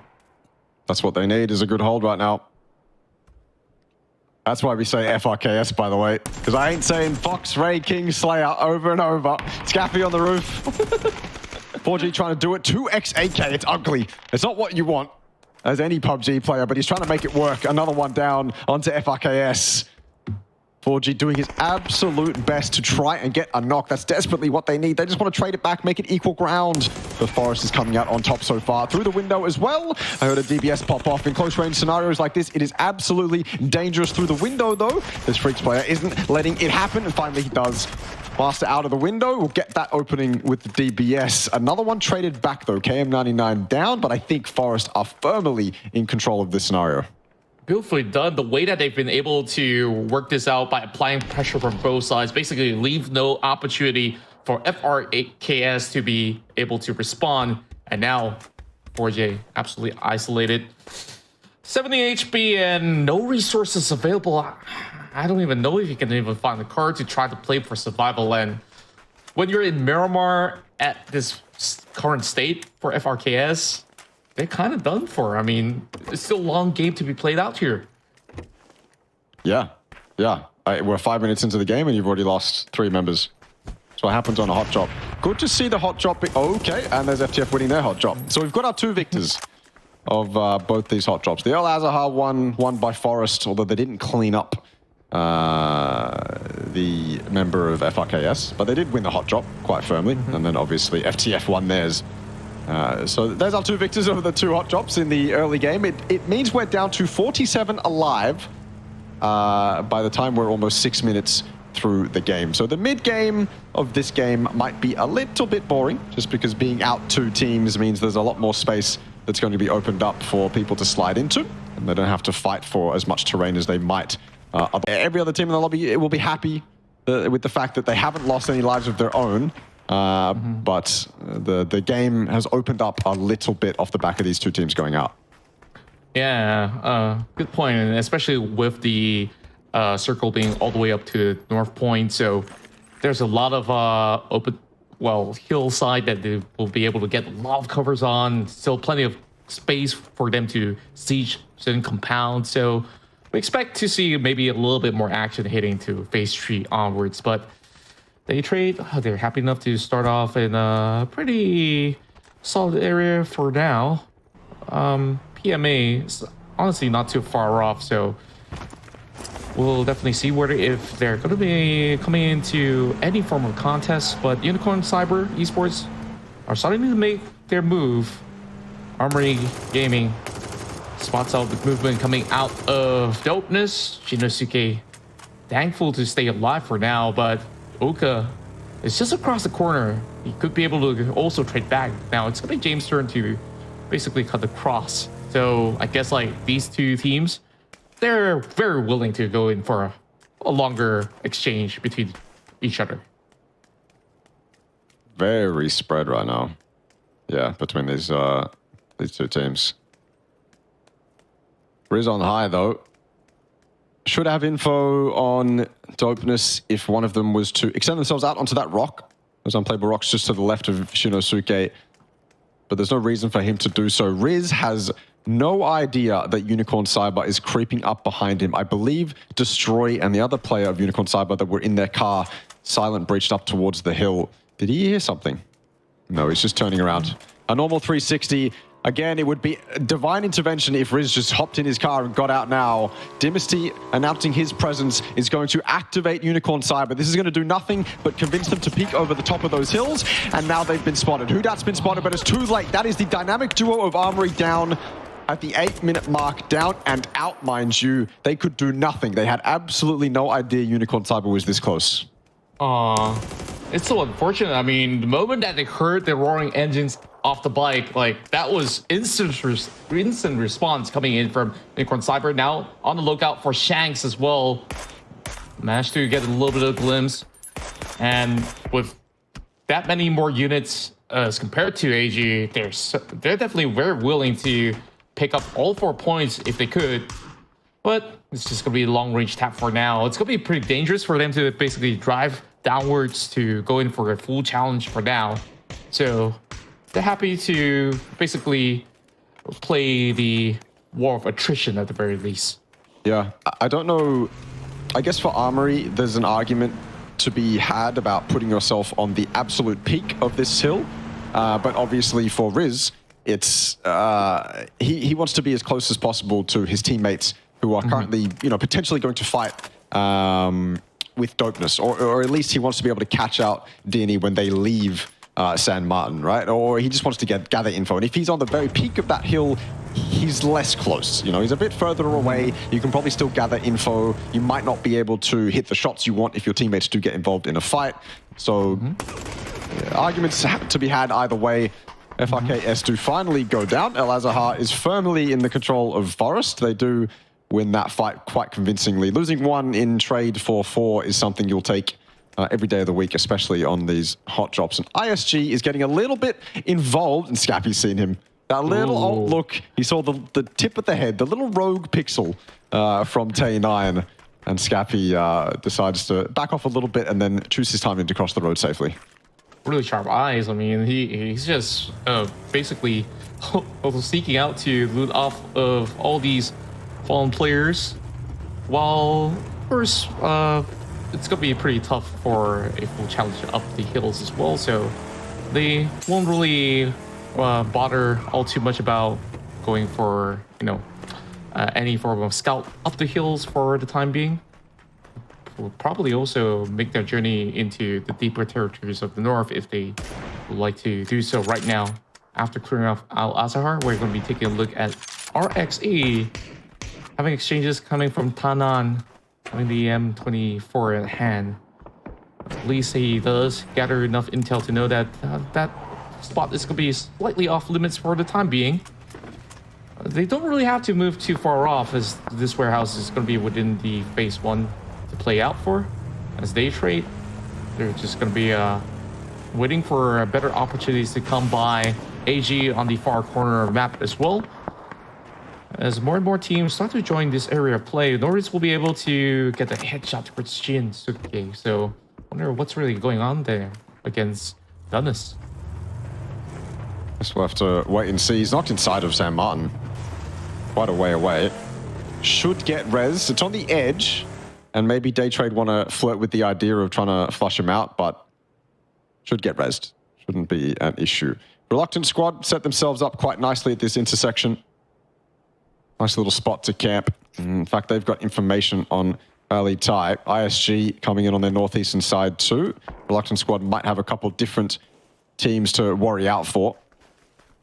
Early tie. I feel like Reluctant Squad are just looking to potentially get a quick knock and flush and then back off. By the way, Norins did just get Shinsuke, so I thought Shinsuke would get res because he was in that city, but I guess he was far too close to the edge of the city to justify his teammates going for that res. So Daytrade do actually claim that kill.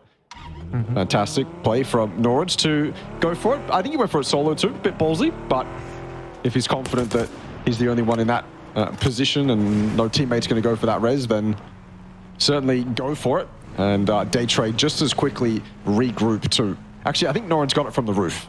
So it wasn't actually him running into the city. He gets it from the roof, which is even more interesting because that means the downed player exposed himself to get flushed, which might have been devastating if there was a teammate actually going for it. In the meantime, though, Reluctant Squad have decided to leave the intersection and rotate to the north, get to a spot in the zone that they're happy with. They are side by side right now, and the entry man for Reluctant Squad in Hwang has been taken down out of the car by ZYU. We haven't really seen highlights from GLS since game 1, but they're certainly here. They're certainly fighting for it. ZYU's got 2 off the back of these people breaching his compound. How much more can he actually get? Smoke to deny and delay. He's gonna have to step outside though. No way he gets any more than this. He's under so much pressure. Finally, Jun takes him down.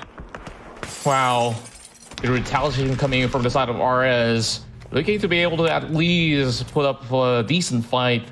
But with the rest of GLS coming right in, they're committing to it. Trying to avenge the fallen brethren, ZYU. unable to basically hold them back. And here comes Diane. Almost getting flashed, but it will be able to basically secure it and eliminate the entirety of RS. They really run out of luck there, having to face off one team, shooting them down, and of course GLS managing to pick that one up from multiple angles. So that definitely gave them some really good opportunities and managed to also get a few more info out of all these shots coming from each respective distance that they heard it from. So let's take a look at Valley Thai. And Armor Gaming having one passing Valley. Oh wait, there's more here though. Daytrade already quite close. James in the back of this gas station with an M249, but there's one up close. Shanks has got one already. He's got a second. No, he's been traded out. Pooches gets that, but traded back equally as quickly. James is still here, running around like a madman outside the front of this gas station here. And Orange has had to come in to save the day, essentially. Will James predict it? In the window, actually gets that flick. That is insane from James. 4 to his name right now, too. What a match so far from him. Absolute hero plays. That was the last play that Daytrade could make. Nurans was the final play I feel like that Daytrade could make onto that that gas station there. If Nurans goes down, that is Daytrade's entire game plan out of the window, and James does it all with an M249. No need to reload when you've got that gun in your hands. Yeah, and he just basically played it off clinically well. And of course, sort of that crossfire setup, which benefited them to open up the round against the rest of Daytrade. And now looking at the side of Panic Esports, managed to spot out a couple of members of Unicorn Cyber. I don't think they'll be too involved in this for the time being, as they are just by the edges there. Don't really want to overcommit. But AG, man, that play, I would love to rewatch that again. Yeah.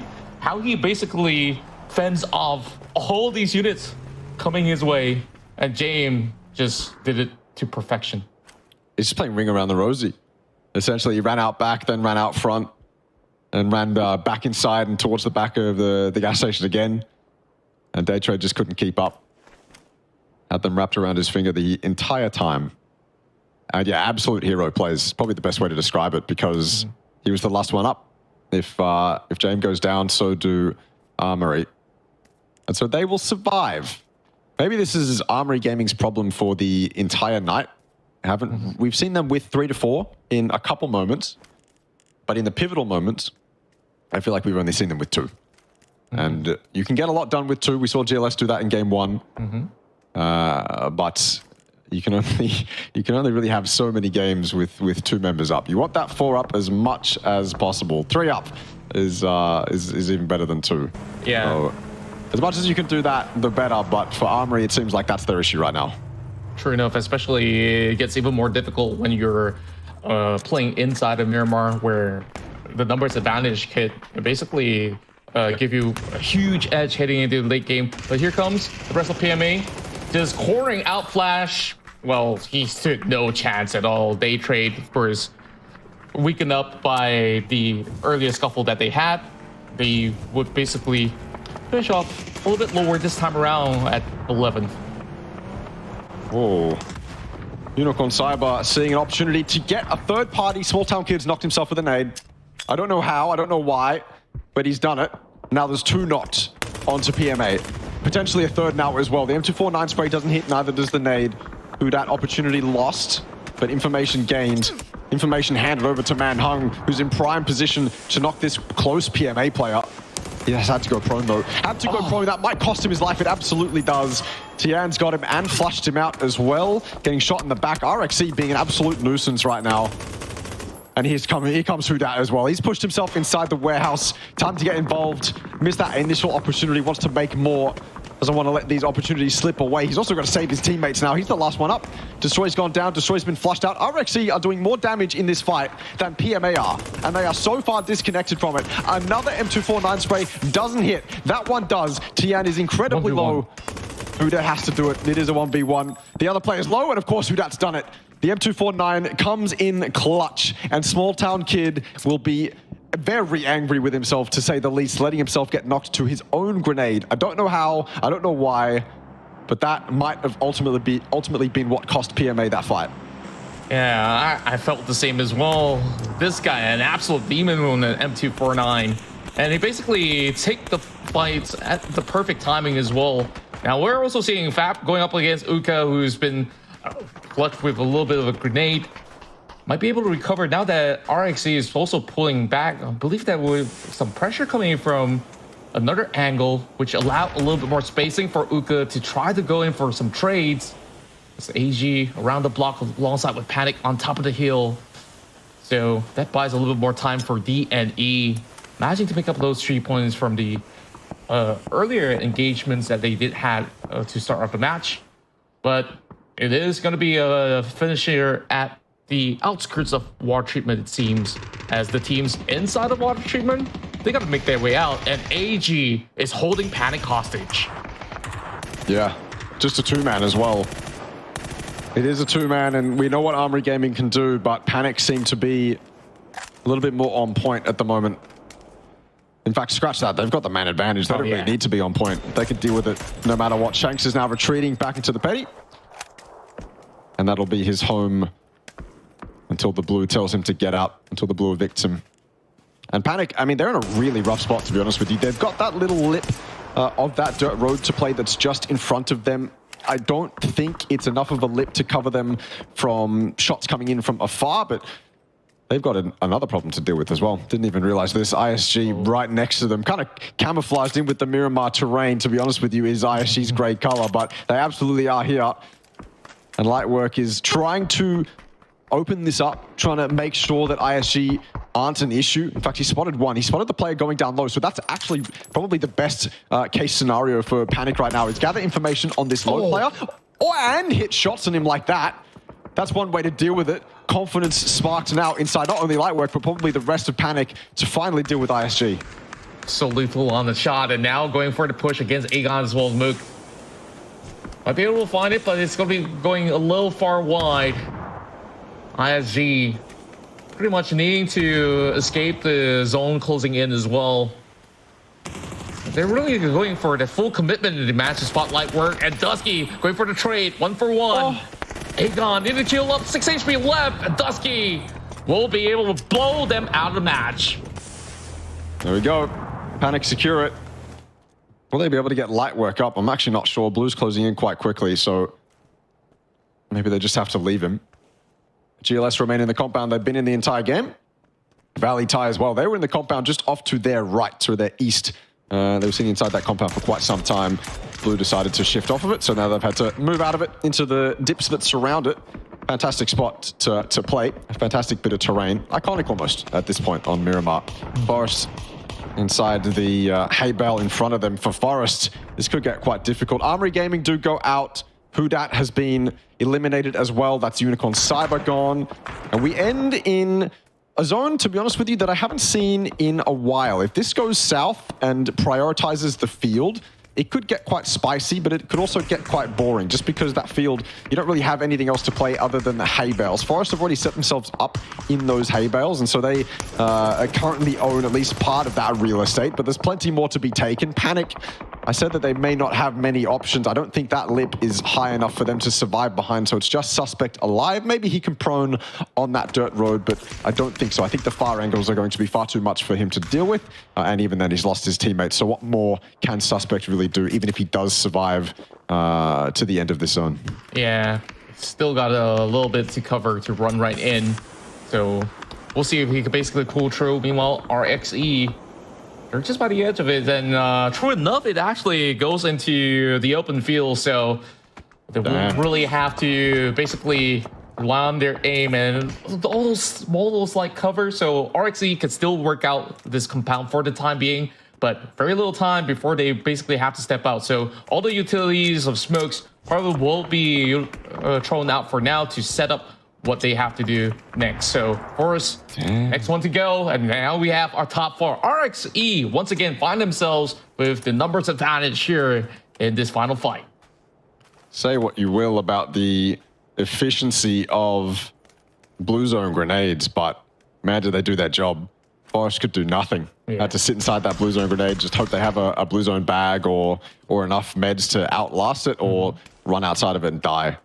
So Forest are just a complete non-issue in this zone. And to be honest with you, I kind of figured that might be the case just because they're so close to these pieces of terrain that 𝐿𝐼 and valleyTAI control. But I thought maybe they'd be able to get at least a knock, but the blue zone grenades are far too strong and they have to step out. And I believe one of the valleyTAI members did claim that final kill. And so now it's just a fight for the field. Spread yourselves out.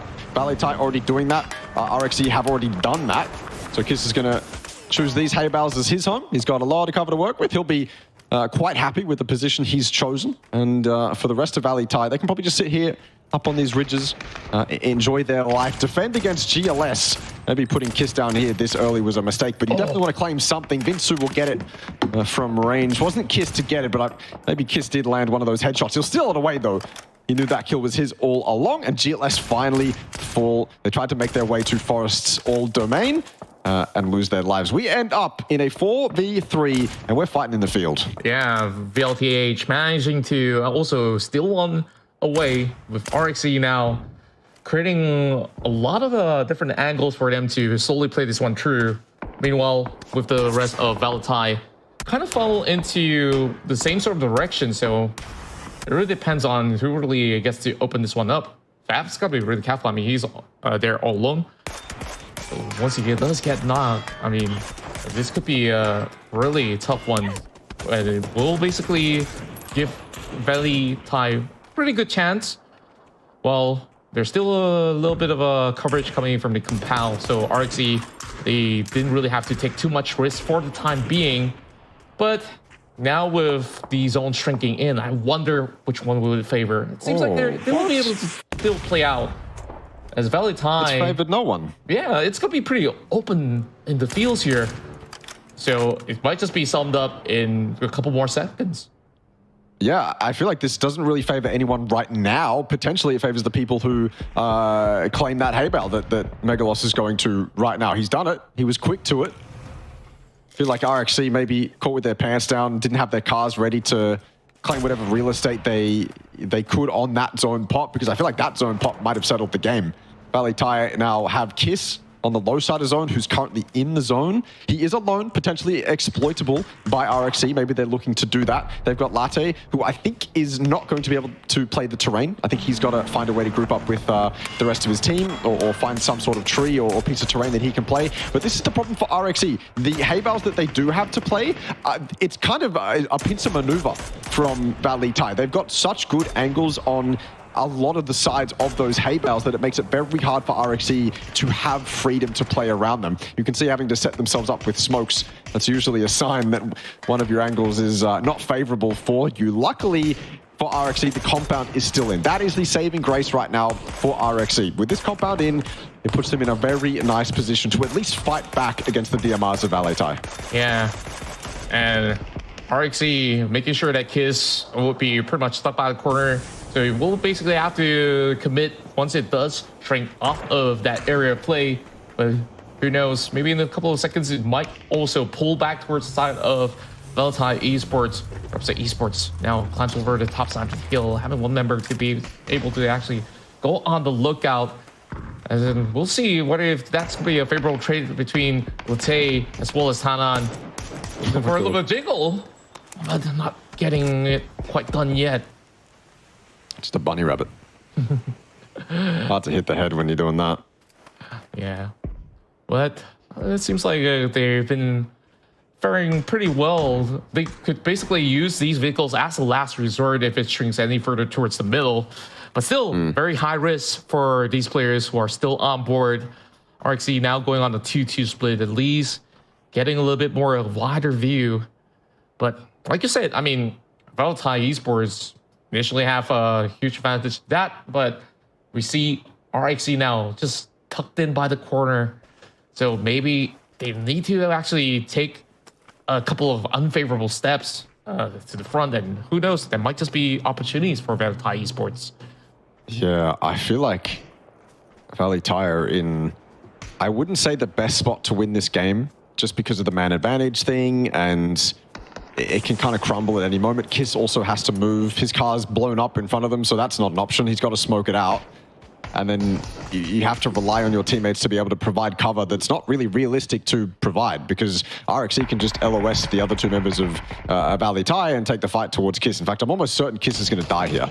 He should go down. I don't think this smoke wall is going to be enough. Decent damage done to prevent 𝐿𝐼 from looking his way, but you can't damage all four members at the same time. 𝐾𝐆 has managed to get inside zone, but I think the best case scenario for him is finding himself at a very small 𝐏𝐵𝐿, one of those individual 𝐏𝐵𝐿s. He certainly does not have enough smokes to smoke his way all the way to his teammates. Not a chance. He's got none left, and so you're asking for the rest of 𝐿𝐼 to throw smokes at him, and I don't think they've got enough smokes for that either. He's found himself at a tractor. The big wheel of the tractor is going to have to be his reprieve at the moment, his little home, until things change up. Nades coming out from the compound now. They've saved this utility, have 𝐿𝐼. They've waited. These players have been in that spot for quite some time. Just now, they're deciding to use those grenades out of the compound. He's got the blue zone bag. He's surviving. That's the one counter to the blue zone grenade. It ran out of battery though, ran out of juice, and so he's got to pop that heal. He should survive here though. So far, 𝐾𝐆 is surviving that onslaught, that gauntlet that he had to make. Yeah, lucky for him with him equipped with the bag, he will be able to outlast the overwhelming damage from the blue zone grenade. So for now, 𝐿𝐼 Esports, they get the angle, might be able to find the Zeal. He does. 𝐿𝐼 goes for a 1-for-1 exchange. Meanwhile, 𝐾𝐆 is going to be down and out. And another catch onto 𝐿𝐼. RXE now with 3. They're going to look to close it out, going for a confident push against 𝐿𝐼. 𝐿𝐼, can he basically find the catcher? Seems like RXE playing this one very carefully. This is going to be a potential 2 in a row, as they still got a grenade to be primed right in. And this should be able to basically flush a little bit of that positioning. But 𝐿𝐼 so far defending it well. Smart play to save the utility until this very moment. A headshot will land for 𝐿𝐼, but he can't do anything against the onslaught of HE grenades from RapZerk Esports. They claim, like you say, 2 in a row. Fantastically played from them to end that game out. It's a moment for 𝐿𝐼 where potentially they can get something done, but they cannot suffer any knocks. Maybe you could go without 𝐾𝐆. His life is essentially forfeit in the position he finds himself in. But if the last 2 remaining members of 𝐿𝐼 are able to put up a fight, maybe fight back with a couple knocks, then we can start talking about the end game being 50-50. But RXE clearly in control, being in the edge of that compound gave them a lot of room to play with. And honestly, I'm surprised that they saved that utility until the very last moments, because remember those 𝐿𝐼 players were pulled up into that 𝐏𝐵𝐿 very early on. Yeah. I don't think we saw any nades come out of that compound. So they saved them until they absolutely needed them. And probably that's one of the reasons why RXE have now claimed 2 in a row. To my surprise as well, because I thought they basically ran out because there was a couple of fights that they also took early on. So with that being said, of course, real in the highlights with a lot of all these action happening in the early game, especially on Al-Azhar, where forests have been able to, of course, get the better of FRKS with a very well-coordinated attack. But I think this Miramar run so far has been pretty off to a very good start, as we still have 1 more to cover. While there was also very interesting exchanges that happened. I think like one of the bigger plays was the one over at the gas station as well as at the warehouse. Yes, yeah, that was the highlight for me, certainly. In fact, I'm sure we'll see it in just a moment here. This was a good defense by Zayu here. Got to give him full credit. He sprayed 1 out of the car and then got a second one on the entry. He's struggling to put up utility as well. He's just doing his absolute best, really. He's under so much pressure. And in fact, he started to get shot at in the back too. But there's just too many members. This is the highlight we're talking about. An absolute masterclass from 𝐏𝐼. Running around, playing with the open windows. Pooches had absolutely no idea. And then he decides to run in. And then there's a very pivotal moment here where the one day trade player in Nurans could get it done. But 𝐏𝐼 hits an incredible flick to finish off that sequence of events. Also, this was kind of a wacky highlight too. Again, I don't know how Small Town Kid knocked himself with a nade, but he pretty much lost PMA this fight. Yeah, it's just so rough for them, especially with such a potential fight where they basically have outwon Unicorn Cyber, and that gave UNC a little bit more of a lifeline into the matchup. And heading to the later stage of the game, we saw, the pushes coming to effect from the lower ground, which gave a lot more spacing for the side of Panic to basically go on for that trade. And then, of course, the final sequence with RXE's advantage into the final zone with the compound, as well as good utility usage, which they managed to save up to close off this match. So 2 in a row with the chicken dinners. I believe that might be sufficient to overtake from the future. Oh, it might be. Before that game, they were sitting in 8th with 26 points. I don't think it'll be enough to do it that game. They got 16 points, 17 points from that game. So from the future, they obviously from the future didn't have an exceptional game themselves, but they got 8 kills. But a decent amount for RXE to get themselves out of that. They were in 8th. And so they're going to now find themselves much closer to the top of that leaderboard. But this is the final leaderboard for that match specifically. Obviously, RXE take out most points. Valiant with a valiant effort will take out 12. GLS fighting, and obviously Panic in there as well. I feel like Panic have been in and around taking the 4th and 6th most points basically every game, barred like maybe the first Erangel. I feel like Panic have been relatively consistent, but consistently average, I suppose, is a nice way to put it. They haven't really been up there. Even in that game that they had a chance to win, they found themselves in, I think, the 5th most points. So for Panic, it's been consistent, but not the kind of consistency they actually want. I guess it's basically them putting up some form of result, but not really having the same kind of flair as compared to what we just saw coming here from the side of AG, where each round they will go in for multiple fights, but they do lose more of their allies in that sort of sense. So so far things are looking pretty good, especially right after those rounds of Vikendi. They start to gain that form of momentum, and then we also have teams like Unicorn Cyber that has been able to put up high volume of kill points each in respective rounds so far. So things are looking pretty good for some of these names that we did mention early on. RXE now with the 18, and of course we'll be looking to the big plays from AG that brought them 7 points, somewhere in the middle of the pack right now, as we will eventually move into the final match of day 1 once again in Miramar. There we go. All the winners for today: Forest, Day Trade, Unicorn Cyber, and then 2 times RXE. You love to see that clown logo. I believe Rapsiek, and maybe you can correct me if I'm wrong, but I believe it's circus, right? It roughly translates into circus. And look, those 2 wins are absolutely no circus. They've been quite clinical, the opposite of a circus for me. So well done to RXE, but we're going to have one more winner tonight, and that'll be on Miramar when we finally get there. A little bit of yapping until we get to that point, though. But in terms of Miramar, I obviously went into that game asking that we get some interesting fights. We get some highlights around these massive barriers that really make Miramar what it is. We didn't really get those massive barriers. We certainly got those highlights. There were so many highlight moments in that game, from when Armory Gaming lost 2 early on to when they fought back later on. It was an action-packed game through and through. Yeah, of course, we get a little bit of a taste of all kinds of fights as well, from the close range to all these long distance coverage at the same time. But you know what? I kind of happen to also notice the way that RXE, the way that they close out both games, has been pretty clean so far. So RXE, it's been clinical, very, very clinical. So kudos to them for being able to always pull through all that chaos and find themselves surviving to the tail end and knowing how to basically close off the game very well. I think like this team definitely have found that formula to be able to perhaps get more wins in the upcoming days as well, and maybe even this final match in Miramar. We'll see.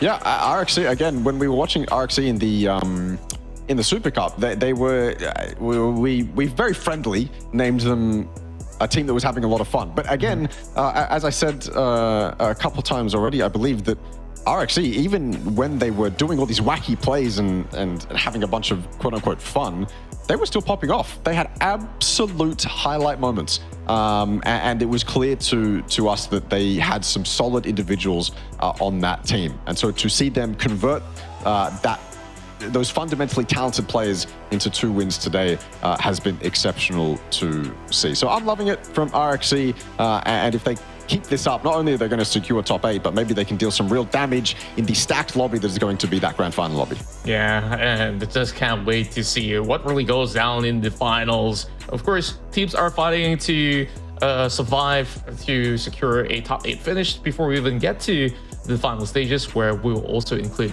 some of all these teams heading into the next week. But day 1 shaping up really, really well for what we've seen so far. So, of course, so we've got ourselves 4 different winners. 𝐼𝐿𝐶 getting, of course, the better results from all the later stages of the matches. So Miramar, we might actually see some different yields as we will eventually get there. So I wonder what will happen then on.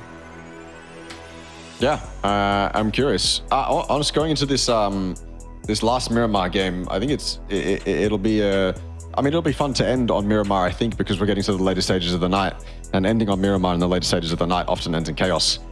You go to Erangel, and Erangel's kind of just this comfort map for all these teams, and it can play out kind of choreographed a lot of the time. Miramar, not necessarily the case. Obviously, we've known and played Miramar for years and years and years, but sometimes the circles be doing some wild stuff on Miramar, and so you end up with very crazy moments. And of course, Game 6. I mean, Game 6 is iconic across every single region in the world, so I'm sure we're going to get some shenanigans. Oh, definitely. I mean, we've even got, like, what, hot drops to start off in the Montenegro, in El Azahar. So depending on the flight, maybe we might actually get another hot drop again. Now, here is the score lines with a tie between Unicorn Cyber as well as FTF. Man, this isn't just about a two-way horse race, as we also look at Day Trade closing in on third spot with 45 points. And for that double chicken dinner, it's a 4th place for now for 𝐼𝐿𝐶. So they are definitely looking really good to challenge the top.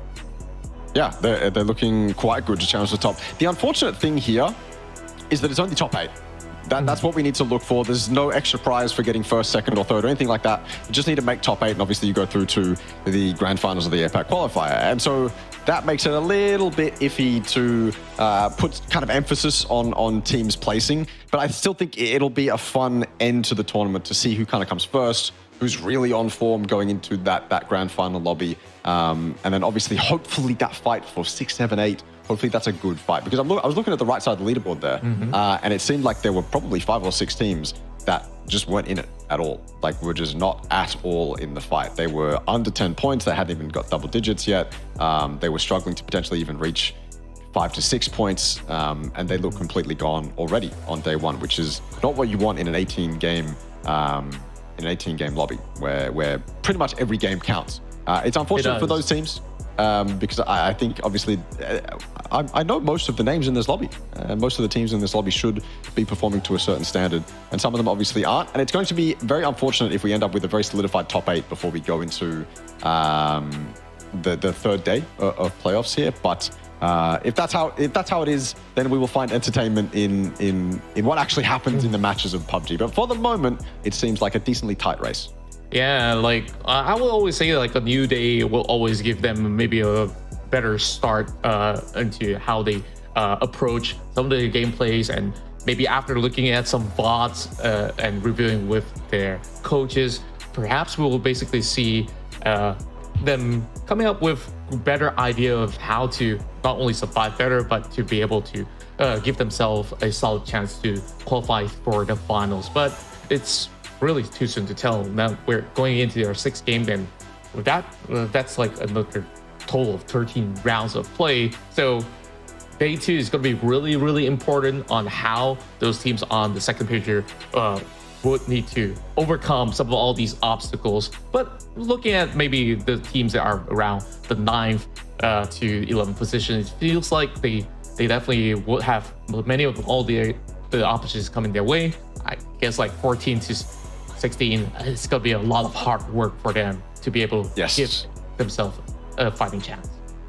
Yeah, it's hard. It's really hard. Again, with 18 games, you only have so many opportunities. If you're already down there, like before that game, sorry, after that game, I'm looking at the updated TWIR. So after that game, Whitefish have 6 points, ISG have 5 points, and FRKS have 2 points. That's devastating if you're in the fight to qualify for that top 8.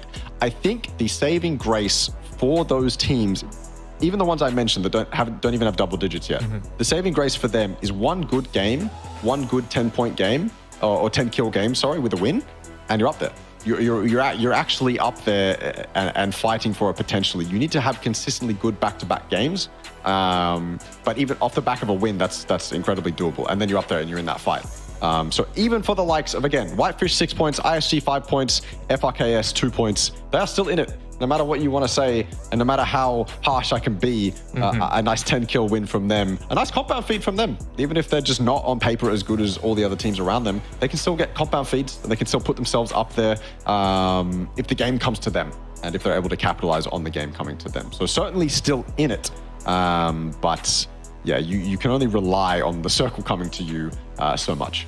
Yeah, I guess like certain teams, maybe they play a little bit passive, looking to prioritize positioning, and then of course there are times where hardships do happen, and suddenly you are pinned into multiple targets. That's where I guess like they need to really have themselves flip the switch and maybe try something absolutely different from what they've been working on. And for most part, I guess like for FRKS, so we see them actually going for a lot of all these early altercation, whether it's like it's weird, right?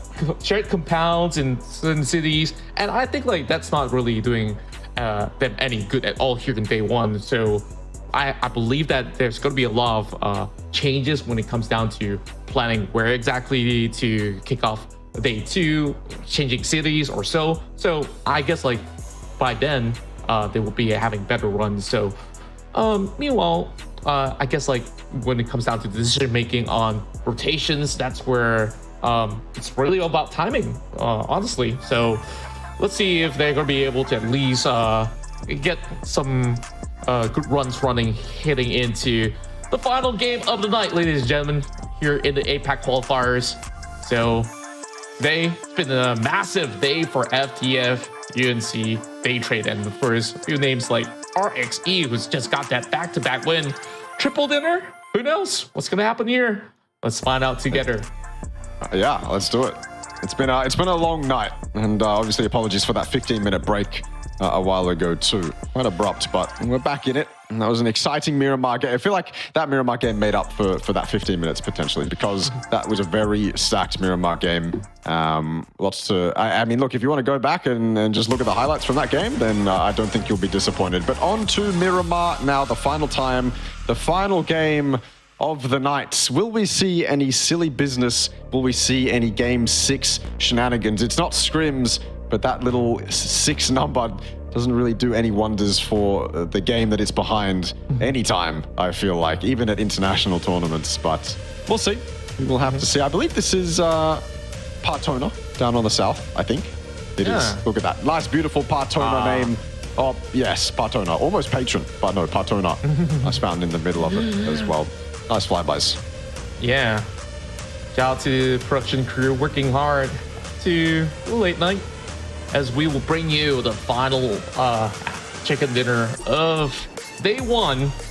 Rhapsody Esports really picking up the pace towards the second half of the matches, and now we see a flight starting off from the southern side of Puerto Paraíso, heading all the way to El Pozo, and we're already seeing FRKS once again locked in with perhaps another team that might be there. Wait, it's just my eyes.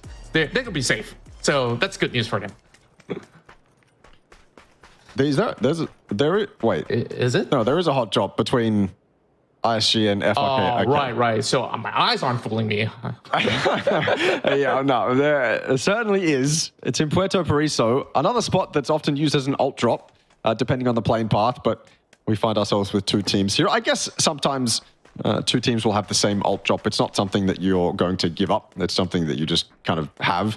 You're happy to give up or fight for your main drop, but your alt spot, you can be a little bit more robust with choosing what you do with it.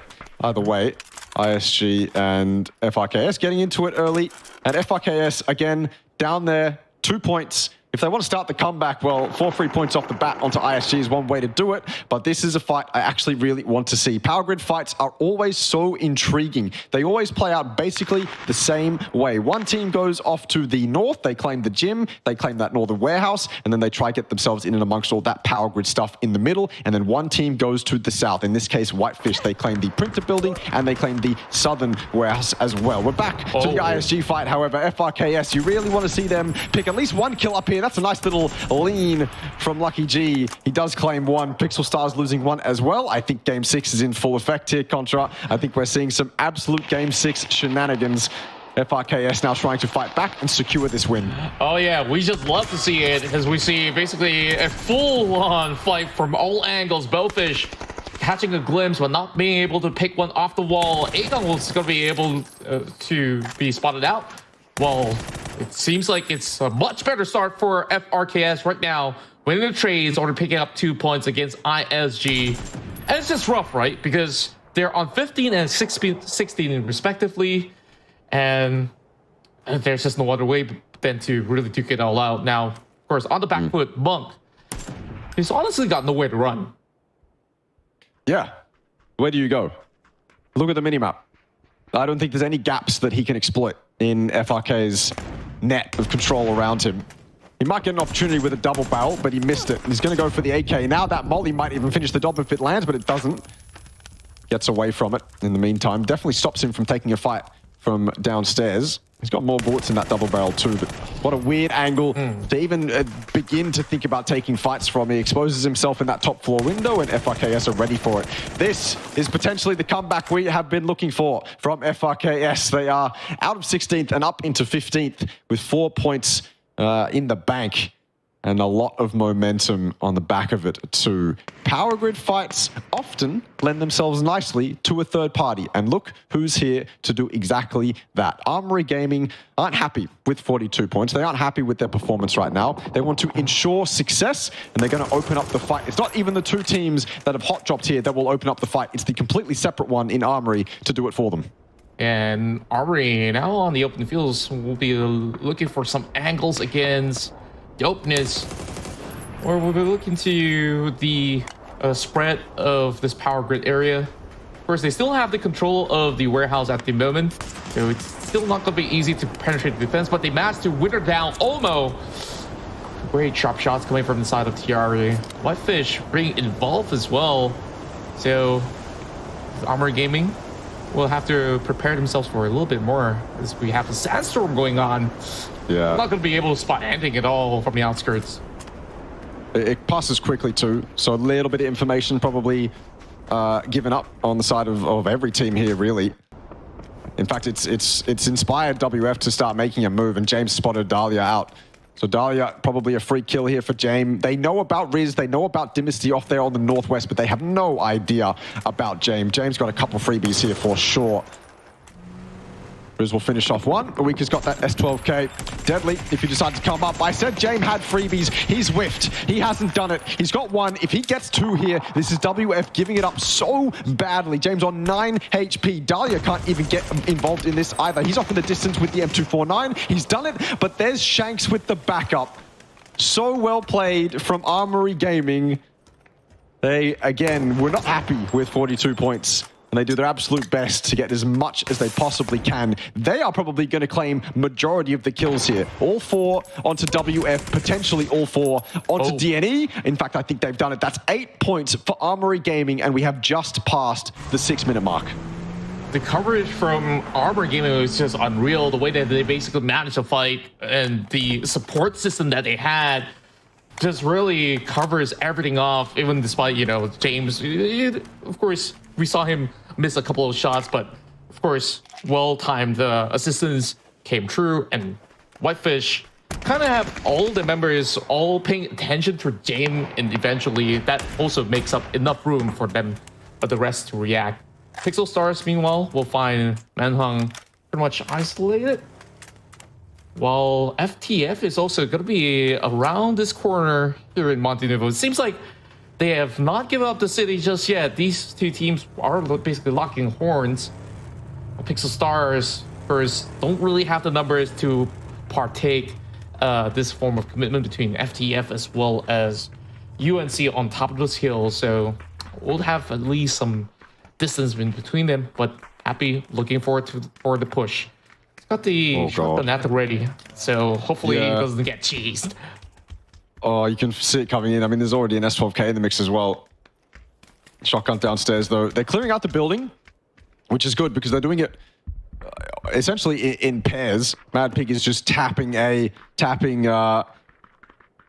W, trying to make his way up those stairs without making a single bit of noise. The nades are going to make him make noise, though, and with those footsteps, it announces to FTF exactly where he is, and now they can start to make their play based off that information. They're going to go back inside, or at least Trick is. Simoy is going to follow. Happy will vault in third. They will come upstairs. Mad Pig will probably just get one before he's quickly traded out. That is a flubbed flashbang. In the meantime, 𝐿 going to claim Orcarin. Running upstairs now, just going as wide as they possibly can. They've missed him. He's landed 2 shots, but none of them have knocked any of the FTF players. Mad Pig's flubbed his own grenade. It's a disaster for Mad Pig. They know exactly where he is. All they have to do now is trade him out. One's got a bit early, though, and Mad Pig's got him. If they throw this away to Mad Pig, I'm going to be so sad. Luckily, they do not. So I can calm down. But that was incredibly, incredibly messy. Yeah, like you said, man, Game 6 shenanigans do happen from time to time, but I gotta commend Mad Pig, though. He's been pretty elusive until, of course, he gave away steps. But Unicorn Cyber Esports, they're just waiting for the whole time. Like, okay, is this gonna be my moment? Yet they managed to at least get some damage done. FTF, though, they're currently stuck inside of Monte Nevo. Eventually, when the zone closes out, I mean, FTF, they don't really have anywhere else to run. But the good news is, phase 1, very tankable if they really want to go all the way out of the back end of the city towards the west and maybe find a vehicle. That's probably one solution that they could go for if they don't really want to engage in this fight. But chances are, from the future, they don't back down from 1. Nah. Not at all. Well, that's 4 teams. Haven't even hit 10 minutes yet. Down to 12.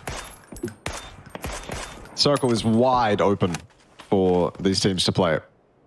These guys are going to have free reign over basically whatever they want. So many of those prior locations in the center are going to be free for the taking. Yeah, and you can get your nice 4-man spreads if you wanted to. You can get those sick 2-2s coming out that you otherwise wouldn't actually be able to pull off.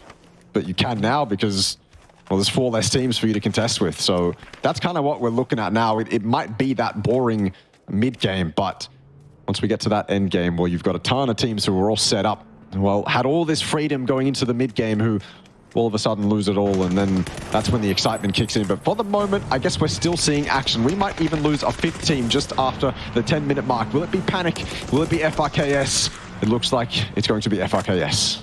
Yeah, and we're already seeing, well, just a drive-by. And of course, roadkill coming in from Pivy just to secure it. We don't always get to see it in Miramar all the time, but it does happen.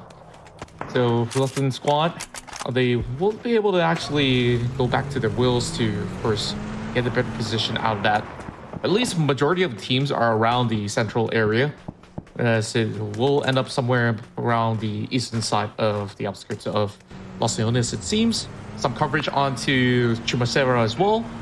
So FTF, they've got a long journey for them to basically cover before they get to the safe zone. So June, still on those long range taps, and these exchanges are not going anywhere at all. Like you said, it's gonna take a long time before you basically see full-blown battles. That's basically phase 2 in a nutshell. It's just taking helmets off, dealing damage to armor, right? That's basically just it. Do as much of that as you can, and then, you know, hopefully towards the end game, that's actually something that rewards you. How many times do you reckon in competitive PUBG a fight that took place between 2 long-range DMR players, you know, where one did this much damage to the other one's vest, actually cost that player in the late game? There's almost no way you can quantify it, I suppose, but I wonder how many times that actually happens. I mean, these resources are important. The vest and helmet that you have are incredibly important. Aim punch is certainly a thing you have to account for. You get ripped to shreds especially by 7.62 weapons if you don't have a vest to work with, and that will cost you in a 1v1 in an endgame, and might even cost you qualification/prize money. That's not what you want. These are very important resources, but at the same time, you want to take those away from the other teams. So go ahead, take those DMR shots all day, and we cannot forget that one of the most important stats in PUBG, at least in a player's mind, my mind especially when I was playing, was damage. Yeah. One of the ways to get that damage and look nice and have your name or all shiny on the leaderboards is by popping off DMR shots at long range. So I say, who cares? Go for it. Yeah, and they could end up being that guy like ends up the game with sort of 2 kills, but 2,000 damage. Man, this guy did so much. He's the MVP of the match. Like, I guess it counts for something, right? So contribution at the very least. And of course, there were, these kind of stats that can't really tell too much, where maybe you really went all in against an enemy. Oh boy. What's going on here, man? What is going on? How have they not killed him yet? He's got some happy feet right there. He's going on a little bit of a tango in the smoke. Dancing by himself, of course. Yeah. But Daytrade, man, they're not letting him off the hook for sure. No, well, they're man Unicorn Cyber, who are in the apartments down low, and they are the ones to actually get him. What? Shambles, shenanigans. All that work for nothing for Daytrade. Yeah, they shot all those bullets, all that 5-6 wasted. They've got some more in the compound, though. Should be totally fine. That circle has shifted to the north. Ballet Thai find themselves in the center. PMA in colors. Armory Gaming controlling essentially the entire western side. It'll be very hard for them to maintain that control, especially if Unicorn Cyber, FTF, or even Daytrade decide to wrap that way later on.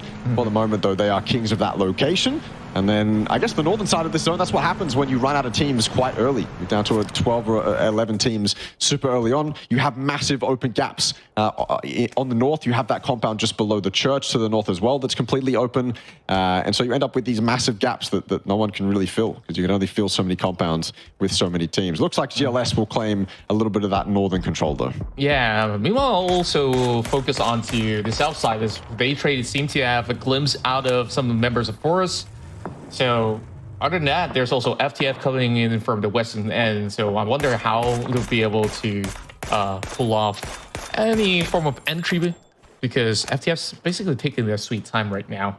So from the side of Daytrade, I guess they're just doing a lot of zoning, as well as, of course, taps all across the board. But for now, KM99 and the rest of Forest, they might be able to push up. And that's where we will basically see Daytrade going blow for blow, pushes on the far back though. So should be able to still provide a little bit more support if that ever to happen for now. But for Natural, they will be able to go by pretty safely, turning the long way run into perhaps a Los Leones warehouse entry. So that might just be a way to work around it, but there are also a number of teams that will be around that sector over onto the far eastern side, but that's RXE as well as Panic, and they might have actually got themselves into the crosshair of some of these teams out there. So we'll see in a moment's time if that's going to be a fight.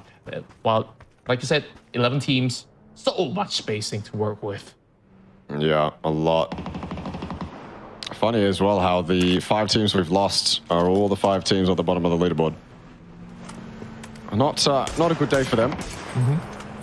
Flash, though, trying to defend against FTF. They are pulling up, and they're pulling up aggressively, but the defensive grenades from Daytrade are exceptional. At least that one onto Happy, and then the second one from Flash does even more damage to Simori. So FTF have no reason but to back off. Once Happy goes down, you've lost it. You've lost the foothold you had in that fight. You've lost basically every opportunity you have to regain control of that fight. You now have to, if you want to take that fight, you've got to hop out of your cars and just hope that no one's looking your way and hope that you can win those 1v1s, but that is never going to happen. FTF are just cutting their losses right now and rotating away. Might find themselves up against RS, might find themselves up against Panic. That's the problem with what FTF have to deal with now, is that was their only play up until this moment now, where they've just had to back off and settle, basically. This is what they're going to have to do now, is settle for whatever comes their way. And I mean, look at the edge of the zone in front of them. It's this harsh hill that is going to be very much defended by both Panic, or by all three, Panic, RS, and Daytrade as well. Yeah, they're just absolutely surrounded. So no matter what, they really have to take a fight, and they are also outnumbered at the moment. Meanwhile, Daytrade are driving into the territories of PMA. So that might just be a good catch for the side of PMA. Seems like they are also getting a little bit more of a split position.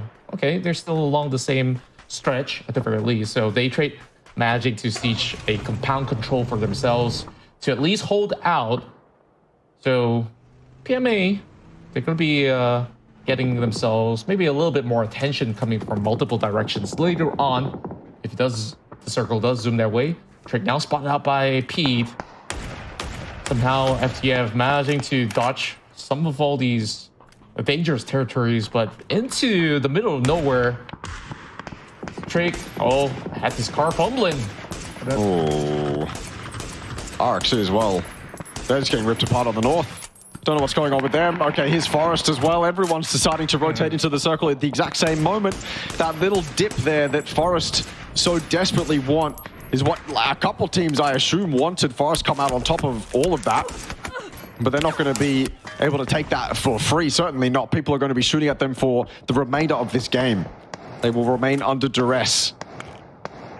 Unfortunately for them, they are submitting themselves to just the placement points for the moment. And then maybe later on they can stand up and fight. But that requires the circle to feed them in a very specific way. They keep 4 up though. They keep 4 up in this dip, which is incredibly commendable to make a rotation that cleanly. They had one knocked on the entry. Obviously, there was a team in that bowl before, but for them to keep 4 up on the rotation to that bowl is very nice. Yeah, that's the best scenario for now, but not so much for RXE. Now, having their vehicles break apart, and Repsec Esports will have their streak ended by Daytrade. So far, that is one of the roughest way to go out for a team that has been doing so well throughout the course of the day. Yeah, had a lot of highlight moments. To go out like that is devastating, but you look at the zone. There's not many places you can play. Maybe a couple shacks you could find yourself in, but I think all the shacks that you could find yourself in will be controlled by the teams that surround them, and so it's not something you really want to submit yourself to, I suppose. RXC just hoping that they can park themselves up under that hill, use their car to survive, but that car's going to be blown up very quickly as soon as you arrive to that location. So nice try from RXC. They've had a decent day nonetheless, but their final game ends in a pretty abrupt manner. Yeah, which is why Miramar has always been so challenging. Not only you have to take good care of yourself, like you also have to check out like how much health does the vehicle still have before you jump out of it, or you gotta pull some certain moves to get yourself pretty much safe. But look at RXE, but they didn't really have much options available going into the middle of open. Meanwhile, Forest also kind of in the middle of the attention of multiple teams. Panic now on the exchange against Puchus. Let's see if he can basically get some good aim out of that. Well, a little bit of exchange going on between PMA as well as AG. So we basically start to get more and more of all these teams getting ready to close this one out. But AG, they're going to be moving in from North Point. Might be able to cause some trouble against the rest of Valentine Esports. South side, though, Panic has got a lot of jockeying to do. Oh, yeah. Maybe he's got no vehicles, nothing to work with. And nothing at all. All the vehicles inside this compound have been blown to smithereens as well. I think the natural progression for this game, we saw it in that overhead just a moment before the mortar shot coming in to try and deal with Forest. It was only one shot, I believe, from Valentine or GLS. Here's Daytrade, though, coming in and announcing their presence against Unicorn Cyber, who didn't have any presence to fight back with. Unicorn Cyber completely deleted. In fact, I think that was Unicorn Cyber trying to breach the southern side of Calasia, and then obviously the rest of Daytrade came in to assist. So Daytrade remain with a clean slate. 4 kills for them, and they will be able to make a lot out of this southern side here. I think they've got that road ridge to play with. It looks pretty decent, especially if the circle continues to shift north. I think they've got options. Obviously, they have to deal with the threats that are currently on their side of the road, but once they've dealt with those threats, they've got a lot of freedom to work with. And we did see the Mortar actually get a kill. It was GLS off in the distance, making a knock onto Forest. Wow, a Mortar. I didn't really expect that because like we were looking at so many teams actually fighting from such a distance, right? So yeah. Meanwhile, look at this ball. It's just blown up cars and body bags everywhere, essentially. And then you have to use foldable shields if you want consistent cover. What a mess. Boy. Somehow, I'm just surprised that some of these vehicles are not blown up just yet, but eventually I would suspect it will. And PMA getting a good glance on what's happening on the outskirts. Just basically getting a lot of all these pickoff. Day trade just adding to the numbers every step of the way. And like you said, they've been able to basically work it out through the dips for the most part. So it's going to be Pete there pushing outwards, and you can actually get this revival done in a jiffy as you pull Puchus into a safer territory to the teammates, and then they'll be much closer to the upcoming zone. So a lot to play for here, while it only favors Forest, which is in an awkward state. So not too sure if eventually Valentine could basically get maybe a glimpse or so. Valentine has a compound for the top side of the hill. Might need to eventually deal with the rest of AG and also GLS. Yeah, this is what happens when we have that boring mid-game where teams are allowed so much freedom to take basically whatever compound they want. We get to this end game, 7 teams alive, 23 minutes gone. It's phase 6. There's a lot of players yet to go out in this game, and the center of the zone is a field. That's the big thing right now, is the center of the zone is basically unplayable. You have to play the outskirts. You have to be where Forest are. You have to be on the hill that Valentine own inside that compound, or you're not going to have much to play with. Daytrade just doing their due diligence, cleaning the side of the road that they so rightfully own. It's a nice headshot from Belmoth and a good grenade to follow it up with. 6, 7, 8, 9 down and most likely out. PMA Armory Gaming going at it again like we've seen a couple times tonight, except that's on the western side of zone. That's on the northern side of colors. Daytrade don't have to worry about this one. This is just a fight where both these guys are going to tear into each other until one of them is dead. Maybe they will evade any third party just because they're so low in these dips. And if you're Daytrade, if you're Forest, you can't justify peeking up. You can't justify pushing over. So right now, that Armory PMA fight is isolated. They can take that safely. They can take that by themselves. And Valentine is occupied with GLS. Yeah, of course, Daytrade managed to create that opening there, especially with that threat removed from 6, 7, 8, 9. Now allows them to actually cross over and challenge the rest of Forest, dropping in nades, flashes, anything that they can work with. And that's going to be a big nade from Master that managed to pin out Puchus from the back. Oh, that is going to be disastrous for Daytrade, as they are now held back. But from the north side, we're just going to see the rest of GLS trying to work it out to maybe seize a little bit more control out of Valentine Esports. They're pretty much locked into this compound for the time being. Whereas Daytrade Gaming, blown out. I thought they would actually got the better of it. You and me both. I thought that was a sure win for Daytrade. It usually goes the other way when people are locked inside balls with utility, but we can't focus on that too much because Valentine have pulled off an excellent, a miraculous defense against GLS. They stay in control of this high compound here, but PMA hot on their heels. The DMR shots have to be so on point. Megalos goes for a second peek and actually hits it on 2 HP, mind you. PMA stopped in their boots right now. What do you even do? Do you continue to push up? You've just lost one. Maybe that push is just a losing fight at this point. Yeah, Pete now doing all he can to basically take more members outside of Valentine Esports, while, of course, Kiss needing to pick up the teammates. They still have the strength of 4 to work with against PMA, so maybe this could still work out. A very defensive hold. They managed to spot the feet, and that's Megalos going down. Only out for the hunt, but did not actually check the corners. Going to be punished for it, absolutely. 𝐏𝐆 really holding down the line, and that will basically buy them all of the space over on the north side. Oh my, this is so good for Valentine. The team that came second in the Thai League, finally showing it, to be honest with you. An excellent defense on 2 different fronts. GLS dead, PMA completely obliterated. Only one remains for them in Small Town Kid. And 𝐏𝐼𝐿𝐴 remain kings of the hill right now. �ⴼ4rest as well.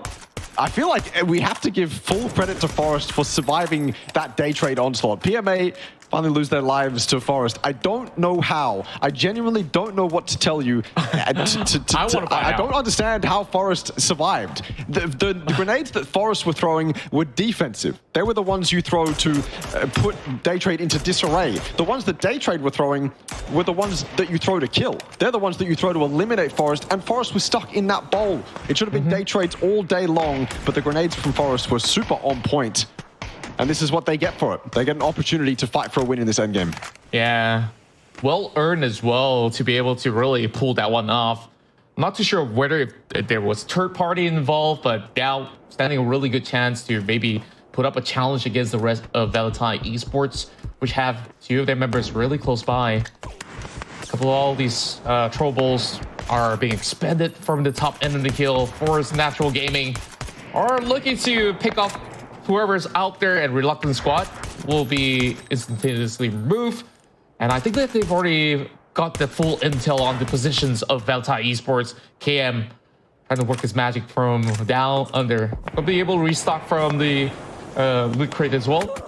So this will basically give them perhaps a little bit of more firepower. 𝐿𝐴 all the way from far back, be able to provide a little bit more cover. So 𝐵4rest, I'm just amazed on how well they keep themselves safe throughout the whole run. We saw on Tega their ability to survive, whether divine intervention or not. They put on a show. Didn't want to go down and out without fighting for it at least. Now 𝐿𝐴, they have to push themselves off the top of this hill. Is this a moment where the high ground team is the one that falters?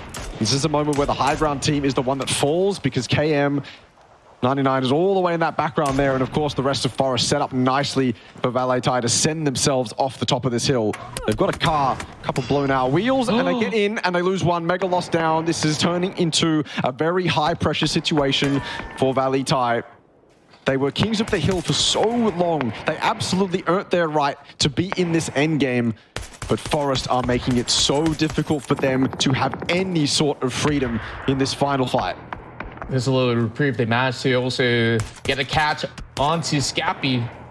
So there is still a fine chance for 𝐿𝐴, but there is a perfect tap to the head. UNQ was down. Now looking for more. 8 HP left. It's all down to KM99. Zone's closing in. He's only got 1 second left, and I don't think there's going to be much spacing for him to work with, but he's going to do some damage to 𝐿𝐴. But he can't afford to step out. He's going to deny. He's going to deny. Honestly, I don't blame him. Deny the points. 𝐿𝐴 get the win. But what a performance from 𝐵4rest Gaming. What a final game to close out the night. And exceptionally... Okay. That game came down to 𝐿𝐴's defense against PMA and GLS. That's basically what it was for me. That's the main highlight. That's the pivotal moment that you have to look at in that game and go, okay, that's where 𝐿𝐴 won the game. Because in that moment, and it was a moment, mind you, because PMA were very quick after that GLS original onslaught onto 𝐿𝐴's compound. After that moment, that's when they regain control of the advantage so securely. They have that high ground. They're overlooking a field. They are God at that point. They are on top. They are high in the clouds, just looking down at all the ants with full control. It might get a little bit dodgy if the 𝐵4rest players at the end there are able to put up a decent fight. If they're able to get a knock or two as they come running down the hill, and then obviously KM99 can back them up off the back of that. But that's not what happened. In fact, we're straight into the highlights. Screw the early game highlights. We're straight into the highlights that matter. An excellent defense and a way to remind yourself of how good 𝐿𝐴 did to defend themselves this compound. Yeah, 𝐿𝐴 really put on quite the showing. There was, of course, a team prior to that they've just been able to handle with a very clean run as well. And after that, just like you said, you took the words out of my mouth. They got the bird's eye view towards this entirety of the region. But I would say 𝐵4rest really put off a really solid fight where we have them, of course, going on a 2-1 split. KM still really supplementing the damage numbers and got a couple of knocks. But 𝐿𝐴 Esports, this was basically their their game to take. Although if they were to buy a couple more seconds on the clock, who knows what will happen if they were forced down that hill, because that could be a really rough spot for LTH to be at. But they managed to secure the win, and from their second place finish on the first round of Miramar heading into this one, it really goes to show that they really do understand a lot of all these regional plays that they can basically hold out really well. So kudos to them to be able to close it off in a very clean fashion. Yeah, incredibly clean. In fact, there have been a couple moments tonight where fights that should have been closed out a lot cleaner weren't closed out very cleanly. But to 𝐏𝐼𝐿𝐴 credit there, that was closed out quite cleanly. They had that 4-man advantage up against 3. It can go either way sometimes, but not in that case. 𝐏𝐼𝐿𝐴 looked very much on point, so much on point that they were basically forced KM99 to close himself out to the blue. That was the amount of pressure that 𝐏𝐼𝐿𝐴 were applying. And again, of course, there's not much else to say in that game other than the fact that if 𝐏𝐼𝐿𝐴 don't defend that compound as well as they did, it was an absolute barricade on either side of that compound. And if they don't do that well, then I feel like that end game goes down a lot differently to how we saw it. Of course, I'm waiting to see how the highlights went with Forest being able to survive day trades pressure they were trying to cut across. So of course, before we even get to that, this will be the points distributed in our very final match of the evening. But Thai Esports managed to pull in 20 points with the chicken dinner, while Forest will be walking with 13 points. The 10 each for PMA as well as Day Trade, which have done a mega job here inside of Miramar. Yeah, exceptional. Looking at Panic as well, sitting around that 8th spot. They always seem to be in and around there getting a few points. I guess the other storyline we can talk about at the end of that game was, or in that game as a whole really, was, I forget what the timestamp was, but probably about 15 minutes in, maybe a little bit later on, we saw the top 11 teams alive and the bottom 5 teams dead. And that seems to be a big storyline for me going into the rest of this playoffs, because those bottom 5 teams seem to be quite significantly weaker than the rest of the lobby, evident by the final leaderboard. Feast your eyes on 11th and 12th. Panic are miles ahead of DNE. And then obviously below DNE is the rest of that bottom 5. It's a very sad state of affairs for teams if you're down there. But again, as I said before we got into this game, of course you can make that comeback. A nice 10-kill win, 20+ points. That puts DNE right in fighting chance with Panic. And then there's only a few more points after that and you're in the top 8. So still very much an opportunity for these guys. But to see a gap that big on night 1 is a very worrying state of affairs. The left side of the leaderboard, though, Contra, is a lot more closer. Yeah, it's looking relatively healthy, especially when we look at a tie between both Forest as well as Day Trade Esports, where we'll have to see what really happens tomorrow to find out who could basically create maybe a little bit more distance between one another. And then FTF is just 1 point away to basically join in the ranks of the #1 seeds. So what I'm also focused on is that number 8 spot, which could potentially be challenged tomorrow by the side of RS and, of course, a few other names over onto 12 as well as 13, which, of course, I did manage to get the firm grasp of. But I think I'm pretty satisfied at the very least of what we had for day 1. But yeah, I kind of wish maybe it will be a little bit more competitive until maybe the 14th spot. So yeah, we'll see tomorrow whether if they will be having some massive games going their way. So if that does happen, then we'll probably see a lot of shift in the leaderboard.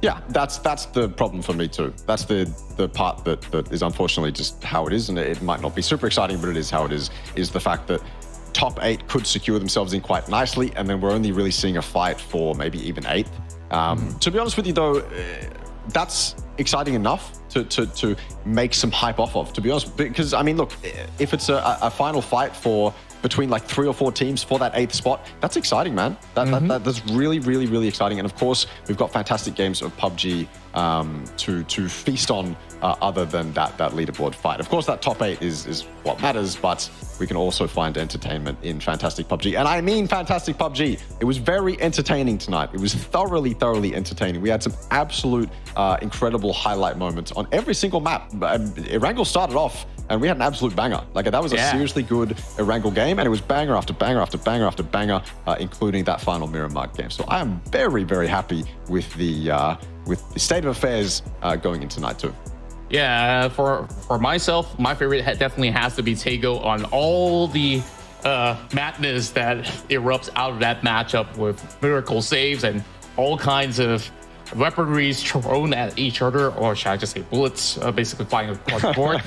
And for some reason, even FTF, which should not even been able to survive that long, actually squeezing in the top 2, which now puts them at this current state, fighting for that #1 spot still. So, of course, these kind of narratives, of course, has been amazing to basically set the tone for the upcoming days. So, any more words before we close out the night, Extreme? No, honestly, it just, I think I'll repeat what I said before. It was such a fun night. I'm excited to be here. I'm glad that we get to cover these. And I genuinely cannot wait until tomorrow, because I think the amount of action we got tonight can only continue. You know, tonight surely it's not a one-off, right? Surely tonight is not a one-off. So I'm excited to go into tomorrow. I'm excited to be here again, and yeah, I can't wait. Yep, and of course, that is all that we have for day 1. Be sure to tune in once again, same time, same place. We'll be keeping you guys up to speed when we do have it broadcasted. So for now, I hope you guys enjoyed and get some good rest. We'll see you guys tomorrow for more chicken dinners to come.